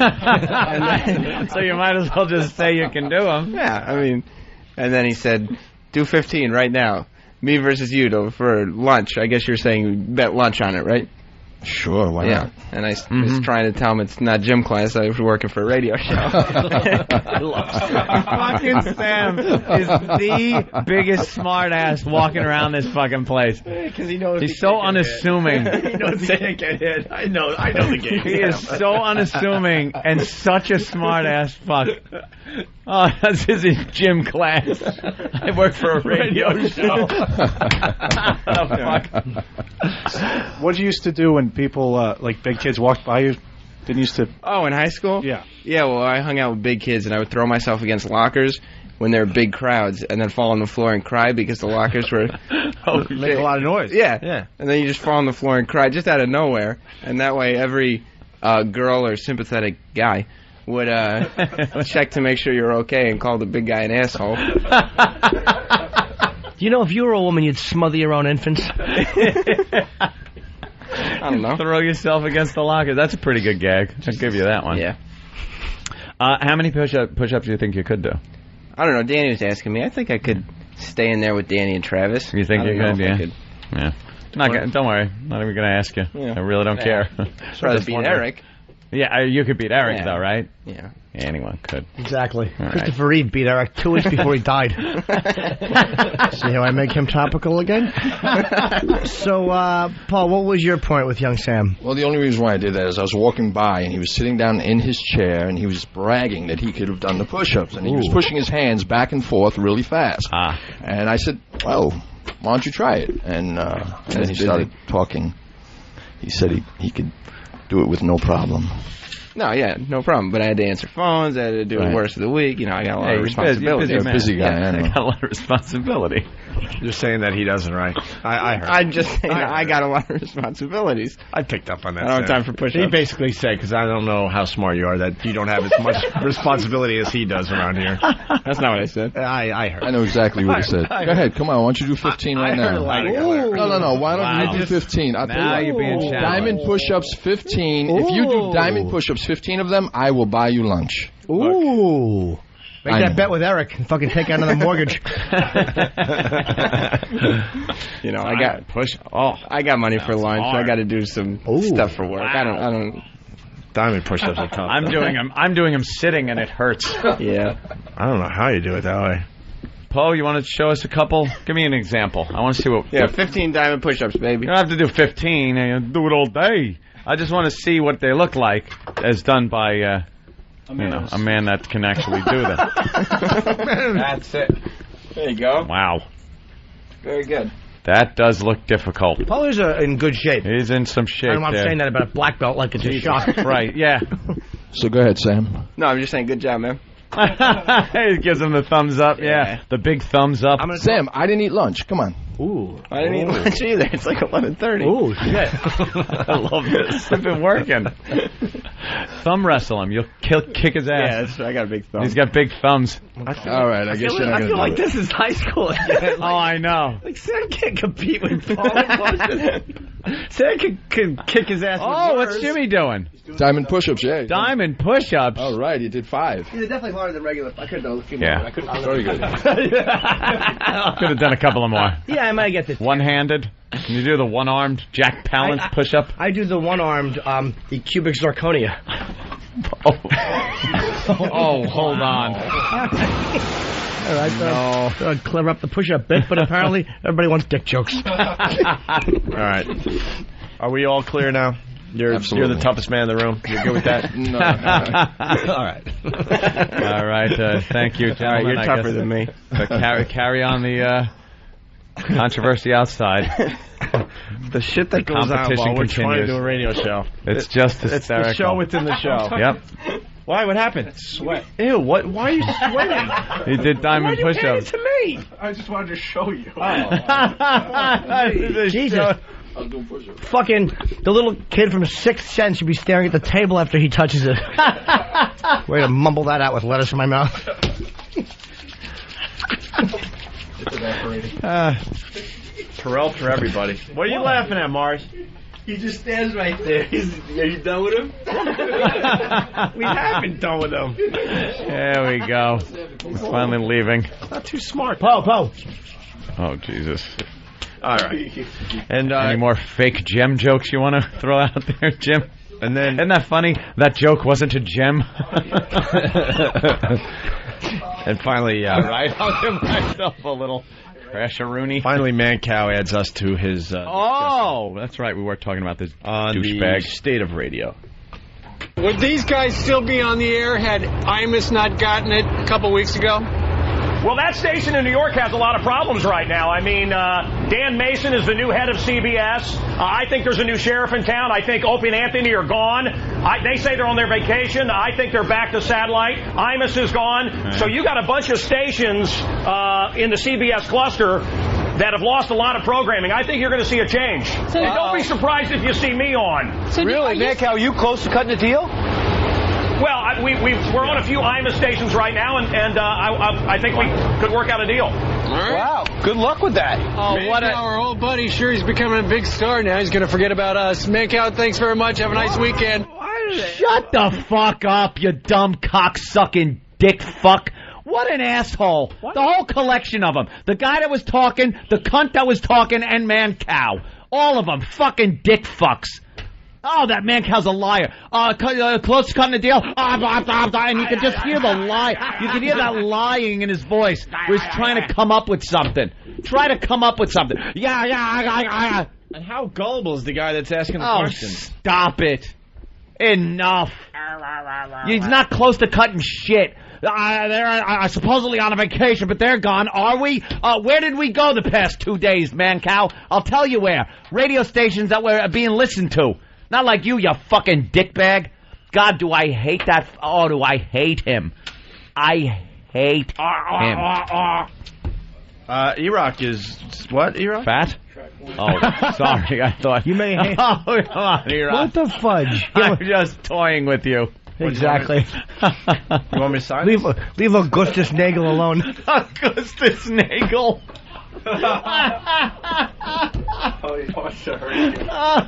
Dude, I got his press package. Yeah. It's a big picture of him in a gorilla suit because I guess he's the, what is it called? The 800-pound gorilla in the room that no one wants to talk about. Is he? Yeah, no one wants to talk about him. That's for sure. And it says Mancow welcomes new affiliates. So this is going out to everybody. This is the big get.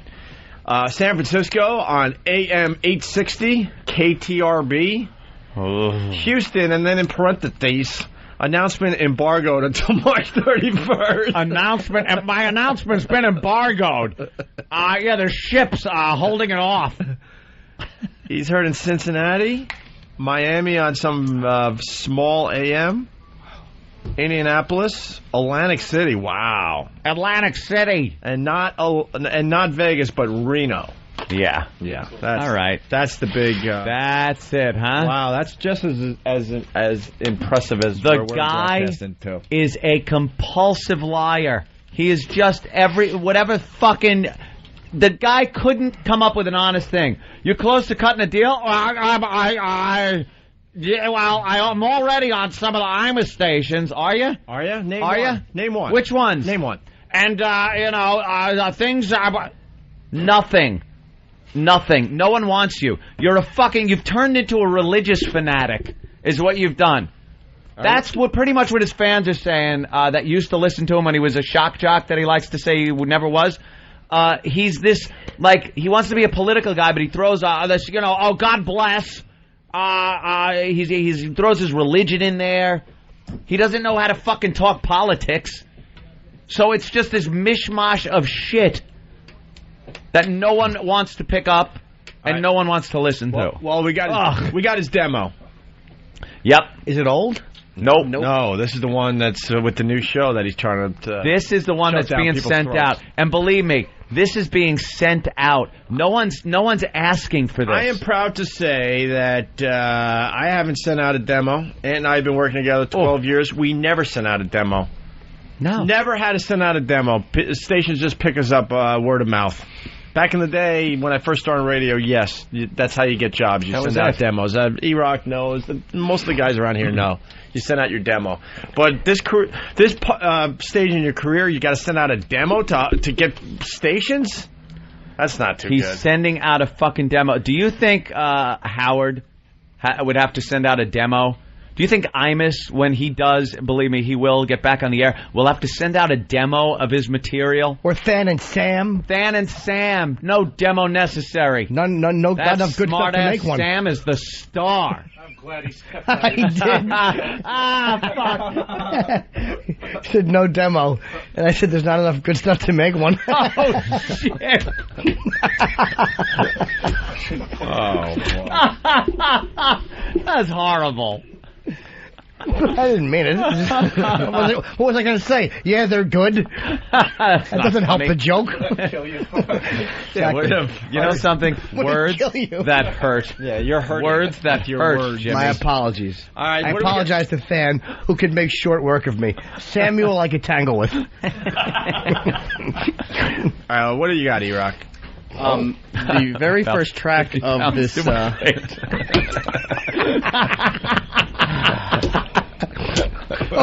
I'm sorry, I can't stop. That's horrible. What do you got besides cranky shoes and high cholesterol?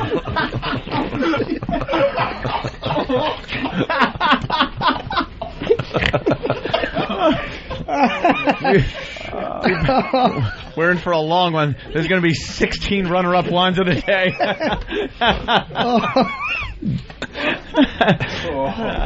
I'm teasing, man. I don't mean a word of it. No, I think you got a few more in you. What do you got? The first cut of his demo. Yeah. Oh, there's so many. I know. Gravity. Watch. He's going to walk in one day, and Sam and Danny are just going to revolve around him.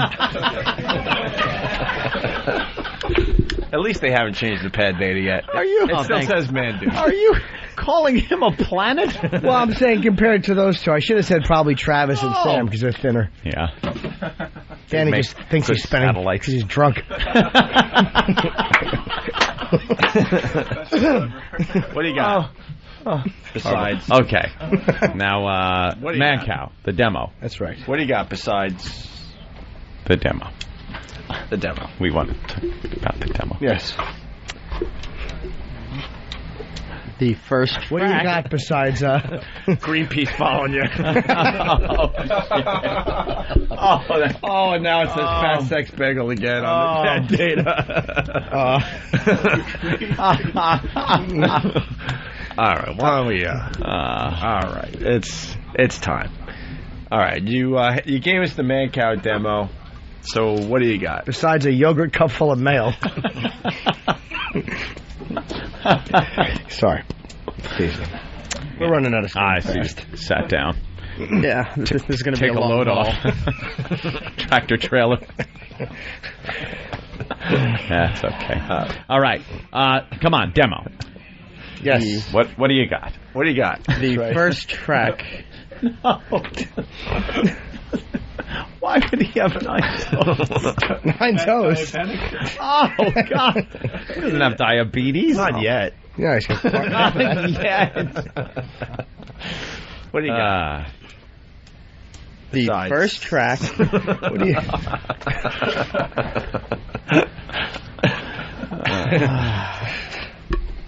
The first track of the demo. What demo? I forgot. Mancow's demo. Sure. Oh, God. That's funny. What? Is it weird to talk about whose name fits your body? Could have done more with that, and I tripped on it. Yeah. It's okay. Okay. What about man cow, boy cow? That's better. That's better.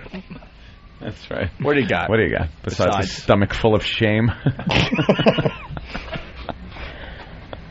What do you got besides? All right, the first track. First track holds a locomotive that is as heavy as me. No, I tease. That would. No one's the size of a locomotive. Yeah, but exaggerated humor is fun. It's a lot of fun. Yeah. And you did do a Planet joke, so. Yeah. Were you upset that Alec Baldwin referred to his daughter as a rude you? Oh, no, don't write on me. Right on you. Sorry, Hawk. What do you got? Besides no self-control. Oh, no, that's just mean-spirited. Poor E-Rock. Poor E-Rock. He does the best he can. He does fine. The first track. That's the little he's got. First track of I know the next thing. Of the demo. Yes. Of the demo. Starts off with an appetizer followed by soup, salad, and an entree of steak and mashed potatoes and desserts. Okay, sorry. All right. They come around and they say, would you like to see the dessert tray? He says yes. And they say, we have cheesecake, tiramisu, and ice cream and creme brulee. And he says, I'll take it.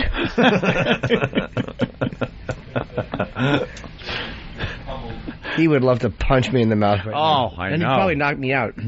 Of course you would. He's working out. Yeah, he would. Like a white Buster Douglas. What do you got? All right. Besides... Not bad. All right. All right, go ahead. What do you Okay. What do you got? The first track of the demo starts off with... What do you got besides... Wait a minute. I couldn't figure it out. I can't figure out how to say it. Oh, all right. Oh, damn it. What do you got yeah, okay. What do you got besides the first a body that should be silhouetted before a Hitchcock film? I'm not good. Yeah, well. Food makes the pain go away. Oh, no. Wait, what are you talking about? What's the matter with you? Sad. What pain? Okay. The first track. What do you got besides? Oh,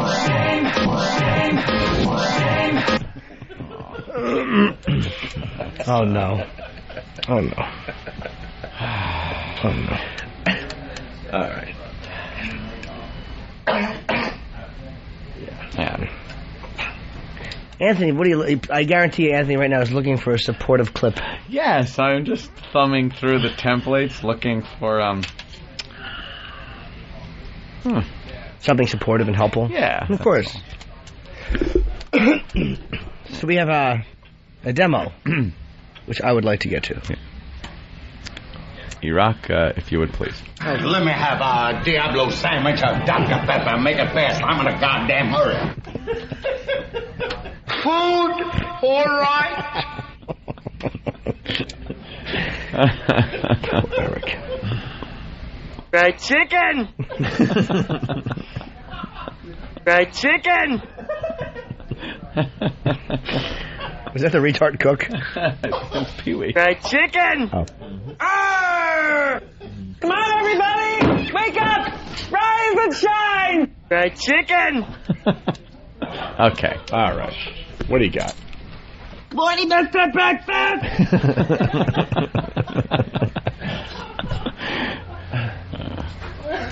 No, my health doesn't allow it. Let's go to Dan in Albany. He's trying to help you out there. Right? Welcome aboard. Dan, what's up? Hey, Iraq. I leave nothing on the table. Oh boy. Oh, that's not very nice. All right, so where were we?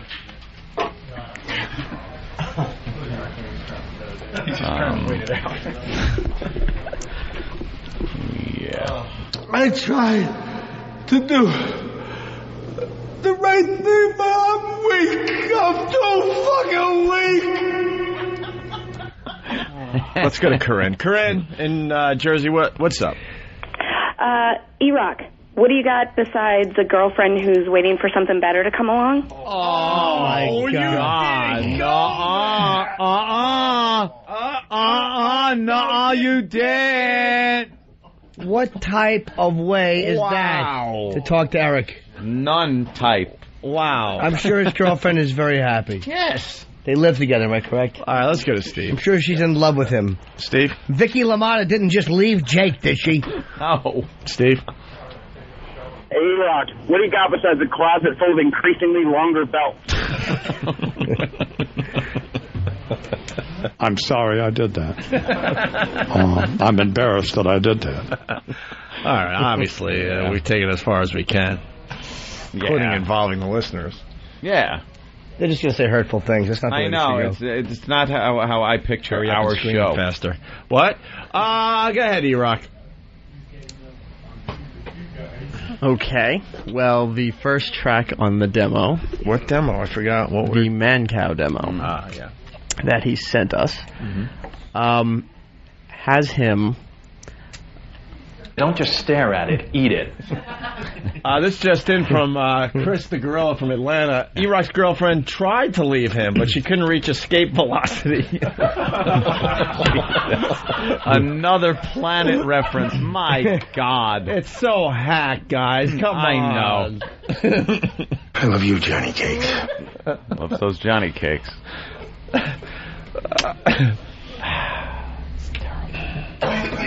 E-Rock.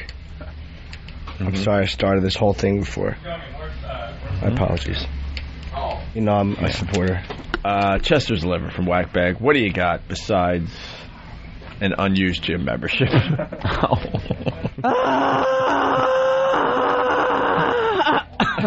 That was the sound his floor makes every morning. I don't know. I bring nothing to the table. Is this on? E-Rock's getting upset. Yeah. Oh, okay. Look, he's yawning. Was that yawning, or were you just lodging your jaw for another meal? All right, that's it. Oh, no, E-Rock. Oh, E-Rock, I'm sorry. No, I didn't want it to be me. Oh, no. That's terrible. I'm sorry. That's terrible. I'm sorry. E-Rock. Oh, E-Rock, come on. I'm sorry. I apologize. Yeah, bring him in. We got a caller that'll make him feel better. E-Rock, I'm sorry. I apologize. I'm sorry. I will not play another clip, nor will I make another comment. Yeah. I apologize. E-Rock, put the headphones on. We got someone that's going to make you feel better. Jay? E-Rock, what do you got besides 40-inch waist and B cups? Oh, that was just... Hey, that's not what it says. That doesn't even... Stop it. What happened? I'm sorry. All right. Ted just asked if E-Rock was crying. He's not crying. No. Are you? No. Somebody said it was reported. Oh, sweating maybe. His eyes are sweating. Eyeballs can't sweat. Tired of searching for food when there is none. Don't. He's going to leave again. Stop it. This is going to make no more. I'm going to try. This one will make him leave. No. I have no doubt in my mind. Here is the line of the day. Douglas from Salt Lake City. Instead of... Well, where'd it go? Oh, okay. Instead of push-ups, E-Rock should be doing throw-ups. Oh, no. No, see, come on. The guy's in here to help us intro the Mancow demo clips. Right, that's it. That's what we were doing. All right, let's get to those. Just washing your jaw. Jesus, that was a good one. Ixnay. We'll all laugh at home during the replay. Yeah, don't worry, E-Rock. That'll only play 3 more times. It won't make best of, I'm sure. Yeah, this whole segment. It's timeless. This will be played 5 years from now. It'll be thin as a rail. We'll still be playing this. No, this will be considered the bit when he was skinny. No, E-Rock. I'm sorry. I'm kidding. E-Rock, I'm sorry. Come on. E-Rock, please come back. Please come back. Jockery. No, now he's going to the office. He's not even going to his computer. He's going to Ron and Fez's office. Oh, no. E-Rock, I'm sorry. I apologize. He went to ask for a job. E-Rock, I'm sorry. Just come back. I won't say another one. I swear, I won't even utter another one. I didn't play a clip. I didn't play any clips. Where is E-Rock? No clips. Come on, get him back in here. Oh, no. Get him back in here. Jeez, that was a little mean. Let's not be mean to the kid. I'm sorry. Where is he? Lock. Exactly. I won't say another word. Anthony's going to do what you couldn't. He's going to keep his lips closed. Hey, we just came in. He wasn't even sitting down yet. Come on. Snapman from Whackbag. What does E-Rock have besides a starring role in Norbit 2? Come on. That ain't even funny. That's just mean-spirited. He's white and it's not... he's not that big. All right. Come on. I'm sorry. Can I offer you a wafer thin mint? All right, so where were we? Mancow, demo, clips. Mancow's a douchebag. Thought he was going to get all these stations, which he's not. Yes. And has to send out a demo tape to these stations. And our station got one. Bunch of stations. He says people are calling him. Meanwhile, he's sending out, trying to get jobs, and no one's biting. Corinne, remember Corinne? She really beat you up bad. She feels bad about that, so we got Corinne in Jersey. Corinne? Eric, you really do bring something to the table. See? A shovel. Okay, that wasn't... Fat girls know all the insults. Oh! No, you didn't! Exactly, that's why your girlfriend's dating you. Oh, no! Wait. That didn't even make sense. How do you know what Corinne looks like? She sounds fat. Okay. Did he invite her to the station, too? Fair enough. No. All right, Corinne. She sounds... See, I gotta shut up. I got such a good one. What? Do it. What do you say? You gotta... No, I'm not saying it. Right. I'm being courteous to E-Rock. All right. Oh, funny. Yeah, well, I mean, what were you saying? Like, what would you have said if you weren't being courteous?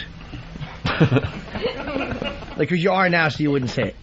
But he said she sounds fat. She sounds fat. And I was like, why? Does it sound like the outgoing message on your machine? Chester's liver from Whackbag. But I wouldn't say that. Absolutely. Chester's liver from Whackbag. Yes. Speaking of Mancow, come on in, E-Rock. Come on. That's not... It's been done already. Yeah. I'm just giving him a line. The Mancow He wrote thing. it. He took the time from work. Yeah. Come on. Let's hear a clip. What does the pad data say? It says Mancow demo tape, right? Or fat sex bagel again. No, you can't possibly. It has said that for 2 straight hours. All right, let's go to George. George. E-Rock, what do you have besides a blue ribbon from the county fair and a dead spider friend named Charlotte? That's not... Oh, isn't there a spider web with some producer written on it? Will from Illinois. Will. That's a Charlotte's What web does joke. E-Rock have besides a cock hidden by a thick layer of blubber? So that was just a bit-wrecking, mean-spirited truth. Let's say hi to Peter in Boston. Peter. E-Rock, I tell you to turn the other cheek, but it'd probably take you a week and a half to get there. That sounds like one of those, snaps. One of those Ruth Buddy? MTV fucking... Let's don't go into the book. Come on. Let's not go what are into you the doing books. now? No joke books. Sam, why are you pointing at hurtful remarks? It's a Frank Vincent reference. Oh. Well, instead of go get your shine box, it would be go get your lunchbox. Go get your fucking lunchbox. As a replay contributor guy. All right. Oh, yeah, words hurt. I forgot. Words hurt. They do. That's right. Look, Eric's just sitting there waiting for this abuse to stop, and it's just not ending. This bus has more tires. Jesus. Can we hear one of those clips that E-Rock? Yeah, I kind of want to hear the clips now. So do we should I. move on. Yeah, let's play them. Yeah.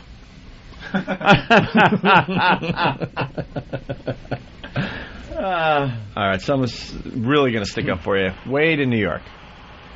Hey, Wade. Hey, what's going on, guys? Listen, at the Halloween party, I didn't have tickets, right? So E-Rock gives me 2 tickets. As a favor, he says, next time you guys are busting his balls to stick up for him. So here it goes, E-Rock. You're a great guy. You're going to lose that weight.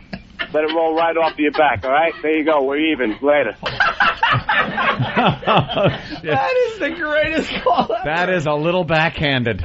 You're a great guy. You're going to lose weight. Did you really do that? I don't think I did. You probably did. Let it roll off your back. We're even.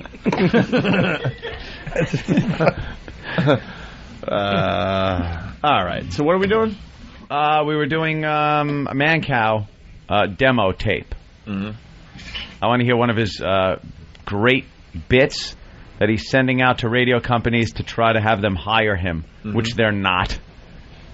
And that's what I was saying. Howard doesn't send out demo tapes. We don't send out demo tapes. Come on. Than and Sam, no demo tapes there. We put them right on the air on Saturday, whenever the hell that is. Right? Yeah. Absolutely. When's the next one? You know? Let it roll right off your back, but we don't have all day. That one was a write-in. Yeah, that was a write-in. Trying to be nice. All right. So, I have a soft spot for E-Rock. Yeah, so do I. All right, one for the world. It's called his belly. No, I'm kidding. No, E-Rock, come on, come back. I'm kidding. I'm sorry. I'm sorry. How come Anthony keeps I hurting do him? have a soft spot for you. Come on now. Yeah, why do you? Anthony keeps hurting your feelings. I'm trying to. Me and E-Rock are good friends. We I haven't drink said a and word stuff. about why. It's wow. Let's get him back in. I'm just kidding. All right. Is it odd toasting beer and gravy? He doesn't toast gravy. Now stop it. All right. The first track of the demo is Mancow doing what bit? Yeah, we forgot. The first track of the demo is Mancow starting off everything by lying blatantly. Blatantly lying. Okay? That's what he does. Who? Mancow. Oh. He lies a lot. On the air. He lies. You are just trolling. No, I'm not. Yes, you are. We can hear it. I'd like to hear it. All right, here we go. Okay. Because it feels so empty without me. Shut me down because I say it the way it is. This looks like a job for me, so all right, we are here. We need a little welcome to Free Speech, taking more calls than any other radio show in America. We want to give you a voice, 1-888-2-MANCOW. I guess because, you know, the first day back in San Francisco here on a major powerhouse station, man. This is exciting. 100,000 watts. You ought to see the footprint on this thing. We basically cover. This is basically everyone in California is hearing us right now, so this is cool. Awesome. Jesus. That isn't even allowed. I think that was like Wolfman Jack did 100,000 watts from Mexico. That was pretty much it. Is that how he got heard all over the country, right? Yeah. The station's logo for San Francisco says 50,000. What did he say? 100,000. 100,000. Yeah. Pretty much most of the AM. demo. Yeah. What else can we play? He does a gay psychic bit. Is it good? No. Why not? Because he doesn't really tell. The person he has on doesn't really tell the future. They just tell you if you're gay or straight, and then you have to accept it. Second the answer, and he hangs up on you. Mariah, tell us a little bit about yourself. I'm a nurse. I've been married 3 times. My best friends are women, and I just. All right, Terry. Terry. Yeah, I'm getting from Mariah. I'm getting that she's a lesbian. That she's in fact gay. There you go, Mariah. You're lesbian. Yeah. I mean, I would relish it. I would go with it. Do you have anything to say about that, Mariah? Well, actually, I think I'm bisexual. Oh well, okay. There's no such thing though, so you're a lesbian.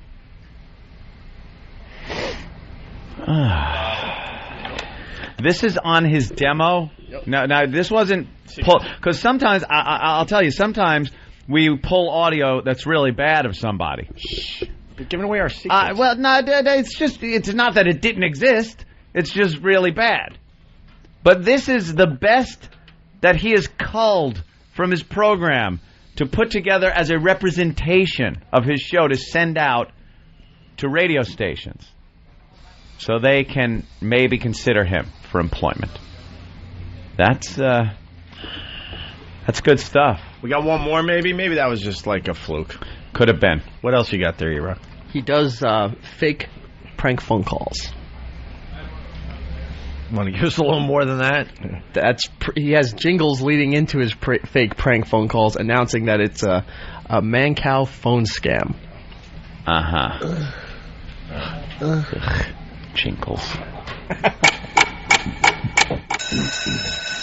Phone scam time! Hot damn, it's a Mancow phone scam. Hot damn, it's a Mancow phone scam. Turn it up, turn it up, turn it up, turn it up.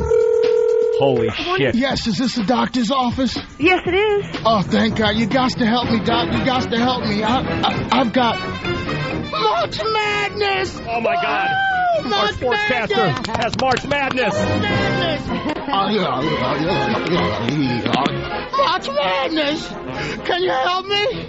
Yeah, come on over. March Madness, help me. Oh, God, help. I'm bad. I got March Madness. Come on over. Woo! March Madness. Is this going to continue? Oh, March Madness. Holy fuck. Kent, the movie guy from San Fran, Holy Psycho. shit. Wait, I can't even. Fake phone calls, unlike all the real calls E-Rock makes to Domino's. Now that's a stretch. Come on. We went 2 minutes without a laugh. I had to do it. That's the only reason I did that one. Wow. That is so fucking bad with that bad intro, that like white man rap intro. And then what was that prank? What was that? What the fuck was that? I don't know. Well, if a guy had... madness is typically a medical thing. He had the March Madness, yeah, because of, the college, basketball. I understand the March Madness part, but isn't a prank supposed to have a payoff or go somewhere or be funny at least somewhere? Yes, Dan? Well, she kind of ruined it, too, because he's like, can I come in? She's like, yup. All right, bit over. Yeah, I can come in. Yeah, March Madness. And they use the same, come on in twice. Yeah. So they, like... Well, you know what? You're probably being unfair. There's probably a good clip on there that you're not getting to because you're only playing one clip. James from Saudi saying Mancow could fill a major radio slot is like saying, oh, you're lucky this fucking updated. Oh, boy. Oh, it's had a long setup, too. Oh, shit. Where did it go? It's like saying E-Rock could have a lean cuisine every now and then. It's just not going to happen. Oh, no, that's... sorry, E-Rock. I don't agree with that statement. No. And now it's just getting old now. Yeah, I think that you could trim up a little bit. Vanilla Thunder from Philly. E-Rock wanted to hear that one clip. Because the word relish was in it.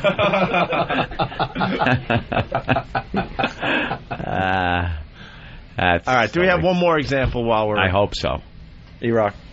You got the listing in front of you, the one right under it. Mystery movie bit? Yeah. What's that about? Mystery movie bit. Remember, this is the demo tape. This is the best he can gather to show this. This is like your fucking... when you put together a resume. You want the best shit right there. And this is it. What is the bit about, seriously? It's he plays a sound clip from a movie. You have to call in and guess and win a Mancow t-shirt. Oh, God damn it. All right. Is he this delusional? He thinks fucking America wants to hear this crap? Who cares? Armando in Florida, hi. Hi, how you doing? Good, sir. Armando. Now, you think you know what the mystery movie is. What do you think it is? I think it's Johnny Mnemonic. Johnny Mnemonic is not right, sir. I'm sorry. Oh, no. Come on, man.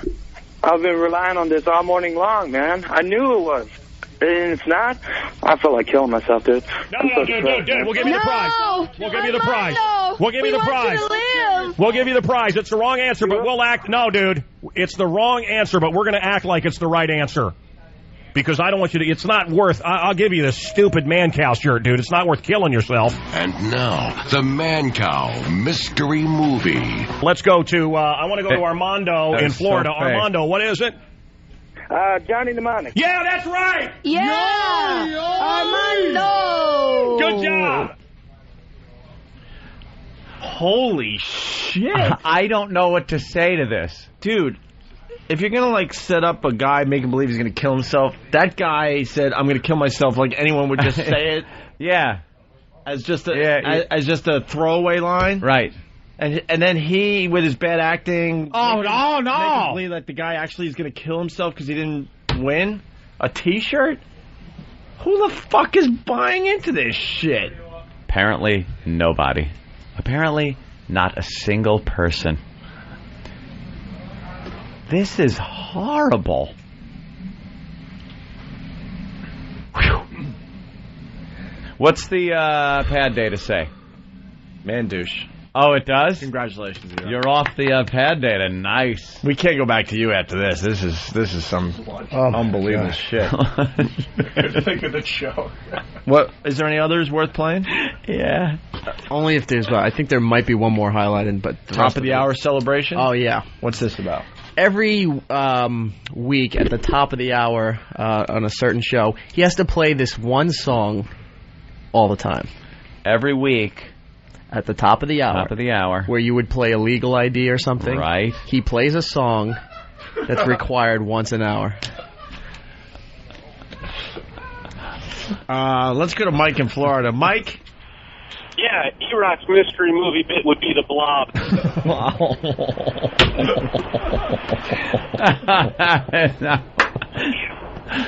We're trying to end with everybody happy in the studio. You know how bad it is when you hear laughter through a soundproof window?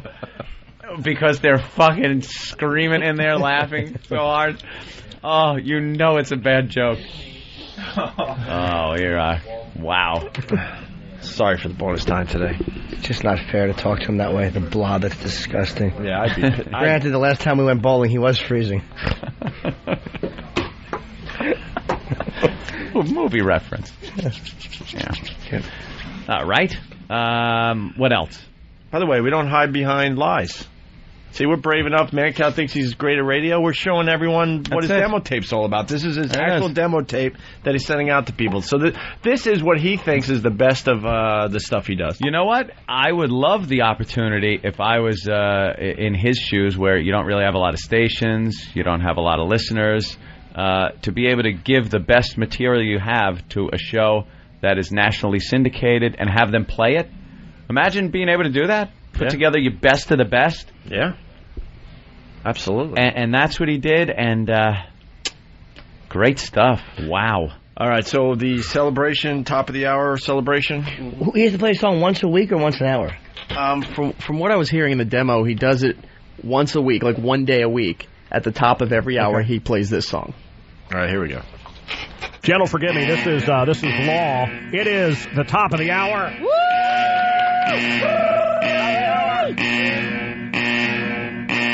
This is where the DJ talks. Don't say anything. Okay. All right. It's the Mancow Show.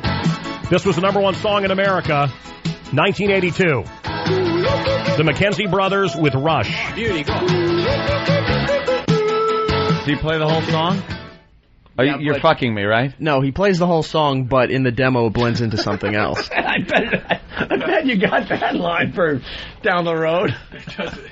You did realize what you said, right? What the fuck? You're fucking me, right? Oh, you did, okay. All right, well. Yeah, well, you need that, of course. Like there ain't 8,000 other lines that I've said. I know. There's been ones where it's just like, hey, whip that cock out.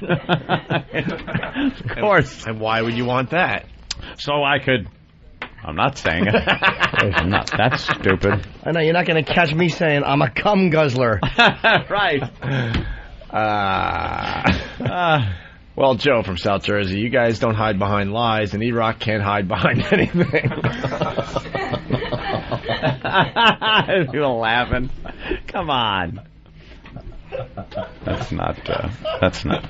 That's just not right, to laugh at Eric that way. It's just not right.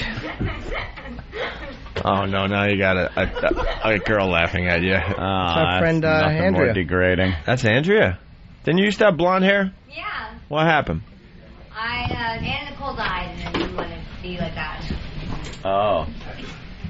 She's the cook. She's the official cake maker. Right, that awful cake. So, I'm not making any jokes. Tommy in New York has an Iraq mystery movie. Tommy in New York, what's your Iraq mystery movie? Iraq mystery movie, A Fridge Too Far. A Fridge Too Far, is that it? That's it. Punching out.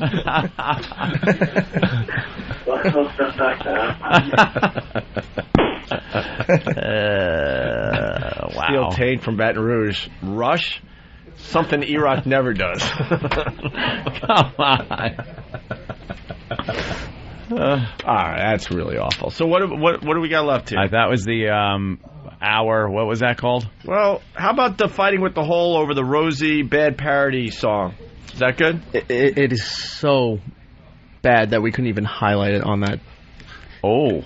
And what about the bad Irish PSA he does? It's all fake production. They use corny Irish parody names, and they're pretending to be drunk homeless guys. Ugh. What's the Rosie thing, though? I like some kind of current topic. They're arguing over, I guess, something Rosie said on The View. Yeah. And she's defending Rosie, and he's saying, "Oh, you're female. Of course you got to defend her." And then he plays a parody of that she eats a lot. Let's hear that. Oh, I bet the parody's awful. Why'd you highlight it? Matt in Minnesota. Matt. Hey, got one for Iraq. Yeah. Hello? Yeah, go ahead. Yeah, words may hurt your feelings, but they won't hurt Iraq's appetite. All right, you know what? Bid over. Bid over. Bid officially over. Thank you. Thank we you, were Matt. running a little late. And I did want to get out of here relatively early. All right. You could thank him. Well, you want to get the bit, the Mancow fighting? Yeah, let's just hear a little of that. Are you just saying that because that's what, like every woman has to say she wants Hillary, every black guy has to say he wants Obama because it's just the rule. Could you step outside of the box and say, so to speak, could you just say she's just a pig? But see, I don't think that, and I've been quiet this whole time because I know you don't like her and I don't want to upset you. But you're not just doing it just because we're on the radio. I don't care. No, I don't have to prove anything to you or anybody. Okay. Oh, fat ass Rosie, please go away. Oh. Find a new way to attack the buffet. Go home.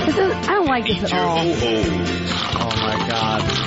Oh wow, she's fat. That's so clever. So funny. Just like your fat children. Pal, that's great morning radio. Wow. Spinning your fingers that have yellow stain from Cheetos. I don't care. I like it. It's so easy. Oh my! That is like the goof we do on Holes. Yeah. Of the show. That's like a goof, but they really do it. Yeah. But now. But is that like the type of, is that his original song, or is that one of those like Prep Burger type things? It's probably Prep Burger or one of those like. Yeah. So there you services. Well, good luck to you, Mancow. If fucking CBS wants you over us, God bless. Have fucking fun with that shitty material. Wow. Yeah, there's a little preview. That's his actual demo, sending out to potential stations. That's good stuff. College student kills one, wounds two near Fresno State. Okay. I think it's Caltech, right? Great. There you go. Shooting at Caltech. Great. It's wonderful. Line of the day brought to you by nobody. Everyone gets one. Wow. There's 6 runners up. There's 6 runners up. Oh, we're never getting out of here. 6 runners up today. Wow. What a hysterical show this is. I'm sure they start at like 6 a.m. and go all the way until probably 5 minutes ago and haven't been just the past, hour and a half. All right, here we go. Runner-up line of the day. Let's hear. This will be played 5 years from now. It'll be thin as a rail. We'll still be playing this. No, this will be considered the bit when he was skinny. Wow. That was terrible. I apologize. All right, another runner-up line of the day. Oh, okay. Look, he's yawning. Was that yawning, or were you just lodging your jaw for another meal? All right, pass it. They're not leaving in the part where he left after every one of these. That's all right. That's okay. It's okay. Here's another runner-up line of the day. The first. What do you got besides Greenpeace following you? A whaling joke, of course. That's very nice. Hurtful. Got to get a couple of those in there. Sure. Another runner-up line of the day. He's going to walk in one day, and Sam and Danny are just going to revolve around him. Wow. My apologies, Eric. Eric, take the rest of the day off. It's okay. Just go. He had to sit through all these once. Absolutely. And Would have stood if he could have. Another runner-up line of the day? I think that was it. He had to sit through these.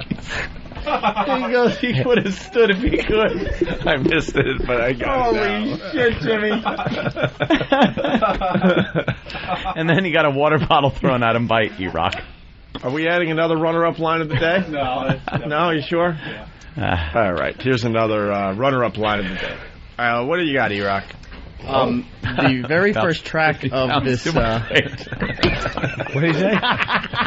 50 pounds too much weight, right? Yeah, that was about 50 pounds too much. And sorry, I can't stop.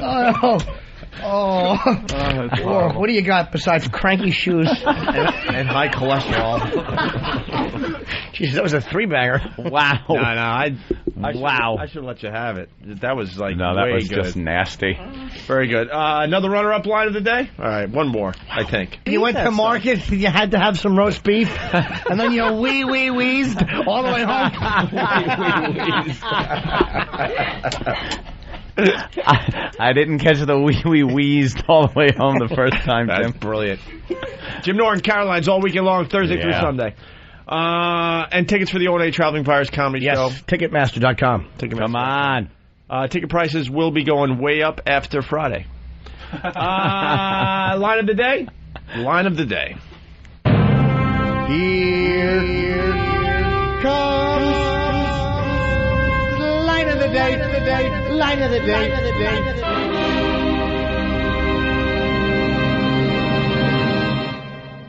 I don't exercise enough. Cock meat. Nothing but cock meat. What the? New tag. New tag from? Is that Steve? Of course it was Steve. Who else would sing cock meat? I know. That was actually his subconscious. I don't even know what that was. Oh, somebody asked you what you wanted for lunch. What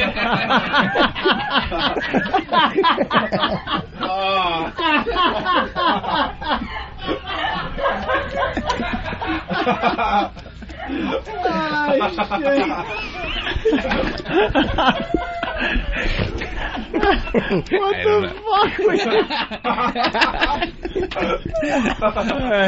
was that? What were you? What was that? Probably in Derek's studio cutting something and unaware that the fucking microphone was on again and punchy and singing. You know what? Does Derek save all our flubs? Yeah. He should put a best of flubs together for the show.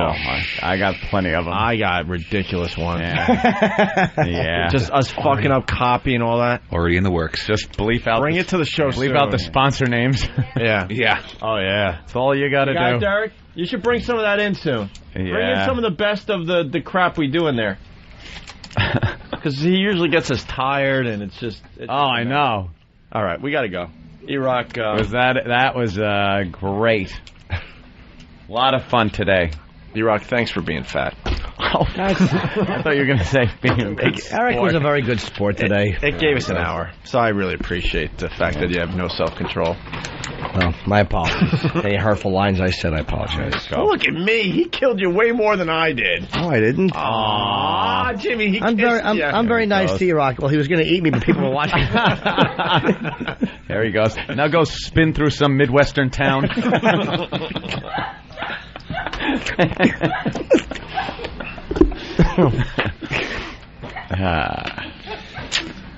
Poor E-Rock. He's feeling kind of low. Spin to a Midwestern town like the Tornado Doughboy. It's a stretch, but it works. Just wanted to poke his stomach, watch him go.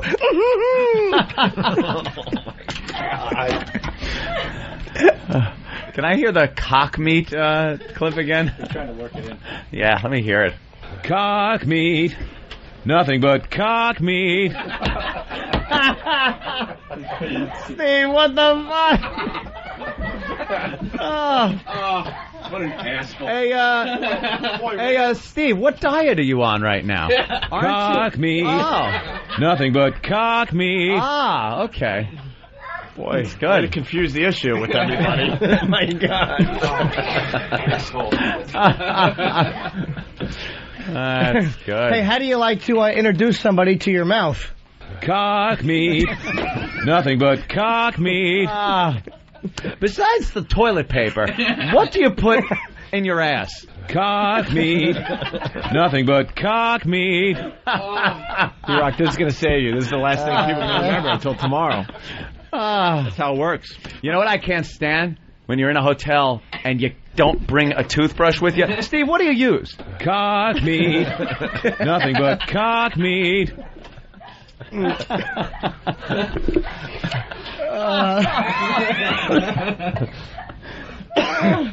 I fucking Steve. Why would you say that? Oh, my God. That is fantastic. I honestly don't know. No, we do know. Oh.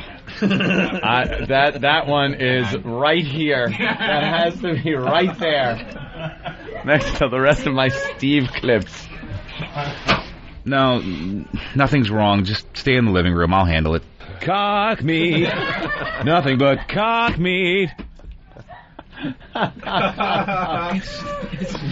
Is there any more to that song? I don't think so. I hope not. Wow. God, I hope.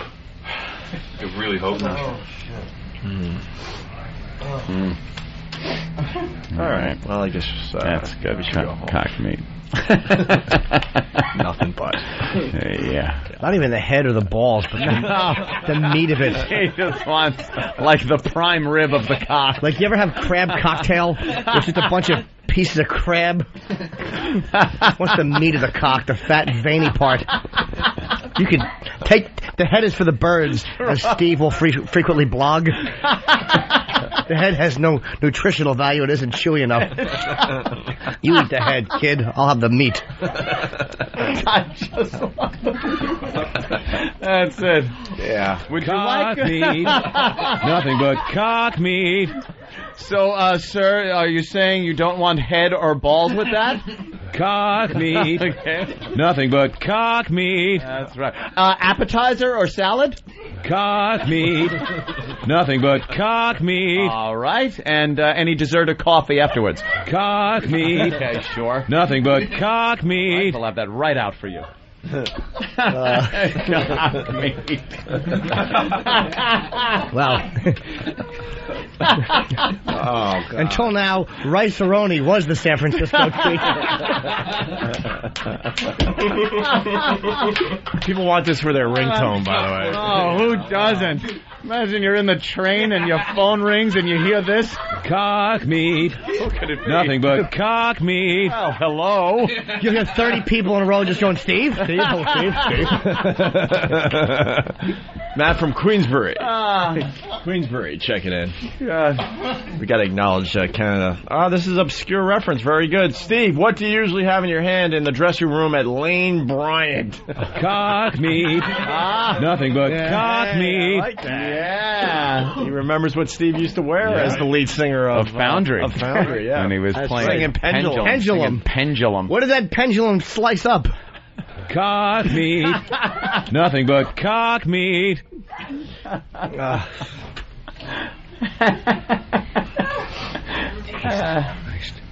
Love it. Yeah, right. Can we go home now? Yeah. Why don't we just leave? What does the pad data say, by the way? Steve C. Just says Steve C. But it might as well say. Yeah, might as well. Cock meat. Nothing but cock meat. Steve Cock meat. All right. And people are trying to bring E-Rock back into this now. No. There's no need for that. This stands It's on its done. own. Absolutely. It's we've moved on to E-Rock bigger doesn't and like better eating things. cock meat. I'm sorry. No. That's the only thing he doesn't like eating. No. Of course not. It's low fat.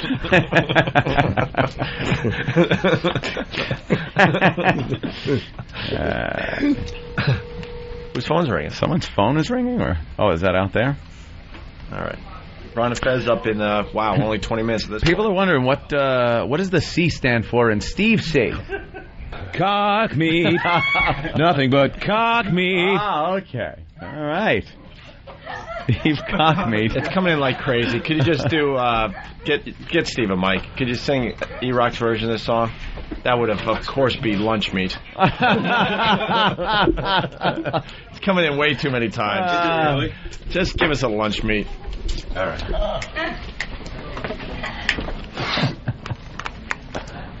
Is it on? Yeah, it is. So, lunch meat.